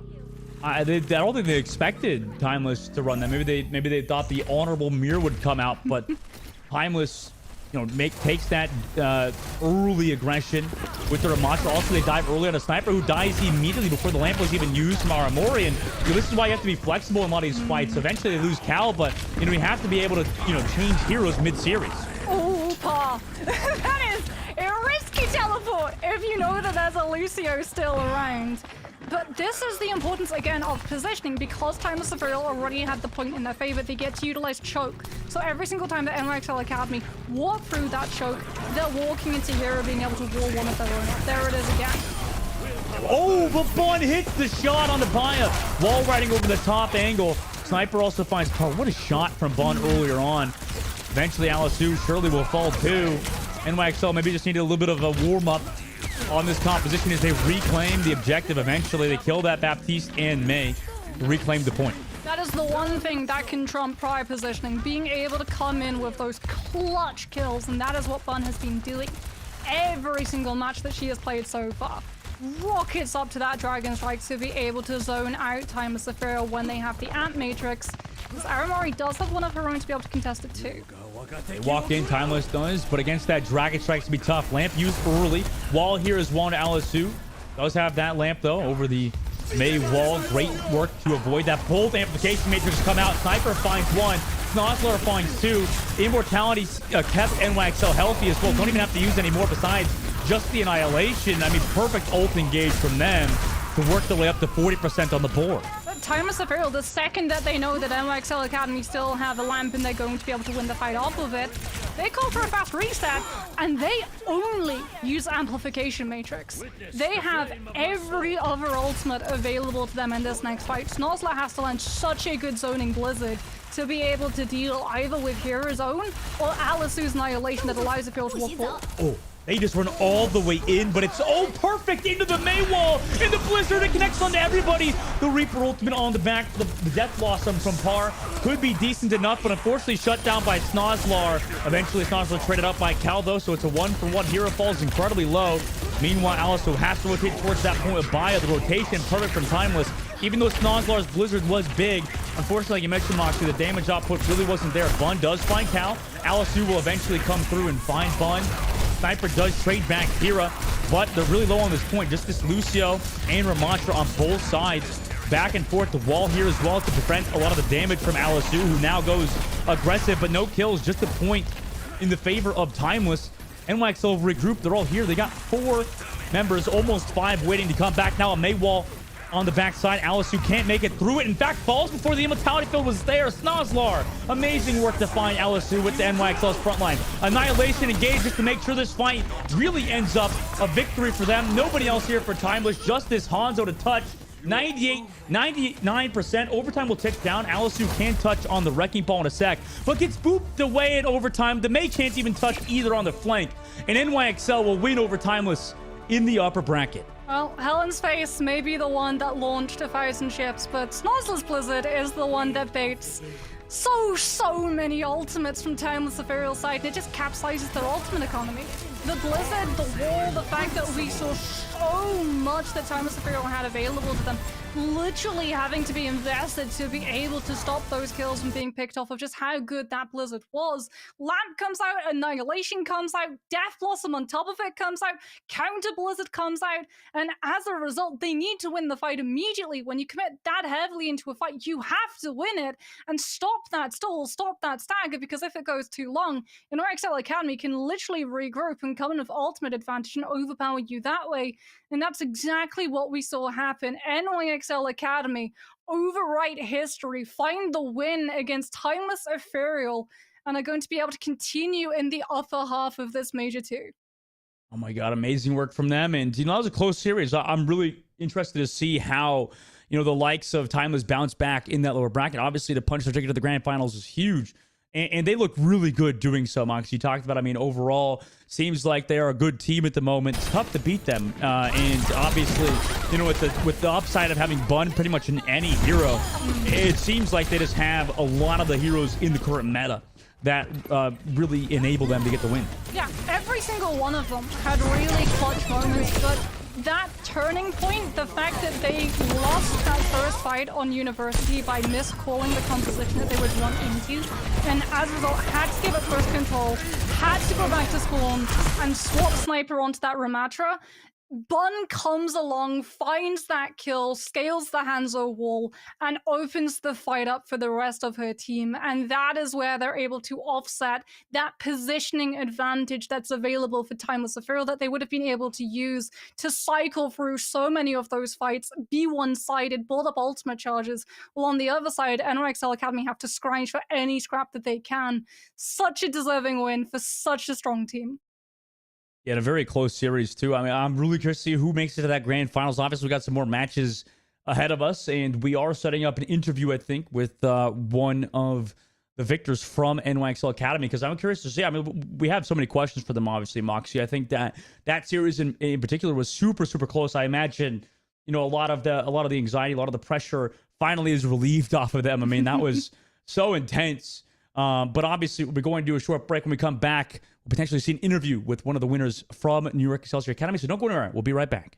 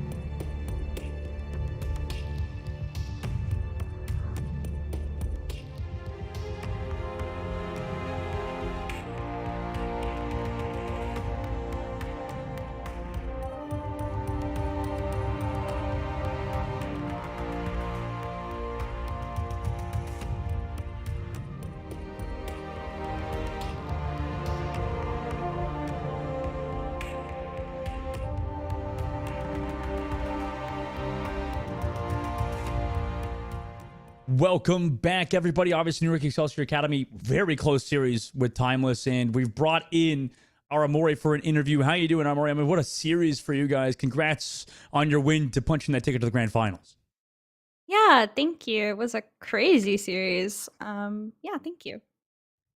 Speaking of a crazy series, I know Dustin and I were on the edges of our seat in anticipation of whoever would walk out on top. How did the team handle having to go through such a pressuring map as Esperanza and then moving into control, seeing the Ramatra composition come through on University, and I think not really expecting it, if I'm correct?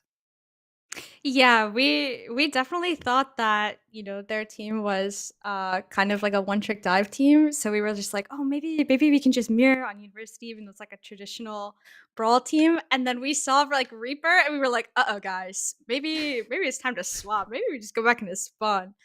But yeah, I mean, we knew that when we played Oasis, we just wanted to kind of just mirror the Tracer Sombra, and we were pretty confident that we could play our game and do well. That's not to say that Timeless is bad, but at all. Like, they are very, very good players. We just knew we could play our game and be strong. Yeah. Oh, no, so cordial. I mean, how do you stay so calm? Like, it's like you obviously don't sound like that anxious at the moment. Honestly, like honestly, my hands would be shaking after that. I mean, how are you feeling? Obviously, after such a close matchup, it was obviously tough for you. You've had some fantastic anti-grenades we saw throughout the series. I mean, what's your strategy just to stay so calm in such a tight matchup where you guys go to that map number 5? It's actually really funny you say that because at like the last map, fifth map, my heart was pounding. Definitely after, I was shaking a little bit. So I'm glad I sound calm because I definitely don't feel it. um, but yeah, we have amazing staff with us that are just helping us stay focused, and good teammates that are also able to just like once your head's like in the game, it's very easy to just stay calm and focus on what you need to get done. So then, talking about teammates, obviously you took the predominant Ana role for the team today. We saw Bun a lot of the time be on things like the Sombra, sometimes we got to see the Hanzo, but most notably the Echo. As an Ana player without a Mercy, how does it feel being really the only one within line of sight who can help Bun survive? It's stressful sometimes. Like, I feel like as an Ana player, a lot of times your teammates are all in like leashes, and you kind of gotta reel them in sometimes if they're going too far, right? So it's a lot to deal with. Like, I know some people say like flex support play is the most stressful to watch because there's so much you have to juggle. You have to make sure your monkey is taken care of. You have to make sure your echo's taken care of at the same time as your other support, and at the same time you need to look to be aggressive and look for these nades. So it's a lot, but I really enjoy it. I wouldn't have it any other way. And for you in particular, I think it was like obviously that change as well, having to swap over from Ana to Baptiste after pretty much playing Ana the whole way through. I mean, can you talk about making those transitions over to Baptiste? I mean, it's obviously something you practice, but, after playing, 4.5 maps basically of Ana, then having to play Baptiste, I mean, that must throw some sort of wrench, into your guys' whole system, right? Yeah, I definitely feel like when I swap over to BAP, I'm a little bit more like jumpy. Like, I fall into like the bad habit of Oh, BAP where I'm just of jumping pressing into the spacebar, yeah, air. you keep jumping all the time. Yeah, which is definitely not great. But when it's like a Fine, BAP meta. calculated, totally doing it. You never know when a Maywell is gonna pop up and you need an extra boot to throw out Yeah. that immortality field. Yeah, yeah, I'm definitely thinking about it. Actually, I changed my answer.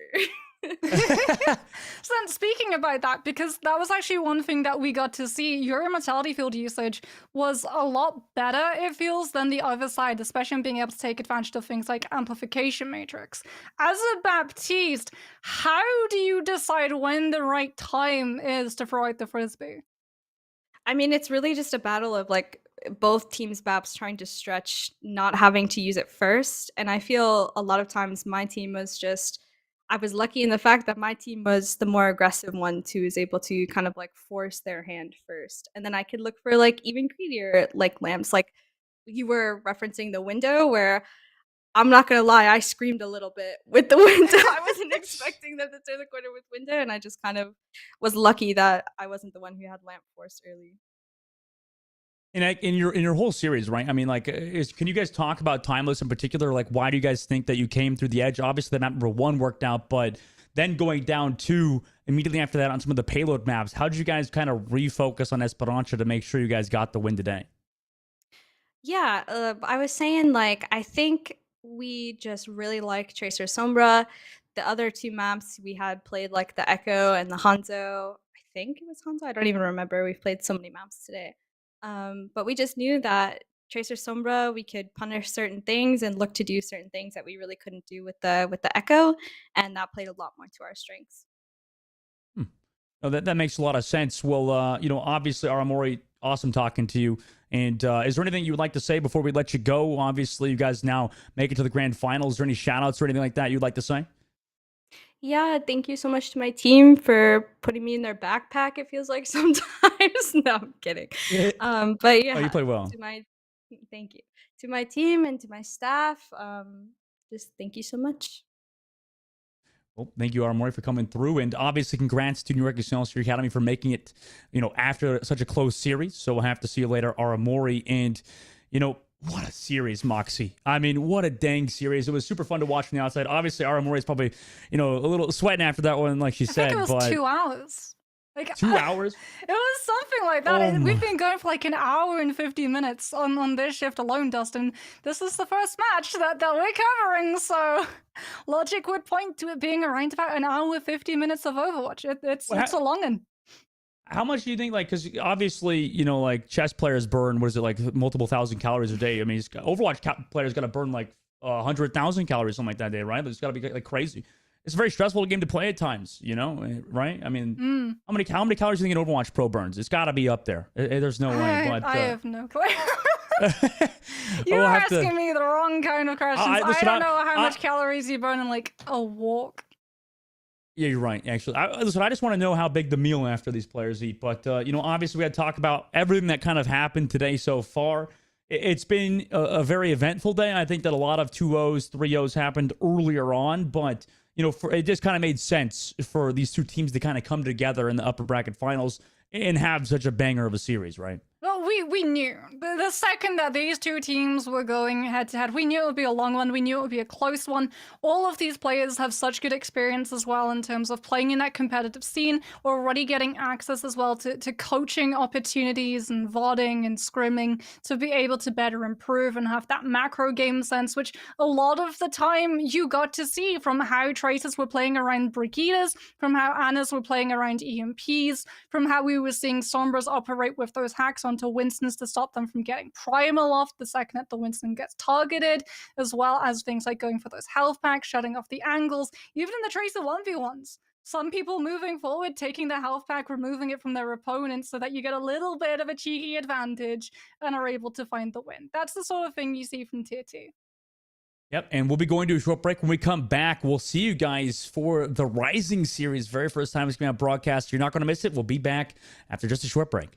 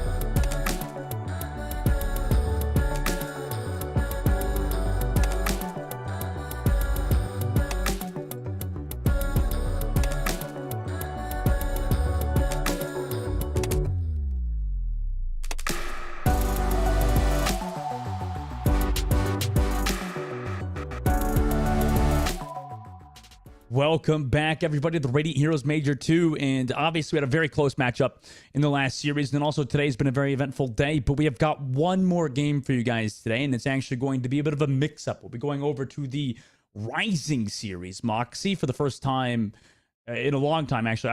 I don't know how long it's been or if we've ever done this before. But it's a diamond and below only tournament, right? For the Calling All Heroes Rising series. It's going to be incredibly exciting to watch this matchup between Marmore's Guppies and Kaiju Corp Mix. Yeah, so Radiant is all about trying to build up these players, give them the space where they're going to be able to improve, to allow them to be able to mesh together alongside that Path to Pro avenue, and the Rising series has that exact same idea, right? Where the usual major series is trying to push these players into the contenders and Overwatch League competitive scene, this series is leaning towards trying to get these players into open division so that they can better improve, adapt, and then hit into those tier 2 scenes. But I love these sorts of matches because it's where we get to see the niche picks. It's where we get to see things like Torbjorn, Symmetras, a little bit of Zen to come through, a little bit of Farah maybe. It's all about those comfort picks. Yep, I'm really curious to see what people decide to play, and I love how one of the players' names is Holo Can't Aim too. I mean, we'll have to see what comes through from all of these players. I think it's been a long time since I've seen a tournament like this, and like you said, I think it's awesome. It's really cool to watch, everything, because obviously overall with Overwatch, we just in the pro scene, we're just watching all these pro players, but really we don't get a lot of view on what's happening to the average player, right? Like a lot of the lower ranks, what's going on with them in that competitive scene, and today we get to watch that, like you said. So I'm really curious to see who stands out.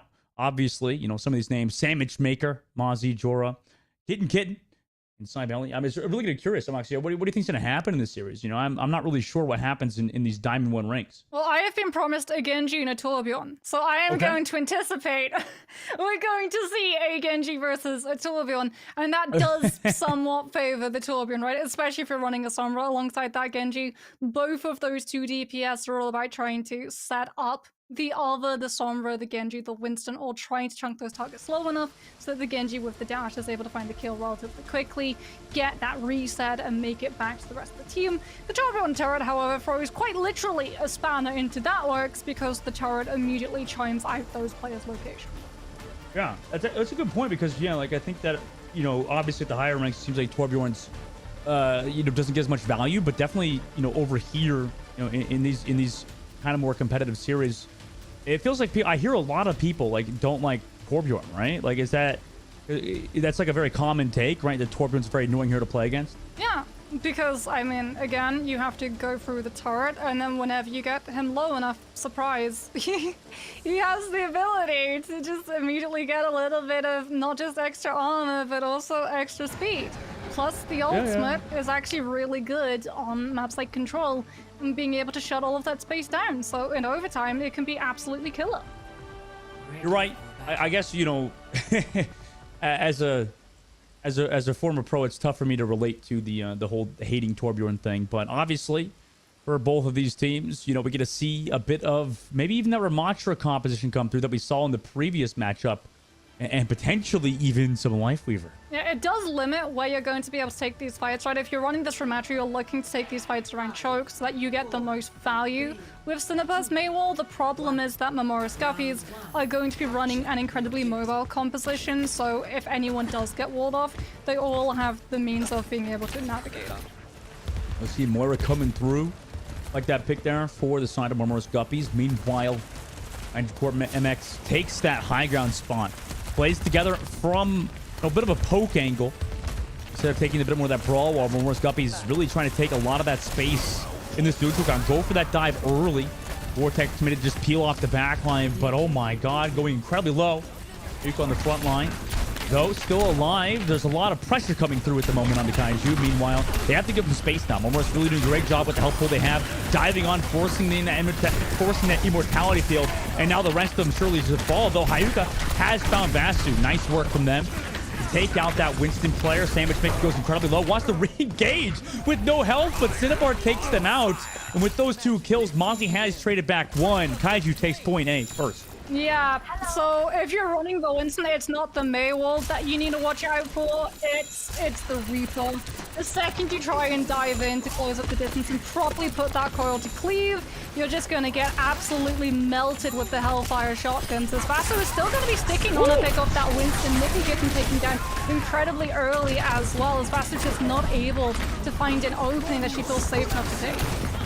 Cinnabar has found 2. Sandwich does trade back 1, but off of those picks from Cinnabar, that enables them. They did use the beat in that fight, though, so that's 1 ultimate gone, whereas Armodas don't have that point control, but at least they're building an ultimate. Cinnabar's going to have a Blizzard as well to be able to isolate Guppies. They're at least running this Lucio, so they do have the means of being able to speed the majority of their composition through it, as well as Nick and Kitten coming in with that coalescence to be able to keep everyone topped up full. The problem again comes in the form of actually rotating into these fights and early, and it's just going to be a reset. Hello, K-Name. I mean, you look like a name there. Nice work from Kaiju on the attack. 60% of the board now. Marmoris Guppy's trying to switch something up. They're going to put Kuriko on Kitten. Meanwhile, have that EMP to set up in this fight. Kaiju kind of playing back. They did use that Ant Matrix, but have done a good job rotating those ultimates. Mozzy's in position. Yeah, Mozzy waiting over the back towards the staircase. They've actually rotated to the point. And the EMP, as the rotation came through, meanwhile, Blizzard was used. And that EMP as well on a Kaiju who goes incredibly low. The Death Blossom there as well from Sandwich. And also Sandbox on the other side is able to find 1. Kitten falls on the backside. Pasu goes so low. Sandwich, though, comes back to the point after 1 Death Blossom. 4-2 kills there. Now has to fall back. No, not a lot of healing. Does have the beat, though. Re-engage. Perfect timing on that beat drop. Now to re-engage towards the point. Pasu as well. The Primal Rage will use it right before going down. Perfect with that. Sandwich also make that a 3K in this fight. Primal Rage could boot them off into the train, but unfortunately slowed down a bit from Kaiju, who's doing a great job slowing those kills from coming out. Mozzie also finds Hollow, and Marmonis actually going to recontest this point. Or Marmonis, sorry. Recontest this point. Kaiju goes incredibly low with Hayuka. Falls to Mozzie, who also takes down the Sandbox God. They reclaim that point at 90%. It's a really good primal from Vasu because she actually keeps Hayuka contested in Annihilation form, so Kaiju Corp can't actually coordinate and deal with the players on Guppy's brought low by that Ramult, as Mozzie is just going to be waiting, spawn camping, giving information. Gets spotted out, doesn't actually get followed up on. However, as Kaiju Corp just wants to try and rotate to the point. Ooh, Vasu gets poked down so low too. On that point, the rotation comes through from Kaiju now. As a unit, they're all pretty healthy too. The hack did come through, but you know, we need to see some more healing maybe from Kitten to keep Vasu alive. It's tough with that Lucio Rico comp. Now EMP from Mozzie, but they've lost their team already. Able to find Sandbox Immortality feel perfectly placed on the opposite side. Also have the damage and beat drop just to make sure they're healthy. Now that Katsuni Rush really being used for pretty much nobody here on the point. Eventually is going to be ran out of cooldown as well. Overtime now takes down. Could it touch? Eventually one does. Mozzie comes through, but down, poked down to 1 HP. Re-attach now comes through. They have the beat drop re-engage. They have 5, and it's a clean re-engage. They're here on the point with the Death Blossom into the backline. Sandwich Maker and the boop onto Hollow K&A from Cybel. Amazing work. The Blizzard here just unfortunately is a bit too late. Kitten teleports away from it. The Swift Step perfectly timed. In the re-contest last second. Oh my god, what a last second clutch from Moist Guppies. Oh, such a good boop coming through from Sybil right into the arms of Sandwich Maker's Death Blossom. And it actually allows the team not just to be able to sustain their hold on the point, but also to deal with the after effects of Cinnabar's Blizzard, something that Kaiju Corp could have used to immediately break through this choke. Moist Guppy's now trying to hold on to his high ground, making sure that Sandwich God doesn't get that high ground to be able to drop with the Death Blossom onto the team below. Oh no. When they got picked off by Mozzie, who got the hack off them early. Now without that Baptiste, they decide to reset or push forward. They have to make the call right here and right now. Looks like they're just going to place... Oh my god, Mozzie finds Cinnabar. Sandbox does trade back 1. Kitten. That's at least something for them as they wait back for now their May player. 82% of the board, Mox. This is getting scary. Bass is going to have Primal as well. This is where it gets even more scary, as Kaiju Corp are going to potentially have to invest all of these ultimates just to be able to break through choke. And at the end of the day, they're walking to EMP and Primal for the same full gut. There's no care though, but if there's that EMP onto the Maeve, Cinnabar goes down. Death Blossom, no, to counter that dive with the Annihilation is too much damage for Kitten and Cybel to deal with. Wayme also finds Vastu. Re-contest looking strong so far for Kaiju as they've regrouped around the point. Mozzie has the translocate out, throws the translocate to the point, but it's broken by Sandbox God. has to run in without that translocator. Mozzie falls. Who else is going to be able to touch here? It's a Lucio in overtime. Also, the Kariko is here. We'll see if the follow-up damage is enough to take down Kid Kid. They have 5 people looking at that Kariko. It's enough to take them down. Kaiju take round number 1. And wow, what a first round that was. Oh, what an annihilation, but I mean, what a lamp.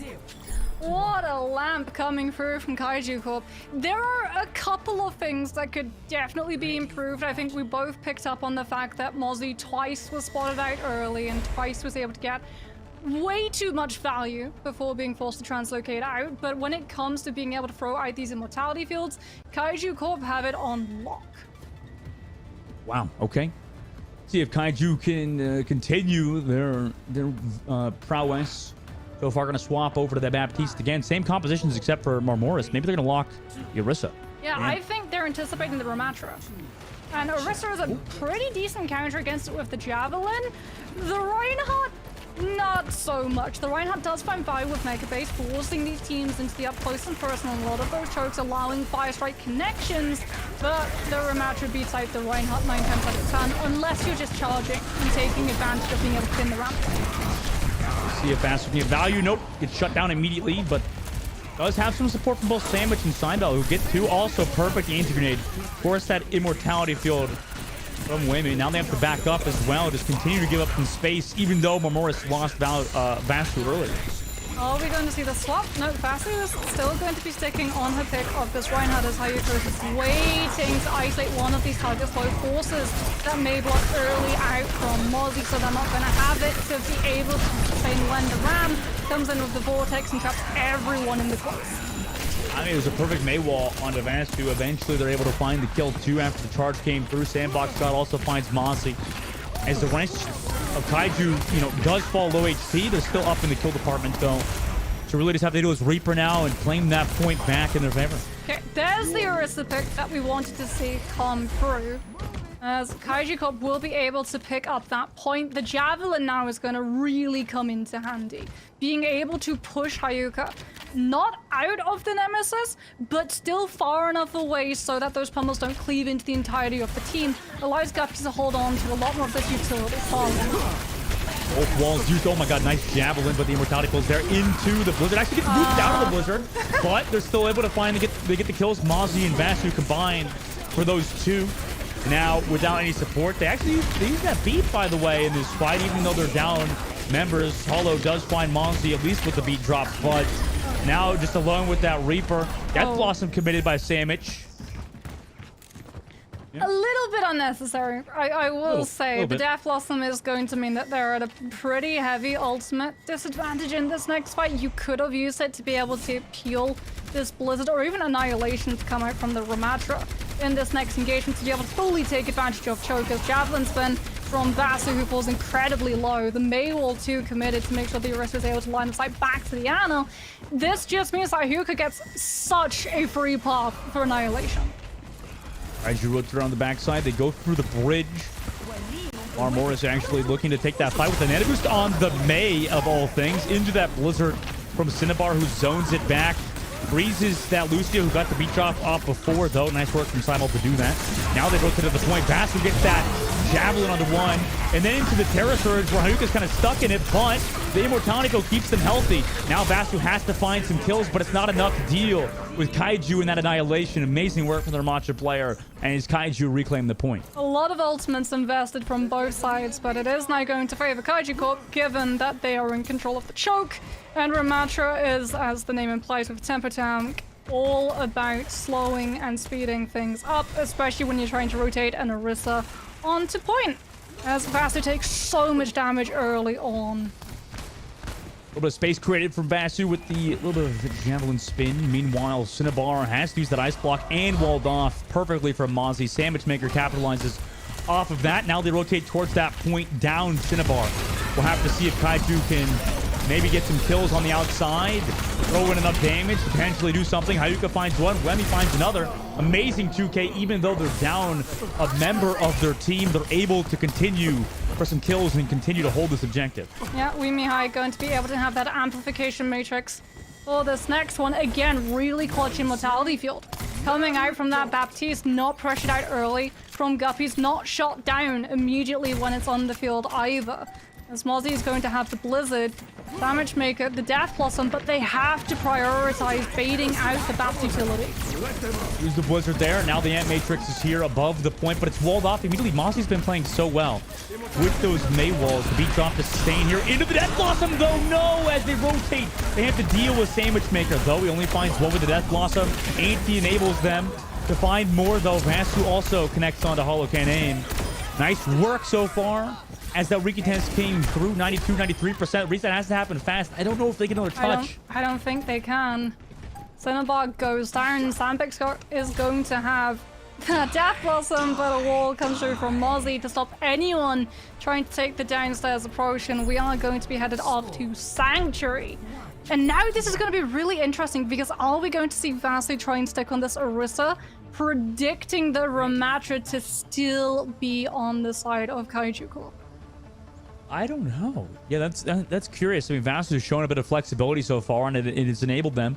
I mean, why not, right? Why not continue with the Orisa? So the Ramatra does fall off a little bit in this instance, purely because of how open a lot of this map can be, especially if you're in control of that point. You can make it pretty easy to just be able to sit something like Knitten Kitten on this Ana all the way on an off angle far away from that ramp, and it puts so much more value in Cinnabar's walls to be able to try and block off any support for Vasu, who without that Ana sustainability, especially because it's backed up by Harmony up from Sybil, going to be on the Zenyatta, you're a sitting duck. This is so interesting. This is definitely like an Overwatch 1 composition. Rotating around that point. Sandwich Maker trying to take some space over the backside. Cinnabar, though, finds that pick on the May. They've done it before. Why not do it again? Tybell removed from the game, but oh my god, what a Helix rocket from Sandwich Maker onto Cinnabar. After finding the opening pick, it cost them their life. Vasu also with the Javelin connects onto Hollow. And this is getting tough now for Kaiju as their health pools dwindle. Just slowly working their way towards this point, and Anti-Grenade does not make that any easier in Haruka. Kaiju now slowly falling away as Maramoto's, the Guppies, they've already reclaimed the point earlier on and just find stagger pick. Yeah, so they may have lost Sybil on the rotation, who immediately, by the way, is actually going to switch on to that Kiriko to protect themselves when that Ramatra tries to push onto them. They, however, have the Orisa where they want it to be, which is on that point, anchoring that composition, and Sandwich Maker is able to lengthen the distance, take that angle on backside, and just hammer poke damage into Kaiju Corp, allowing you to play off of those anti-nades as Mozzie with the Dragon Strike is going to set up an absolute stunner to get caught in the interim as we see Kaiju Corp absolutely sent packing. Do you think they can even like find a counter here at this point? I mean, just pointing right to the Dragon Strike. They're running out of options now here, Moxie. So it feels like they're trying to run on to the Zarya just so they can literally just run at this composition, right? You've got the Reaper, you've got the Lucio, you've got the Zarya. You beam this poke damage, you bubble the poke coming through from both the Hansel and the Soldier. So what should be an advantage for Guppy's turns against them instead. The problem is that Haruka takes so much damage early on, and Vasu is entirely untouched. This is gonna be tough to recontest. 20% now to go. Guppy's really entering last fight territory with Kaiju at the moment. Anti-Grenade goes far into the distance. Does not connect, but the Ant Matrix over the left side is disengaged. Perfect by Guppies to rotate around this point. Meanwhile, Vasu's just waiting with that Terra Surge as Kaiju attempt to walk in. They send in the Visor. Doesn't have the Nano Disc yet, but now it connects over that backside with the Visor. Connects onto one with the Aim Hex. Vasu also with the Terra Surge is able to find Cinnabar. Mozzie also connects too. It's just Cinnabar to find one with the Blizzard, but Sandbox God falls. The rest of the Kaiju Corps, I mean, they just have to stagger on this point. Hollow trying desperately to run around as Lucio. Can play pretty evasive, but eventually is found by Knitten Kitten. Guppies, what a flawless round for them. Take map number 1. Yeah, other than that little hiccup where they lost Sybil in that rotation towards that point, which is honestly a sacrifice you take every day of the week. It allows them to be able to pick up such important positioning, both for Sandwich Maker on that Soldier, but also for Knitting Kitten on that Ana. Every single time we cut to that Ana's POV, she's knowing that she's going to get poked potentially by the Mei as we see Kaiju Corp try and rotate, but because she has that corner, because she has that wall, she can mitigate so much of it while still sitting on that nade, keeping the Orisa in line of sight. And even though Orisa without the Ana isn't going to last very long, as long as you're communicating when you have Javelin spin up, you can mitigate a lot of that poke rotation damage coming through from the other side until you know that your Ana is in a place of safety and the Mei is distracted trying to do something else. I want to remind you as well that, like, you know, this entire Rise of Heroes setup as well is like $1,500 prize pool, right? And whoever wins this series will lock themselves for sure into that second place. So obviously both teams really want to win right here and right now. And, you know, there's showing a lot of flexibility. I didn't think we would see so much compositional changes on a map like Musan, where you would think that maybe they would lock one thing or the other. You know, the Ramattra was getting a lot of work done, but at the end of the day, it resulted in Vasu kind of figuring out, okay, we just want to play this Orisa, just kind of rotate around. And at the end of the day, you know, it seemed like Kaiju just a bit too slow to make those rotations. Yeah, I mean, Ramattra has his place in the meta. There's a reason we see him so often in these compositions. But when you're in one of those maps and you don't really get the opportunity of being able to utilize things like the Vortex to pin down some of those players, there's too much space as well on either side of the Mei wall because, again, really smart positioning coming through from Guppies in terms of where they're taking those fights, understanding that they can potentially get walled off, that they're not running a counter Mei because they're prioritizing poke damage with the Soldier and the Hanzo, looking for those one-shots, looking for those early kills. They don't have a counter, nor do they have a Baptiste to be able to jump over and land that lamp. It just comes down to being cognizant of the Mei wall potentially being there and playing into spaces where it's going to lose a lot of its power. We'll have to see what the next map is, specifically, obviously, loser picks, so we'll have to wait and see what that is. And, you know, obviously, Moxie, I think that the different meta as well, right, than traditionally, what we just saw previously earlier on, I think that's been the biggest thing for me that I've noticed so far, Moxie. What do you notice so far in this matchup, I guess, as we go to New Bonnie, that is different than what we saw earlier, maybe in the GM kind of tournaments? I think we're seeing that dive coordination is incredibly hard to replicate. Yes. It's the hardest meta. It's the hardest composition to be able to play. We hear it from tier 2, we hear it from tier 1, just because how much has to go right, how much you have to be able to engineer, as well as what you're relying on being able to take advantage of from the other side or create those opportunities yourself. It becomes a lot harder to find the value. So if you sort of compare the value that Guppies were finding with just the Hanzo, the Soldier, on that last map of Sanctuary, to Mozzie not really being able to find those avenues to open up space when we saw the Sombra come through from them, it is a world of difference. And I think the reason that Guppies were able to have such a dominant stamp on Sanctuary was because that they understood, okay, just by trying to run to what should be quote-unquote meta, it's not going to work for us. Let's just go for what we know are our strengths. And interestingly enough, that was something that Aramori actually talked about in her interview with us a couple of minutes ago. Yeah, it's quite difficult to make those decisions, and I think that, like, overall, you know, it is pretty interesting to see that the difference, like you said, and it's really hard to play that dive. It's not exactly easy, and you know, like when you see in all these tournaments and stuff too, I think it's a big thing. Like the casual player doesn't really understand, you know, how a lot of these teams run these compositions, like that Winston, like the Sombra, like some of these characters that are way better in GM. Whereas when you come down to like Diamond and stuff, obviously, like you said, everything just looks so different. You know, different heroes have different win rates and stuff, and obviously at the end of the day, that's what Overwatch is kind of, you know, balanced around, is, you know, that kind of like Diamond range, right? Yeah, we also have a vastly different meta on ranked ladder to actual pro play, which is why you see all of these people on forums talk about how crazy some compositions are on ranked ladder, how annoying they are to play into, because you don't have that coordinated environment where you have 4 other people on comms, you're all ult tracking, you're all on one page with what you want to play. So it makes sense that for some of these players, that comfort pick is going to come down to the more self-reliant heroes, the likes of Hanzo and Soldier, who their own utility, let's face it, is pretty selfish. We're going to see some Winston come through from both Vasu and now Felix on the opposite side, and Mozzie as well, kind of showing some flexibility over to the Ashe. You know, a lot of these players making those swaps through. Also a Genji on the offensive side is quite interesting. Yeah, very ironic that despite it being her home grounds, Orisa not meta on Numbani for the pure reason of she's pretty hard to be able to engineer onto that high ground unless you're running a Life Weaver. So dive is the be-all and end-all, and that's why we've seen the Genji come through to accompany these Winston jumps. Dive early came through, but Sandwich Maker hits onto Felix. Forces Sandbox to back up.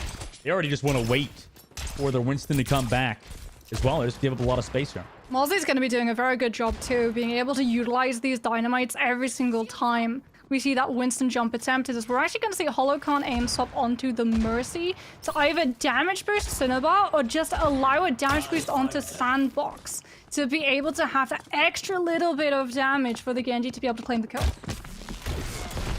They use the Sonic on the inside. Know where Kaiju's coming from. They bubble off as well. Both bubble cooldowns used, but a lot of value being found by Sandwich Maker at the moment. Really pressuring out Felix. They want to back up, wait for Felix to get healthy. They go to the coastal side, so they make that rotation. And knowing that, Guppy's now backed up. They want to play at a distance, not really take control of some of that space. They want to give some of the space to Kaiju to find shots for Sandwich Maker. Anti-grenade thrown in there, but it's Mozzie to find Cinnabar early on. The counterpart found of the Ashe. Amazing first kill. The Resurrect could be found in the middle of everybody as well. Vasu gets poked down incredibly low. Doesn't have a lot of those heals just yet. We'll back down into cover, get those heals up, but it may not be fast enough rate. However, they dive back in, back to full HP. Mozzie able to find Cinnabar again. Perfect work from the Ashe player of Mozzie with his high ground space. They're able to find so much value. Vasu finds a little bit more by going a bit deeper, but gets left as Kaiju tries to reset. Yeah, so this is one thing that Memoris Guppy's composition has over Kaiju Corp's shield break.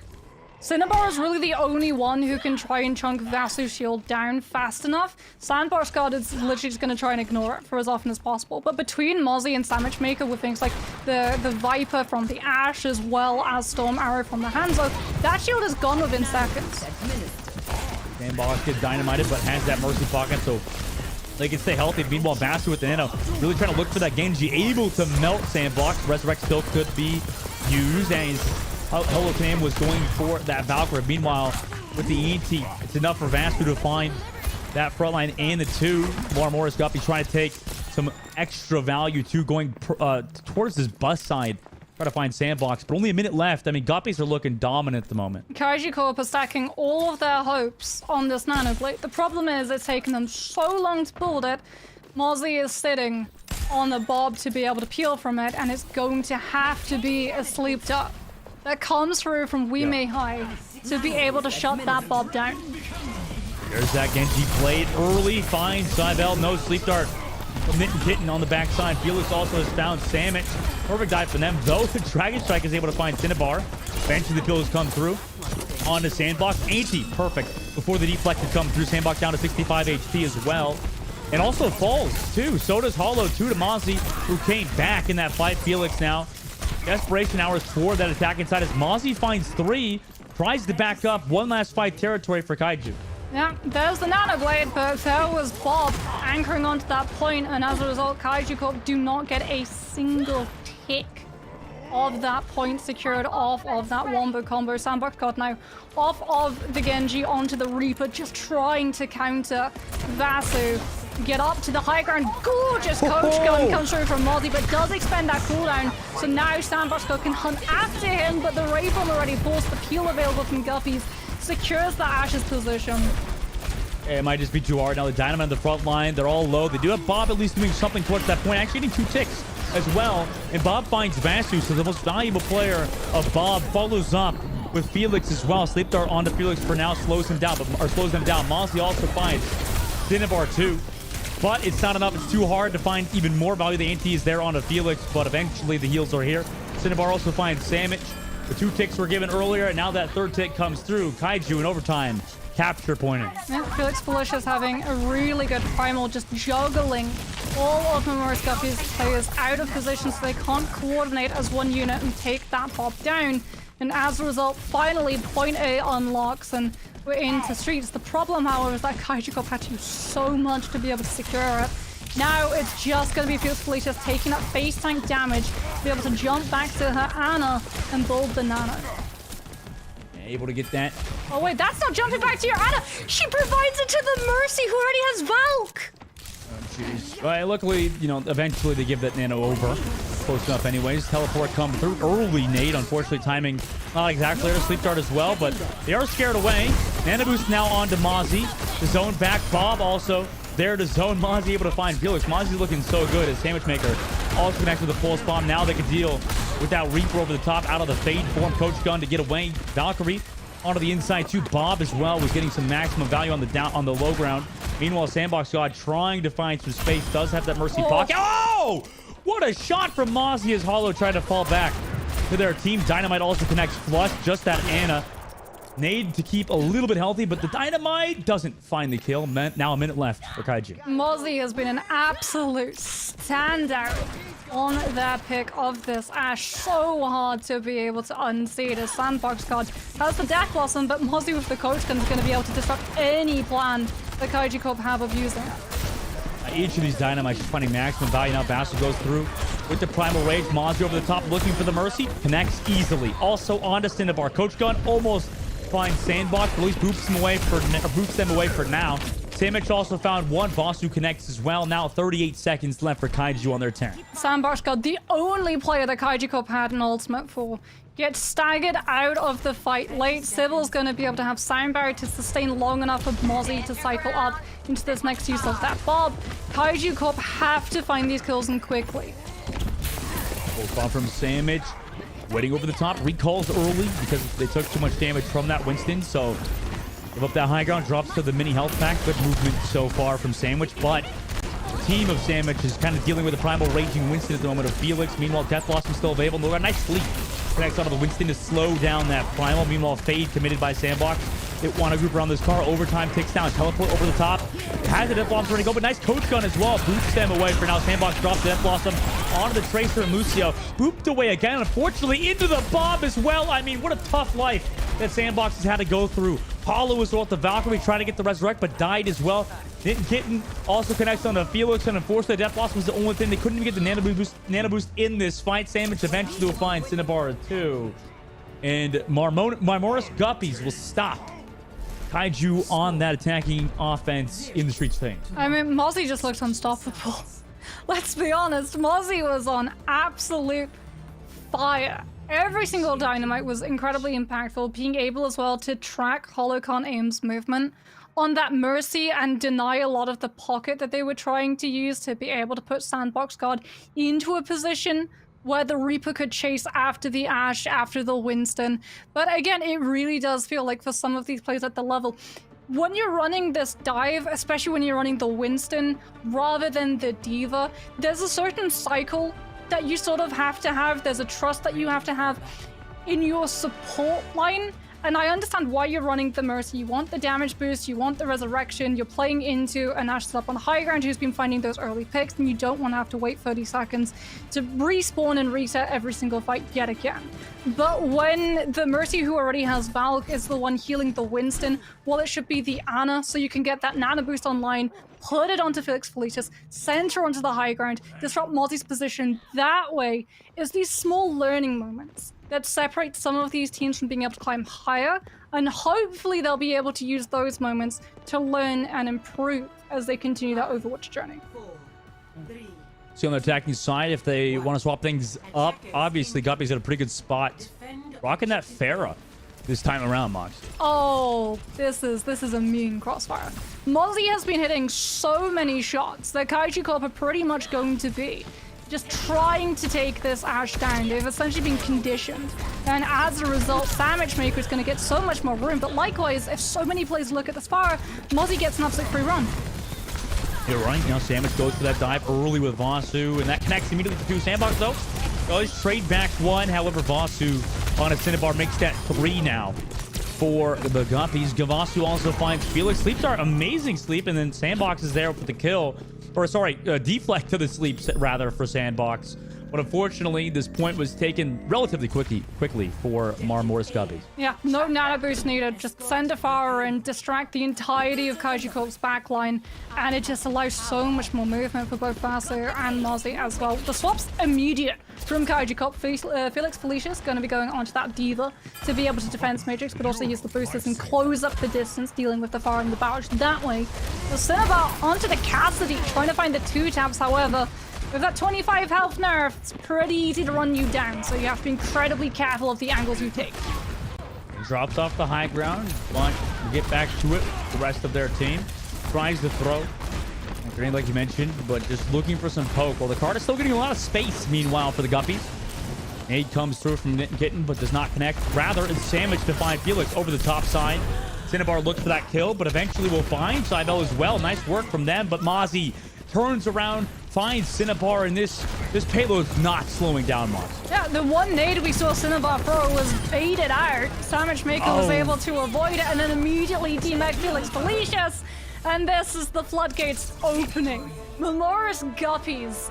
This is what I was talking about, right? Ranked ladder meta has an entirely different outlook to the esports scene sometimes. And even though we are seeing Farah really rise prominently into the esports scene for the EMEA region of Tier 2, in this environment where you have a Farah and you have the understanding of sending a Mercy alongside it and an Ashe to be able to use that crossfire, there is just so much pressure on the defense that you just have to keep giving ground and giving ground and giving ground. And if you're denied that Cassidy, that one line in the sand that you have to try and hold on to any of street space, everything else goes up in smoke.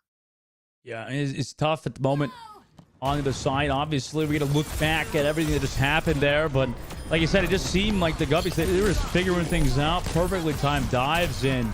And at the moment, they're just looking like a dominant force in the Lamit. Such a good understanding of the cooldowns that are available for the other side too. That was what really impressed me about Muzzy. I think there was only one time that we saw Coach Gun being used a little bit too late, and as a result, Sandbox God on that Reaper was able to find that kill. But Muzzy had still done enough damage in the fight before, and the team were able to come out on top as a result. I mean, so far, so good for them. Obviously, up 2-0. They get this last one, that'll close it out for them, lock them into that grand finals. And that'll be a huge deal if they can get that spot. Meanwhile, obviously, we got that map number 3 coming up, but we'll see after a short break. So don't go anywhere. We'll be right back for that Rising map number 3.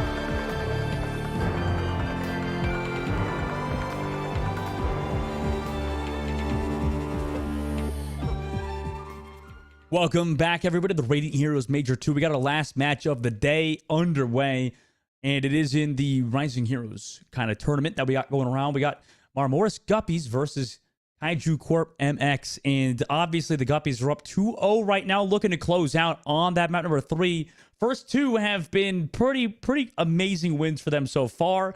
It's tough to see how Kaiju can potentially come back, but obviously not all hope is lost as they've chosen Dorado. Yeah, I mean, other than that little bit of a hiccup at the very beginning where we saw Vasu try to play that Reinhardt into the Ramatra, this team has looked incredibly dominant as we head, however, towards Dorado. I wouldn't expect to see the Ram. I would maybe think that we're going to be seeing more of this Winston. I'm hoping if we are, that either it is going to be that Winston or the pivot towards the Diva, as Felicius did play it out when she saw Farah come through on the other side. And honestly, in my opinion, I would favor the Diva in this dive, just the way that Kaiju Corp have been playing it previously. Yeah, I think so. I think that I would 100% agree with you, especially with the, Ash gameplay that we saw earlier. It's tough to say. It's tough to think that, such a dominant Ash player would slow down on a map like Dorado where it is so favored. Lots of high ground, lots of sharp angles, lots of places where dynamite can be just the absolute bane of your existence if you're trying to flank and you get caught out by it. The fact as well that neither of these teams really feel towards that Kiriko removes the Suzu, and obviously with like Winston bubble cooldown being what it is, you're not really going to be able to consistently block every single usage of dynamite, which is why I would much rather see something like the Diva. Yeah, maybe. Why not? Yeah, why not rock the Diva here? I mean, it seems like a lot of teams have favored it, at least at the higher level. Meanwhile, no way. They're on attacking side, right? They're just messing around about in the spawn, right? I mean, we can talk about attacking side later when, like you said, they've actually locked on to a composition. We do have to acknowledge that Marmoris Guppies have seen how horrible that pharmacy was to deal with in the previous. I know that sensitivity. It's actually pretty smart for Mercy players, right? A lot of Mercy players will have different sensitivities, so when you're rezzing, you can 360 spin and obscure your hitbox on your head for as much time as possible. And then when you're actually doing Mercy things, you'll have it on a different sense. It's kind of that's the same approach to it for sure. I'm curious to see if that is the case. It probably is for a lot of these great Mercy players, like you said. And now hitters do it too, to obscure head hitbox. Oh yeah, true. Yeah, because it's really hard to hit that character. Meanwhile, God Sybil falls so low, does bounce back the rest of their team. Meanwhile, that cart really not getting a lot of space. Kaiju trying to get that pressure towards it. Sandwich Maker's not giving them any amount of space to work with. Still launching rockets from above. Meanwhile, the bubble used already by Felix has to create some space here. Nade utilized as well to sustain. They're doing a great job just building towards that nano. And actually send the Genji over the top side. Felix falls low though. Sandbox dies to Vasu over the top. Now Sandwich, given that space, just looks to pressure even more so. Force everybody on the inside to build that barrage. I mean, that's a sign of an experienced power, not sending the rocket into the deflect, but instead splashing the damage behind the Genji and getting it past the cooldown. There's damage boosted pocketed. Barrage will be able to take two. They do manage to take the power down, but we're actually going to see a res onto Vasu to try and buy the space for a res to come through. They did buy in that space, like you said. The sleep dart eventually into Felix while nano boost. It was a great sleep. Meanwhile, Vasu takes advantage of Hollow not having anybody to really fly to. Able to get that kill. Really has been a standout player for Guppies. Meanwhile, Felix finds Mossy. Shuts down the Ash player who's going towards that Bob. Meanwhile, Primal Rage still available of both Winston players. Sandbox desperately trying to build towards that blade. Will not have a nano to go along with it. So he's just building up towards that dry blade. Looking for the dive early with the Winston. Unfortunately, doesn't get the dash close range, but they did get that pressure down range. Vasu actually takes down Sandbox God. Unfortunately for Sandbox, did not get the dash reset because that Mercy pocket was there.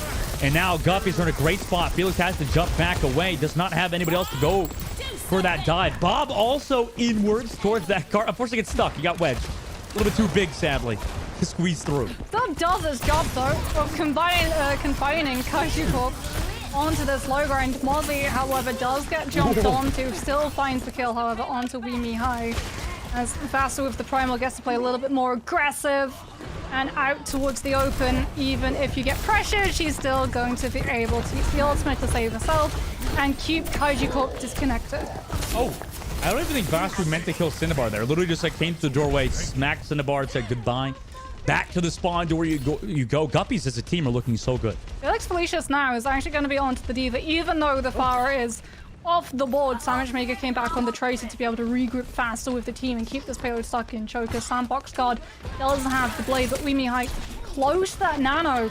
Are we going to see them hold on to this blade until she's ready to get that nano boost for the ultimate? It definitely looks like it is. Yeah, it definitely looks like it, but actually, no, they use the blade now, and Cinnabar also goes under 1. They did nano Vasu early on. That's 2 with just a dry blade. Coach gun here, dash, unfortunately, but deflex onto the Dynamite too. Nice 2K blade. We'll take that. Also, the Dynamite too onto the Ash, but grabs the mini health pack too. 30 seconds left. No blade to go. We'll have double support offense, like I said. Sandwich coming back with that pulse bomb, but Guppy's now just spawned. Ozzy's gonna be a little late to this fight. 2 meters, 1 meters. Nobody else here to touch, sadly. And Kaiju Corp will capture out point A. Yeah, Sandwich Maker already actually forced to use her recall as well. Means that payload's going to get to continue to move a little bit longer. However, Mozzie on the Ash on that high ground is going to make it really hard for Kaiju Corp to be able to get that payload any further than the first corner. Keep an eye on the Tracer. As 6 on the payload, but the AoE is still enough to take down Sandbox Guard. It works. Yeah, what a pulse bomb from Sandwich. Mozzie also with the Dynamite onto Hollow. Burns them away. Also to make sure the Valkyrie can't be used. The Diva also staggered out of the next. Sandwich now comes back for that Ana, but avoids some of those shots from both the Baby Diva and the Ana. Will escape with their life for now, and they have such a favorable position with this high ground. In fact, find the stagger kill into Felix. Vasu approaching that primal, but Mozzie's going to have the bob first of all, and this is really problematic for Kaiju Corp because if they try to make any advance with this nano boost, when we meet high, Mozzie can just put Bob onto the cart.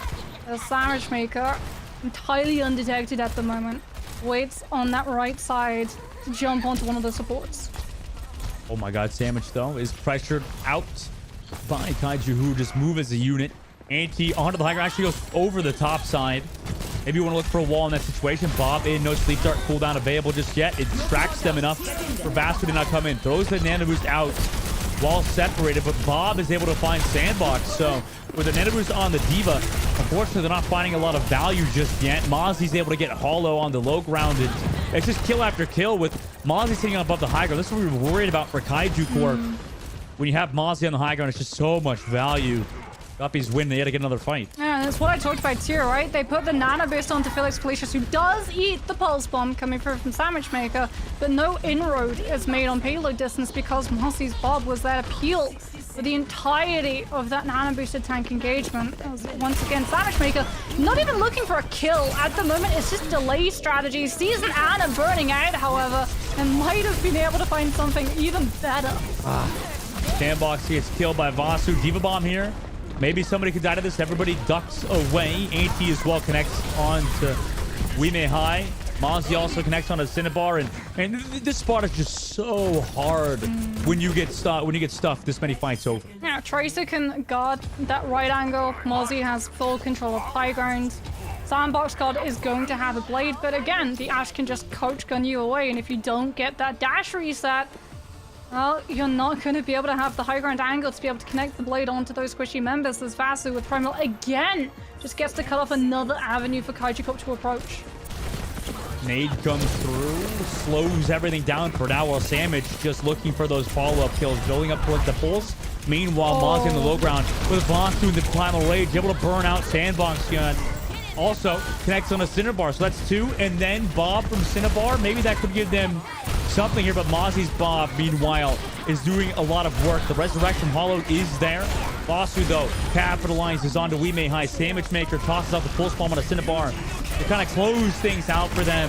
The blade from Sandbox God could find something, but with the anti-grenade, they're down to 1 HP, and then Kitten just melees the Genji blade, saying Ana Fist greater than the blade. Genji shut down just Felix with the Primal Rage to the cart is slept, does have.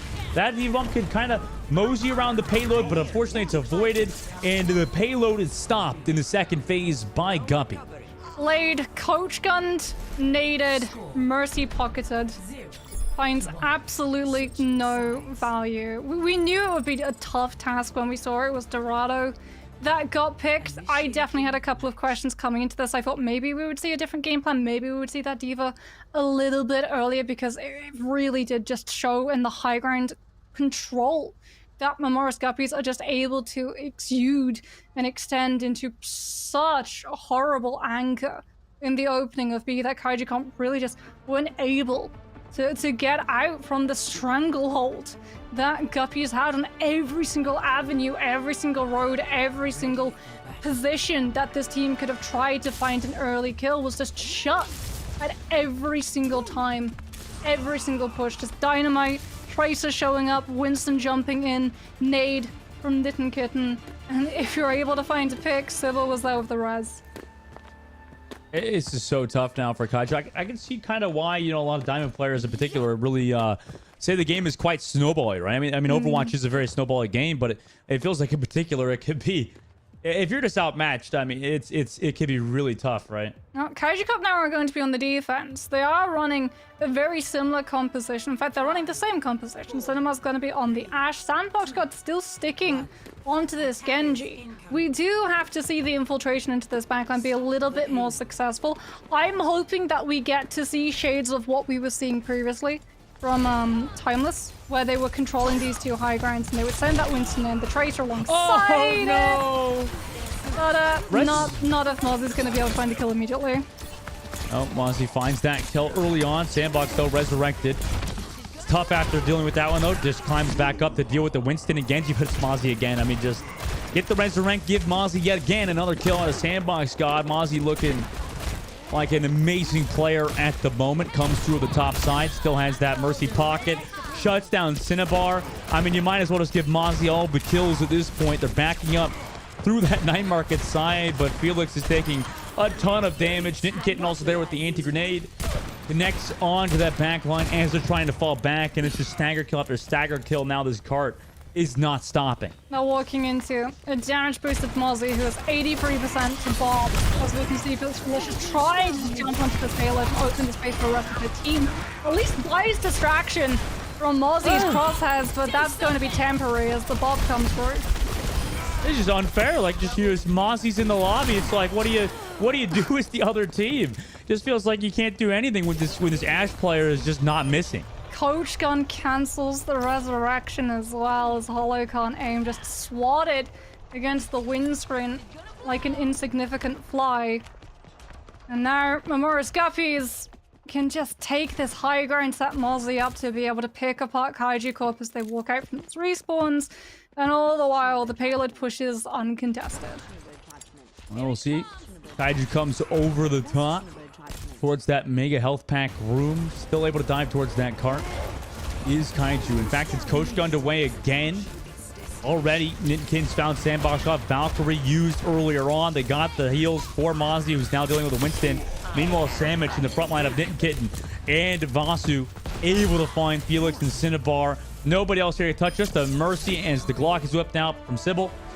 Marmora's Guppies win 3-0 over Kaiju Corp. Yeah, I mean, we can't sugarcoat it. You said it yourself, it's tough. It is tough when you have a DPS player who has that mechanical skill. The team understands that they have that mechanical skill and they just put resources into that DPS player, into that Ashe, and you get so much value to just be able to turn the lobby into a shooting gallery.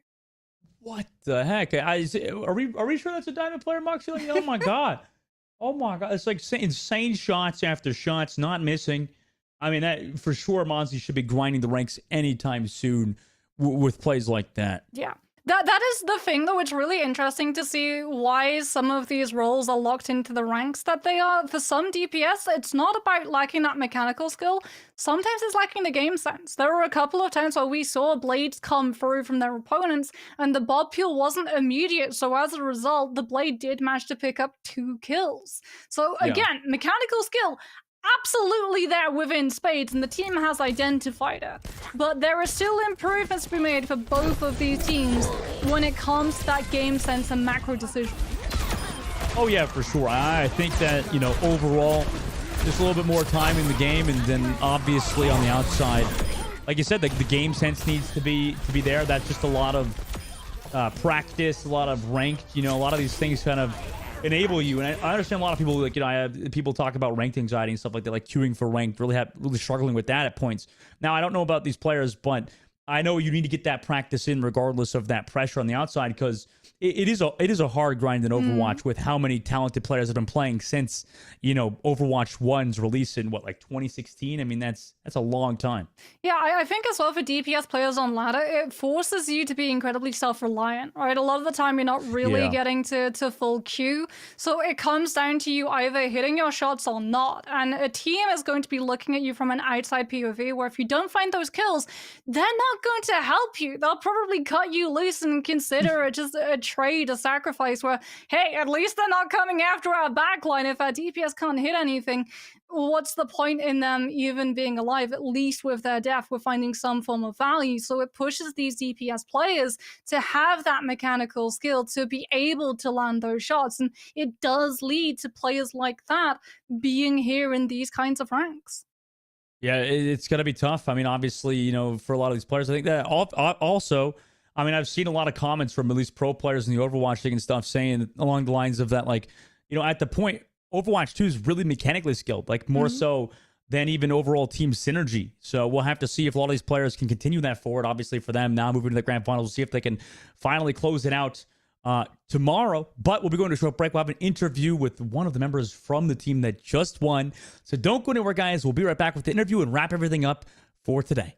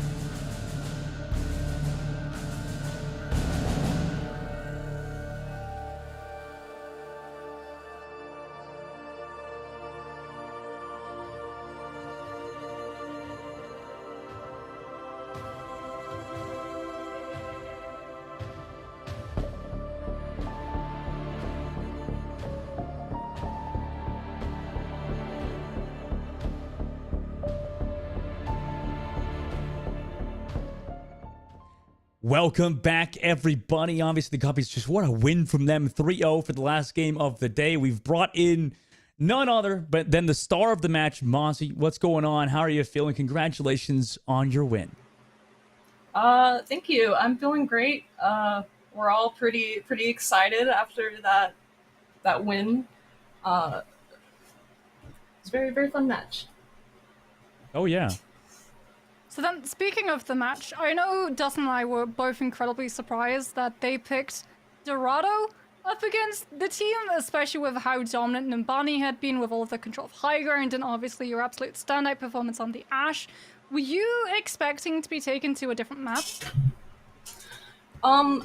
Honestly, we were kind of expecting Dorado just out of the principle that all of us don't like playing Dorado, so it was a pleasant surprise, I guess, for once that we were able to play the Dorado since we were doing so well in the span. But yeah, I was shocked too that they picked it because I don't know, we just kind of sat up on the high ground and farmed the entire time. So Yeah, you really did. And overall for you guys, Monty, I mean, how long have you guys been playing together for? Because it looked like it wasn't even close. It was like a 3-0 win, and as a team, you guys looked incredibly cohesive. well, believe it or not, sandwich maker Jess, our honorary captain, actually messaged us about a month ago, and her pitch was 2 weekends, no commitments. We're just gonna have fun. So we played a little bit of ladder together, but a lot of us go way back. We're all very involved in the Marmers community. So it was mostly just a group of friends getting together. We hadn't really formally scrimmed or practiced or anything, but we've known each other such a long time, so I think it made it a lot easier for us to be able to come out on top because we've known each other for so long. So then, with how well the team's been performing, would you ever consider the possibility of maybe signing up and taking this team into open division? I'm not sure about this team specifically, where it was just kind of like a little pickup thing between some of our friends. But if any of us ever wanted to go to contenders and maybe try out for that, I'd be down. I'd be the first one to say sign me up. It's just about getting whether or not we can get the whole group together or not. You're a pretty hyper competitive person then, because obviously, I mean, myself and Mox have been wondering like how long you've been playing the game, like how long you've been playing Overwatch for. Since the open beta of Overwatch 1. Wow, open beta, nice. So I didn't get in the closed beta either. I was only like a couple people into the closed beta. What do you think about this? Is a little bit. This is a personal question because you play the open beta too. What do you think about like what's happened to Widowmaker with like the old well, I'm really curious because you're a really good hit scan player. So I'm curious what you feel like. Old Widowmaker was so much fun, right? In the open beta where you just had the instant one shots. Yeah, I kind of am a little bit grateful for the Widow nerfs because I'm a lot better at hitting my shots up close. So when the other enemy Widowmaker, who's a lot better than me, has to play a lot closer, I think that definitely gives me the advantage. Because I wasn't really good at Widow when she could one shot across the map like that.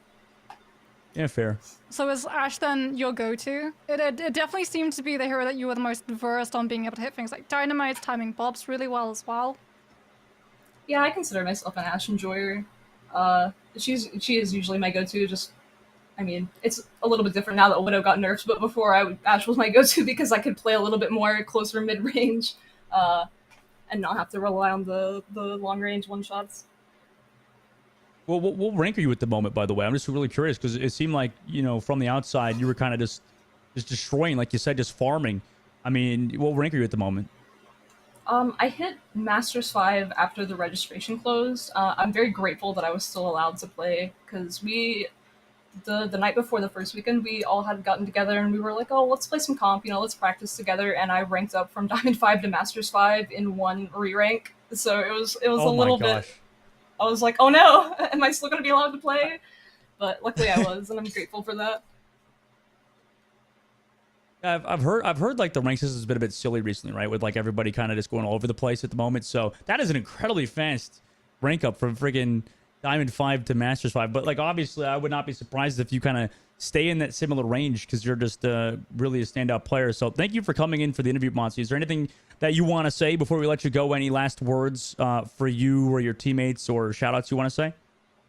Let's go Marmers Guppies. We got this, guys. Not scuffed. We did it. We're here. Thank you so much, Mozzie. I mean, awesome interview and pleasure talking to you. Good luck tomorrow. All right, thank you.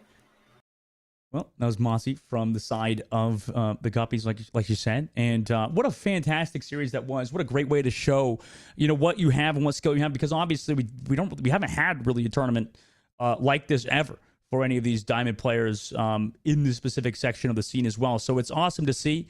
Especially to showcase at a Radiant Major. I think a lot of these players will look back at the VODs, right, Moxie, and really take away a lot of things, like you said. Yeah, again, like for some of these players, hopefully it's a learning experience. I know a lot of players think that they should have a certain rank, don't realize why they're not being able to attain that rank, and also don't really get the opportunity, even though we have the replay system, of being able to sit down with a professional eye and figure out where something went wrong, whether they blame someone, but it could have actually been something that they'd contributed to doing, which meant that it resulted in something going wrong along the line too. Like, Overwatch is a very team coordinated game, but at the end of the day, what other people do tends to be influenced by what you do at the same time as well. Things like when the other support uses an ultimate, probably because you didn't use an ultimate, or they hold on to theirs because you used yours. And hopefully this initiative, this opportunity, allows teams to be able to properly get that experience, properly hear that outside of POV, and manage to actually push their gameplay up as a result. Yeah, and in general, it feels like Diamond players have improved to that level, like you said, where they're not really overlapping old set points anymore. And, I didn't really see a lot of blatant macro mistakes per se either. But obviously, we're going to have to kind of wrap everything up for you guys, kind of give a little bit of an overview of what's happened. Obviously, I think today's been incredibly exciting. So, we can get a little bit of an overview potentially of what's going on. Obviously, tomorrow we start at noon, so be aware of that, guys. I'll bring it up one more time before the broadcast ends. But obviously, this is what happened today. We had earlier on broadcast the NYXL Academy team play up against Bad Boys to get that 2-0, and NYXL was rolling on through pretty much everything, and same with Timeless until that winners final, where both of those teams had a very close matchup. Meanwhile, some of the off-broadcast games, we also had some close matchups down below where Rift Guardians are making their way through against Strix Bad Bloods, which we'll see tomorrow. And they also have some really good players, with H-Key being on their team. I mean, I would not be surprised to see that team take Strix to the distance, obviously. And that grand finals will also be tomorrow, Moxie. So we're looking forward to that as a unit. I mean, no matter what team it ends up being, I've got personally my fingers crossed that we see the rematch of the rematch and we get another rerun of NYXL Academy versus Timeless Seville. If you're just tuning in now, or if you joined us